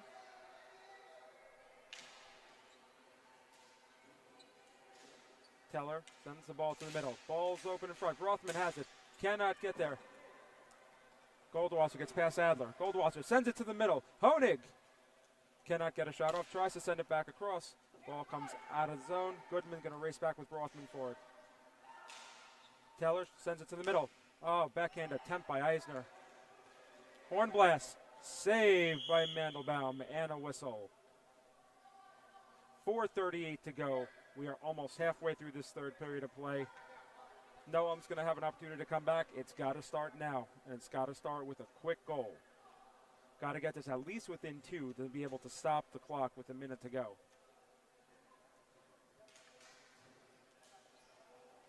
Teller. Oh, it's not Teller. Oh, it is Teller. I was correct. Teller turns. Send it to the middle. Lisker comes in, makes a great defensive play. Pomerantz. Adler sends the ball to Nussbaum, and Nussbaum makes the glove save. 3:59 to go. Clock running. We are under 4 minutes. Yavne enjoying a 3-0 lead.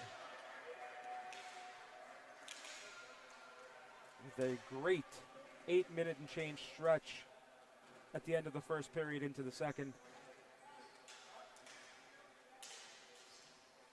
Lisker sends it in.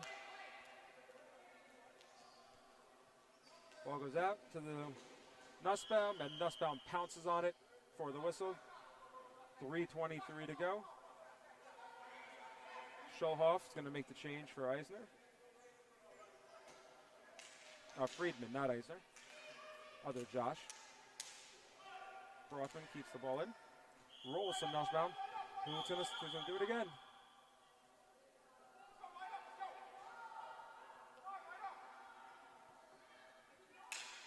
Ball's dropped. 3 minutes to go. Schulhoff tries to send it in. Can't get there. Brothman tries to step in front. Lisker cannot get to the ball. Pushes it ahead to Mandelbaum. But Mandelbaum able to get out and cover it. 2:38 to go. Ball gloved in.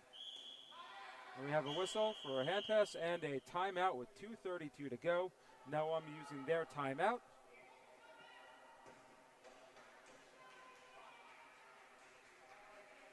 Again, I want to take this time to thank our sponsors for an amazing day of helping us sponsor an amazing day of action. every year. We think the tournament keeps getting better and better. The kids keep having a great time. Always bring some great surprises. Always some good Cinderella stories. Noam has been that this year. But clock seems to be running down on that Cinderella story. But they will get to move forward next year with it to high school. And for those that are below 8th grade, the opportunity to come back for a little bit of redemption. But there's still 2:15 to go. And there's still opportunity as the ball goes in front of the net. 2:06 to go. Friedman couldn't find a way home.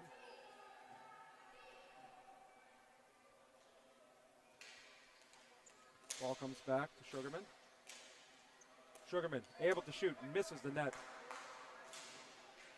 Ball comes out of the zone. Cattler. Cattler trying to move with it. Cattler behind the net. Nice save at the side by Mandelbaum. Hirsch sends it to the net. Great save up high by Nussbaum. Nussbaum.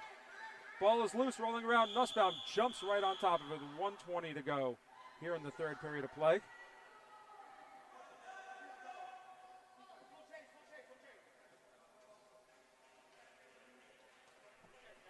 .108 to go with 3 goals being the difference. The clock will run. Noam still has an opportunity to try to get the clock to stop. But it's going to take a goal to do it. Srolnik cannot get the ball.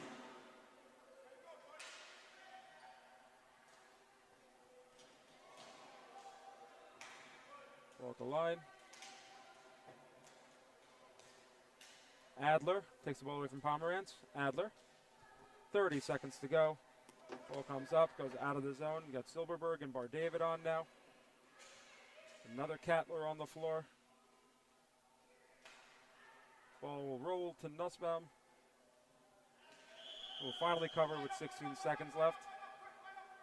And with 14 seconds to go, there'll probably be one more face-off, but that's going to look to probably be the end of it. Rolnick on the face-off. 3, 2, clock counts down. Congratulations to Yavne. Yavne is going to move on to the championship where they will face Hank. 2 of the original 3s for the championships at the Martin Weiselberg Memorial Hockey Tournament. We'll be back shortly, right after this.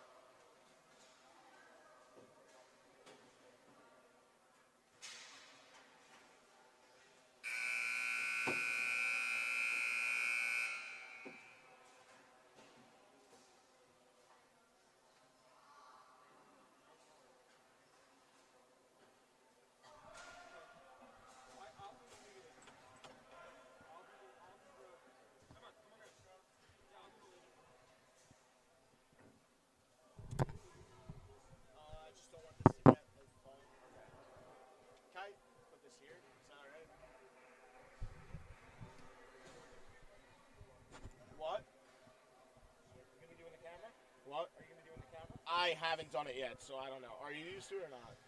You want to have Stu do it? You think Stu could do it?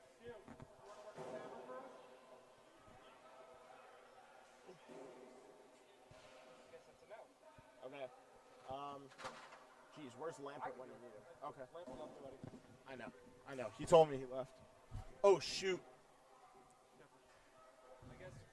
I hope that I'm not disconnected. I stepped on a wire. Testing. Okay. I don't know if it's good or not. What? I don't know if I'm good or not. Is that this one? Testing. 1, 2.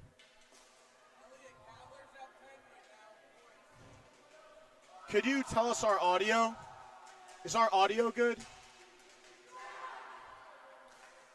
Avidan. About set for the championship game. We have two of the original teams. Can you check the audio? Hank, the other being Hartford. Back in 2005 in Hartford, these three teams got together for the first ever tournament and have been intertwined ever since. In fact, this matchup. You don't hear anything? I don't know. We have to turn them up apparently. What about this one? I don't know that one.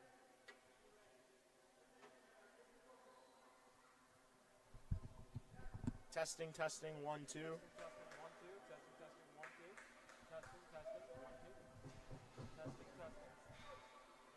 Testing, 1, 2. Testing, 1, 2. Testing, 1, 2. Testing, 1, 2.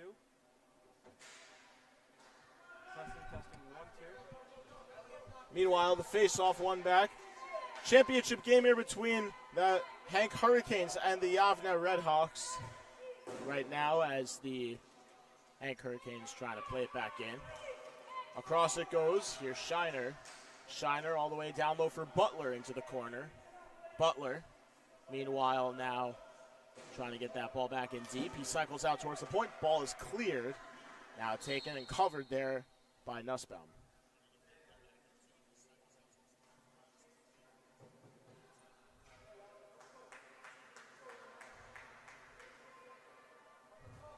Face-off is won back by Mo Ackerman. Now he pushes it into the corner, and there's Perlman there. Test. Now taken and it's covered by Holtzman. I can hear myself.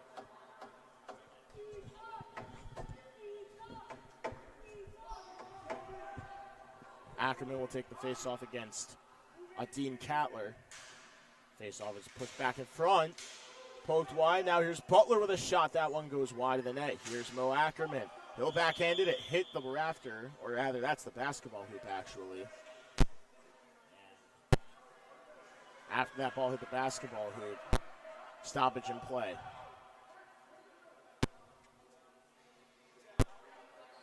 Testing. Am I good? Hear me? You can't hear me? Okay. As Rossman tries to play that one in deep, Jonah Rossman. Ball will come out of the zone. Hackle will handle it. Hackle had it blocked out in front. There's an opportunity. Good back check by Hackle as he stopped Cattler. Now Leo Marillis with the backhand. Couldn't get it out of the zone. It was kept in unintentionally there. Jonah Rossman didn't let it get out. Perlman looked like a high stick. Perlman curls down in front. Fans on the shot. Gets it back in deep. It's covered by Holtzman. Oh, excuse me.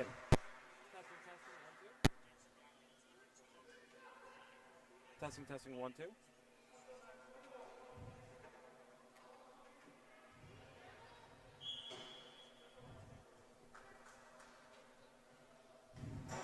Face-off is one back now. There's Kogel. Ball comes just out of the zone. It's Here. offside. I can hear now. Oh, that's nice. Can you talk? Can you hear me? I can't hear you. Oh. I can hear myself. Can you hear yourself, though? Oh, you're on. Hello? You're on. We're both Well, good thing I'm back on the air now.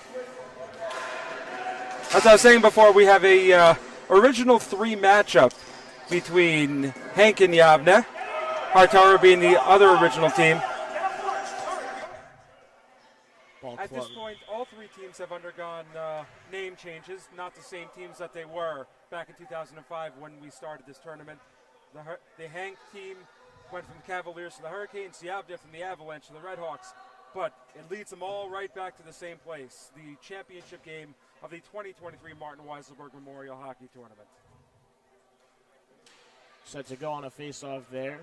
One back there. Goodman tries to play it in deep. Bounced off the foot there of Pacey Hornblast. Good keep there. There's a shot, and that one deflected back out. First looking to get there is Weitzman. Zach Weitzman now. Backhanded in deep by Mo Ackerman. Ackerman playing defense. However, he shifted as a third guy in down low. It's going to be interesting to see what happens with Zach Nussbaum, how he makes the adjustment. Hasn't faced overall just religious 3-1 presses most of today. And that's a way that Hank really likes to play, as we've seen that in passes. That one almost snuck 5-hole on Itai Holtzman, who didn't drop until the last second, but able to keep it out. Body down in front. Potential 2-on-1. Yavne being patient with the ball behind the goal. Wrap around in front. Almost kicked in. Pad save Holtzman. He pounces on the rebound with Ritter in front. And there's the stoppage in play. Great awareness by Holtzman in front. He had so much traffic in front. And the truth is, with the jerseys that both teams have, it's kind of hard for them to figure out who is on his side and who's not. But he was able to stay in front, keep the ball out of net regardless. Hackle will take the face-off there against Goldwasser. Wins it and pushes it forward into the Yavne zone. Hackle powering his way to the net. Ball's loose. Where is it in front? Whistle blown as Zach Nussbaum had it up against his right pad. Nussbaum's been equally up to the task on his end as well. He has. Played really well so far today. He certainly has. A lot of, I'm sure a lot of people want to say that he hasn't faced as much pressure as other goalies have in this game, but when called upon, he's been up to it. As trying to push it out now the other way, Charlie Butler. That's blocked as it went right out of play. Right near us. Yeah. No question. Absolutely, both goalies, I would say, have been at the top of their game today when needed. Jonah Rossman will take the face-off right over there. As Avi Hackle will get to it, backhand it high out of the zone. The high clears may be something that come into favor Hank a little bit more. Obviously, we know that they're a team that really likes to use their speed, really likes to get it on the forecheck. As Hackle almost tumbled over Cattler there. Butler trying to work that ball into the middle of the backhand shot. Nice save by Holtzman as he got across from left to right. Great job squaring up in front of that. Butler trying to look for it. That was Cattler, almost sent it right through, missed the shot on the curl attempt. Kept in there, potential 2-on-1. Backhand chip shot goes wide there by Cattler. Now Butler spins to the backhand. He'll curl out back towards the forehand. Butler in front. Shot it was blocked by Hackle, and the rebound follow-up went wide off the stick of Shiner. Shiner back to it. Shiner trying to shake off of Kogel. He did. Sent it towards the middle. It was blocked and backhanded out there by Rossman. As I was saying before, the high clears may be something more beneficial to Hank, allowing their forwards to use their speed and run under them. They're a little bit more used to these lively boards, being that they just played in the championship game against Halb a little bit under actually 2 months ago. As ball goes. Gonna say this from that sequence of play, Butler spinning out. The way it looks from our vantage point, Holtzman is clearly trying to take away the post, but if Butler can curl around just a bit and get a stick around, he can tag the inside of the far post. That was tipped off the stick of Charlie Butler, goes into the zone. There's a little under 1 minute and 10 seconds ticking off the clock here in the first period of this championship matchup between the Hank Hurricanes and the Yavne Redhawks. There's a potential 2-on-2. Cattler with a shot. That one goes wide of the net to the right, and it's covered by Holtzman. So far, it seems that even though Yavne just played, they're not afraid to stick both Cattler and Butler out there, maybe wearing them down a little bit more, while Hank had the break, being that they played their semifinal game earlier. And even though they had an abbreviated break for Yavne after their semifinal win over the Noam Knights. Well, this is the point of the day where everybody's legs are tired. And if they're playing 3 games, doesn't matter your game just ended. Even Hank is still tired from 45 minutes ago from their game. So it's just going to be a matter of who wants it more at this point in the day. I know it's cliche, but that's how it goes. Yeah, I was going to say to finish off that point, as there's a nice save by Holtzman and the rebound cleared out of the zone by Silberger, that looks like both teams are indeed a little bit slow. As now pushing it all the way out, here's Perlman. Shot saved there by Holtzman. Now here's Harry Ritter on the backhand. High out and on goal. Gloved by Nussbaum, and that'll bring us to the end of the first period. At the end of one, tied 0-0 between the Hank Hurricanes and the Yavne Redhawks. Second period is coming up very shortly. I think this game is actually very fitting to cap off today. Both teams, the respective champions of their respective leagues. I think that if you would have pegged two teams to have made it this far, it would have been these two. Yavne getting back on top of in a position of prominence after a few years in the upper half, just not being able to get there. Hank breaking through for the first time ever with the championship of the New York League after several years of frustration, for which I was a part of for a period of time. But when it comes to the tournament, though, all bets are off. So much has happened between these two teams. There is so much history. And it would take, beyond what we have the entire day to discuss, what has gone on in the tournament with these two, given the amount of times that they've played. Well, there's an opportunity. You mentioned history. There's an opportunity for some history to be made in this one. Both Charlie Butler and Adine Cattler came in with an opportunity to get in the record book, scoring points, goals, and assists overall. Charlie Butler and Adine Cattler, two of the best out of both leagues, really, on either side. And the fact that you have them both playing together really just shows what a weapon that can be for the Yavne Redhawks. On the other side, obviously, Avi Hackle talked about as one of the most dominant players in the Long Island League, but you can't take your eyes away off guys like Mo Ackerman, Leo Marilis, Harry Ritter, and obviously Itai Holtzman, their goaltender, who has done such an outstanding job. Look, there's no question both of these teams have made their mark this year, and it leads itself into probably the most exciting matchup that we've had in a championship in quite some time. Goalies have switched sides here. Here's Hackle looking for an opportunity to curl out with it. It goes wide. Now here's Weitzman. Zach Weitzman now bodied behind the goal there by Sammy Perlman. Taken by Hackle, who curls it through the middle wide. Now back towards the slot looking for Ackerman, who's dropping in. Now Butler out to chase it down on Holtzman, who covers up for Hank. 7:34 and ticking down off the clock in the second because of the running time. But it looks like we're seeing a very even game. First, Yavne seems to get a shift in the O-zone. Then it's Hank the other way. Then it's back to Yavne. Then it's Hank. Both goalies have been on top of their game so far. And especially in a championship game where both the offense and defense are potentially fatigued, the goaltender's really going to come down to really what could be that tie-breaking factor. Well, this is what you expect from a championship matchup. If you can get the two best teams here, you expect it to be a matchup of the two best players at each position that really have held down the fort. And on either side, as you just counted them off, either side, they have them, and they have come through today. I mean, you mentioned Hackle, Silberger, Butler, Cattler.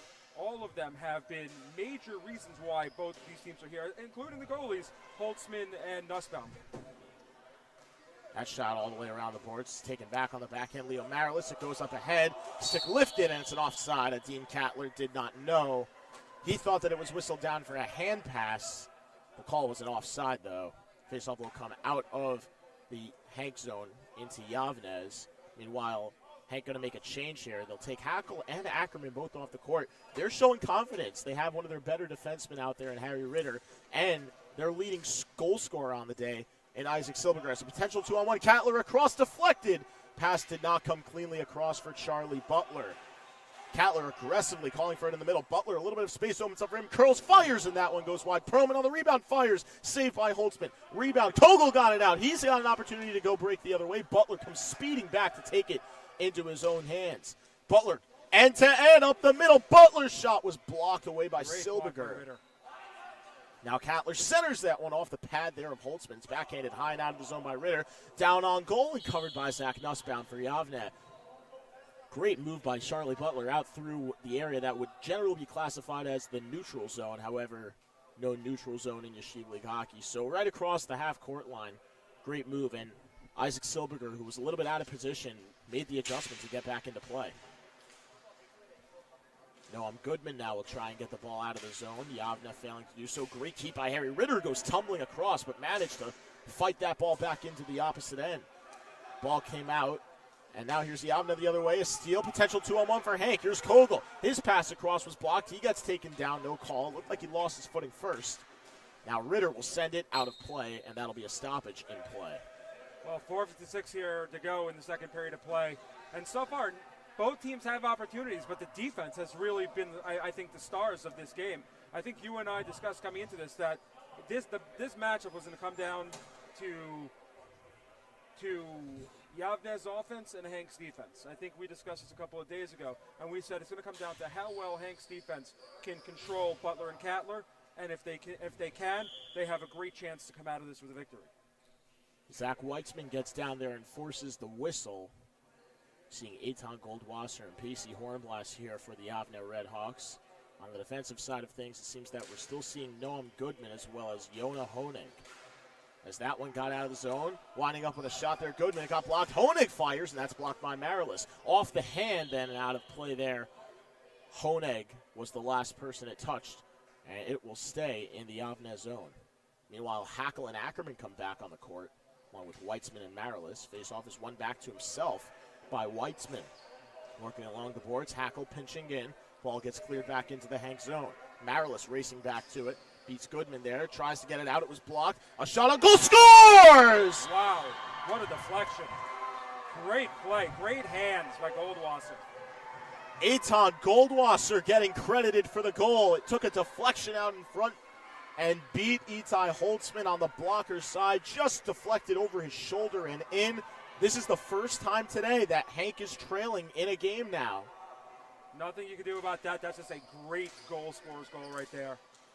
As here's a pass in front. Hank looking for the equalizer, and that one moved across. Well, Hank has been in a situation like this before. Remember, they were trailing in their championship game against the Halb Lions on a second period goal. That came on a similar way from a point shot, which got past the blocker side of Itai Holtzman in that game as well. Elon Freundlich did it for the Halb Lions then, and it looks like Noam Goodman, or rather, Eitan Goldwasser, had the last touch on it for Yavne here. But Hank down 1-0 as look at Cattler speeding through, backhand shot saved by Holtzman. He pounced on the rebound before Butler could get his hands on it. Yavne, hot on the heels, looking for their first championship since 2012. So far having not the early lead, but a lead most of the way through this second period. And Hank, not panicking, not going towards all of their top dogs necessarily. They got that line of Jonah Rossman and Elon Kogel as a potential 2-on-1 now, looking for the cross pass. Pass was broken up. Cattler looking to feed Butler. Great stick by Isaac Silberger trying to get there. A Shiner now trying to outrace Kogel, pinching into the play. Silberger's backhand shot goes wide. Silberger has a shot and the offensive ability that a lot of defensemen really try to have, but there's a little bit more to it than just being aggressive. He seems to have a niche for being in the right place at the right time and having opportunities. He's got 3 of the 4 goals that Hank scored against Mariah today. That shot just blistered wide. And while he didn't score against the SAR Stingers, that one almost bounced in, but Zach Nussbaum able to get the blocker down, secure that ball. As I was saying before, Silberger, look for him to start pinching in a little bit more, trying to get some more shots off. He's lit the lamp quite frequently for Hank today. Interesting bounce on this floor. As the goalie, you got to be really careful just because of how bouncy this floor actually is. Great keep there by Silberger. Hackle shoots, and that one out of midair just goes wide. Mo Ackerman on with Avi Hackle now. He gets turned around. Good attempted play there. Ackerman bodied away there. Here comes Perlman, but it's just offside. Offsides. Butler Definitely half offside, a but step just over a the bit. line. Just ahead of Perlman. Negated a 2-on-1 attempt there with 59 seconds to go. And against a goaltender like Holtzman, that one shot beat him, but you never know how many you're going to get, especially how many quality opportunities you're going to get against a team like Hank. He plays a really strong defensive game. As there's the shot we've seen from Silberger. Quick reflexes there by Zach Nussbaum. Now Ackerman trying to push it ahead. He's back on with Weitzman on offense. Little spin move there by Weitzman. Out to cover it, though, goes Nussbaum, and he'll get there with just under 35 seconds and still ticking off the clock here in the second. Yavne definitely taking advantage of their opportunity. Now it's going to be up to them to try to keep the back end quiet. Although Silberger has shown that all it takes is one moment for him to get the shot Perlman off shoots. and That into one the net. goes wide. Sorry about that, Elliot, as you were saying. It's the end of the point. Hackle gets bodied there by Dean Cattler. Butler will pick it up. Another potential 2-on-1. Butler's shot was blocked there. Ackerman, 2 seconds, 1 second, powered his way across half court, but didn't get a shot away. So we have the icebreaker here now in this final championship game. Goal scored, the last touch by Eitan Goldwasser around halfway through the second period. It's the Yavne Redhawks up 1-0 with 1 period left separating them from another championship run here in the Martin Weiselberg Memorial Tournament. So much history in this. Go back to 2006, very first championship was between these two teams. They have not met a championship since, but both teams have been in several championships since that point. Hank was in 3 in a row to start. Yavne has been in, I believe, more championships, definitely more playoffs, but I believe more championships than any other team that has been in the history of this tournament, if I'm not mistaken. I have the book in front of me. They have been to, let's see, Yavne's been to, this is their 5th championship, so yeah, that will make it the most. Hank, on the other hand, this is their, wait, hold on, sorry, I apologize. This is their 7th championship, Yavne. For Hank, this will be number 6. So the two of them inextricably linked as the 1 and 2 in terms of championships, championship appearances. They've met the most out of every team in this tournament. They've met. This is the 15th time meeting. The record is extremely close. I believe it's 8-6 Yavne. Each of the first 3 years, they split the regular season and postseason meetings because they met in each of the 3 postseasons as well. And right now, you have Yavne on a record streak and looking to add to it now by putting the cherry on top of the championship here. Avi Hackle now looks like he's shifting to offense. Weitzman and Ackerman are both out there as well as faceoff was pushed back in towards the Yavne zone. Now Butler trying to go. Great keep there by Hackle. No, that's not Hornbless. That's Honig. As Butler moving the other way. He'll slow it down, try to drop it off to the middle for Adim Cattler. Stick lifted there away from Mo Ackerman. Cattler takes it away. Backhand in deep there by Perlman. Hackle trying to break free. Hackle has a step. Hackle, great play there by Sammy Perlman to knock it away and negate that odd man rush for Hank. As that shot deflected wide. You're seeing Honig on now with Sammy Perlman. As Silberger now with a shot, and that one goes wide. Taken by Ackerman in an attempt to get there as Hackle now back for it in his own end. Charlie Butler on him as he rings behind the net for Isaac Silberger. It was kept in there by Perlman. Cattler battling for it, but can't get it. Perlman with a good keep there. Perlman towards the middle. Butler want to move. Butler, good stick check there by Avi Hackle trying to take it away. Cutting back in, Honig. Cross it goes. Weitzman will clear. It goes wide. Off the back of the net. It's stuck there. Ackerman trying to get out there. Yavne making a change. Pomerantz will hop on for Cattler now. As Ackerman trying to work it in deep. Butler coming down to help out with the curl. The backhand gets out of the zone. Silberger, the only man back for Hank. Glove down now by Perlman. His shot deflected. It's going to be an offside. Offsides. That's the one problem with being back already like that. If you're going to send it into the zone like that, you're likely going to have an offsides because there's not enough time for your players to get out of the zone. So if you're going to sit that far back, you got to play with it a little bit. You can't just expect to flip it into the zone and expect to be okay. Your players are still going to be caught there, and that's actually going to be to your detriment. So the more time taken on something like that, the better off it'll be for you. Kogel tries to push it forward, but good play out of midair by Perlman. His shot just whistles wide of the net. Now here's Ritter with it. Ritter blocked from around. There's Butler setting up in front. The jam and a wraparound attempt. That one just snuck out wide. Max Pomerantz with the opportunity for Yavne. As Butler, fancy shift work. His backhander save. Rebound, scores! Max Pomerantz sneaks it through the 5-0 of Itai Holtzman. He's arguing he had it. Schlussel made the call on the line. I didn't see that ball enter the back of the net, but it doesn't need to. It just has to cross the line, and clearly that's all it did. Didn't make its way very far as Yavne takes a 2-0 advantage with just over 5:30 to go in the third period, and that is a big insurance tally, especially for as well as Holtzman's Another been great playing. deflection and great hand-eye play. We've seen 2 of them here, and they've been the difference in this game. The ball goes out of play. And really just shows you, obviously we've talked about Cattler and Butler as the two main guys to watch on this Yavne team. But the fact that neither of them has a goal in this game, haven't lit it up on the score sheet. They're only up 2-0, and there's not that much time left. This Butler cruises in, and he just missed the net with the rebound just over the top left corner. But to see guys like Eitan Goldwasser contributing, Max Pomerantz contributing on the goal-scoring list, really just shows you what this team is built with. That it doesn't only have to come for their two main stars. Here's a curl shot. Don't think that Nussbaum was expecting that one. Look, they've drawn the attention away and allowed for everybody else to shine. So they've done their duty when they needed to, and they've been able to get the ball to their partners and the other players on the court when they needed to as well. Shot by Perlman was gloved down by Holtzman as it never made its way off the ground. And it'll be a stoppage in play. Just under 4:15 to go here in the third. About halfway through the third. Avi Hackle, Mo Ackerman, Isaac Silberger, Zach Weitzman all on now for the Hank Hurricanes. We're seeing Noam Goodman, Yona Honig, Casey Hornblast, and now Eitan Goldwasser back on the court for the first time here in the third period. Scored the first goal of this game for the Avner Redhawks.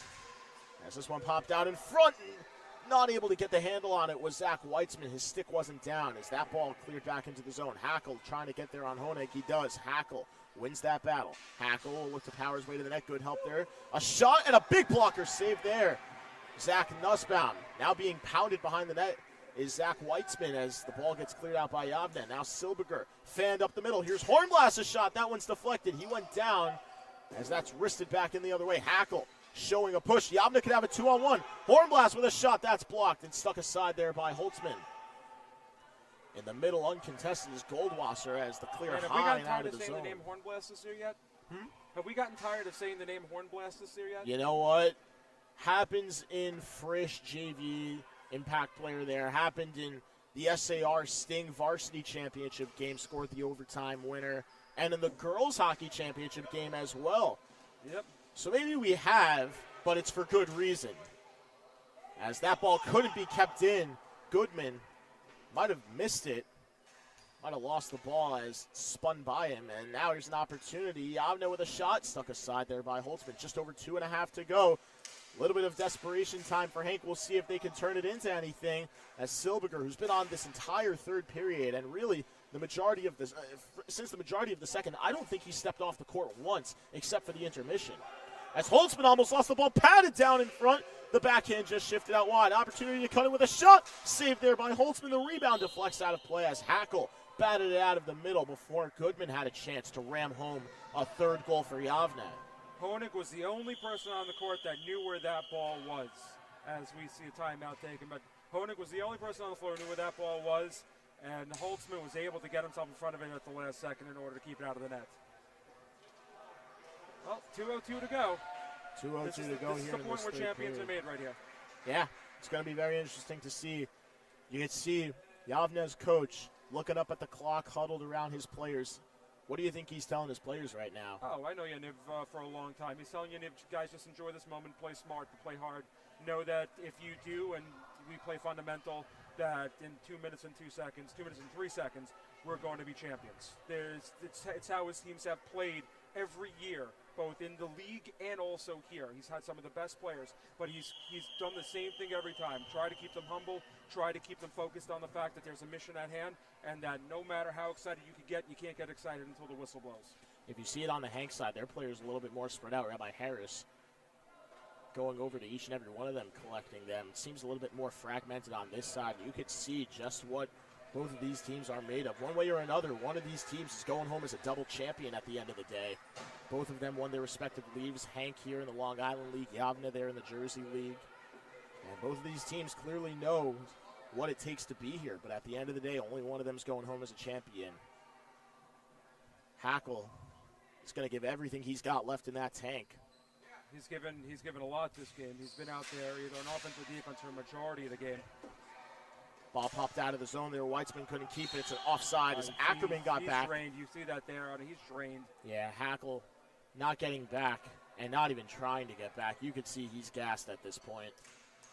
But really just trying to give everything he can. Every ounce of energy left in that big tank, we've said.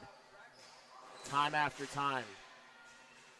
He was a big difference maker. It's a 2-on-1 opportunity. Cattler robbed by Holtzman. What a save by Itai Holtzman on a Dean Cattler. Great pass by Charlie Butler as well.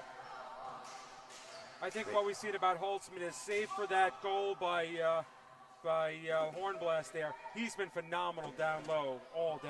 Perlman shoved into the boards by Ackerman. He took a retaliation shot, didn't get anything at least meticulous. As Cattler, a little bit of a shove from behind on Weitzman, coming back. Backhander by Silberger in front, popped wide. Holtzman had a chance. Cattler comes and shoves him away. Cattler, nice move around Ackerman. Cattler slips up. Ackerman will push it back in. Now, man goes down. Ackerman got taken down as Holtzman out. Harry Ritter in. Net empty for the Hank Hurricanes as it pops out in front. Hank trying to dig it out. Backhand sent in front. Cattler gets taken down. Still no call. Yavne wanting a call. Hank wanting a call. Looked like it might have been offside. Weitzman just got back. Cleared, kept in the zone though. Hackle fires just over the net. Weitzman missed on the rebound. Now Ackerman shoots. That one's blocked. Under 30 seconds to go. That ball cleared out of the zone. Butler, the only forechecker down there for Yavne. Ackerman sends it in. It's not offside, but no one's there for Hank. And now they whistle it down. And it seems that there was a penalty called, I believe a delay of game. Let's see what the call is. Who was that on? It doesn't Looks seem like looked like Yavne's gonna take a player off. I guess he threw the ball down the court. So we'll see Yavne on the penalty kill for the final 20 seconds of this game. 20-second opportunity here, and the net empty. So it's actually a two-man advantage. Here's the shot, blocked by Butler. Silberger takes it. Butler only needs one more point for a record, but he couldn't get it through. This one is cleared. Perlman around the net, shook it off, won't clear, as that will wrap it up. The Yavne Redhawks are your 2023 Martin Weiselberg Memorial Hockey Tournament champions. All right, I'm going to leave this booth now to go get the trophies for them. Great game by both teams. Yavne clearly showed that game that they were a complete team with a complete performance. No question about it.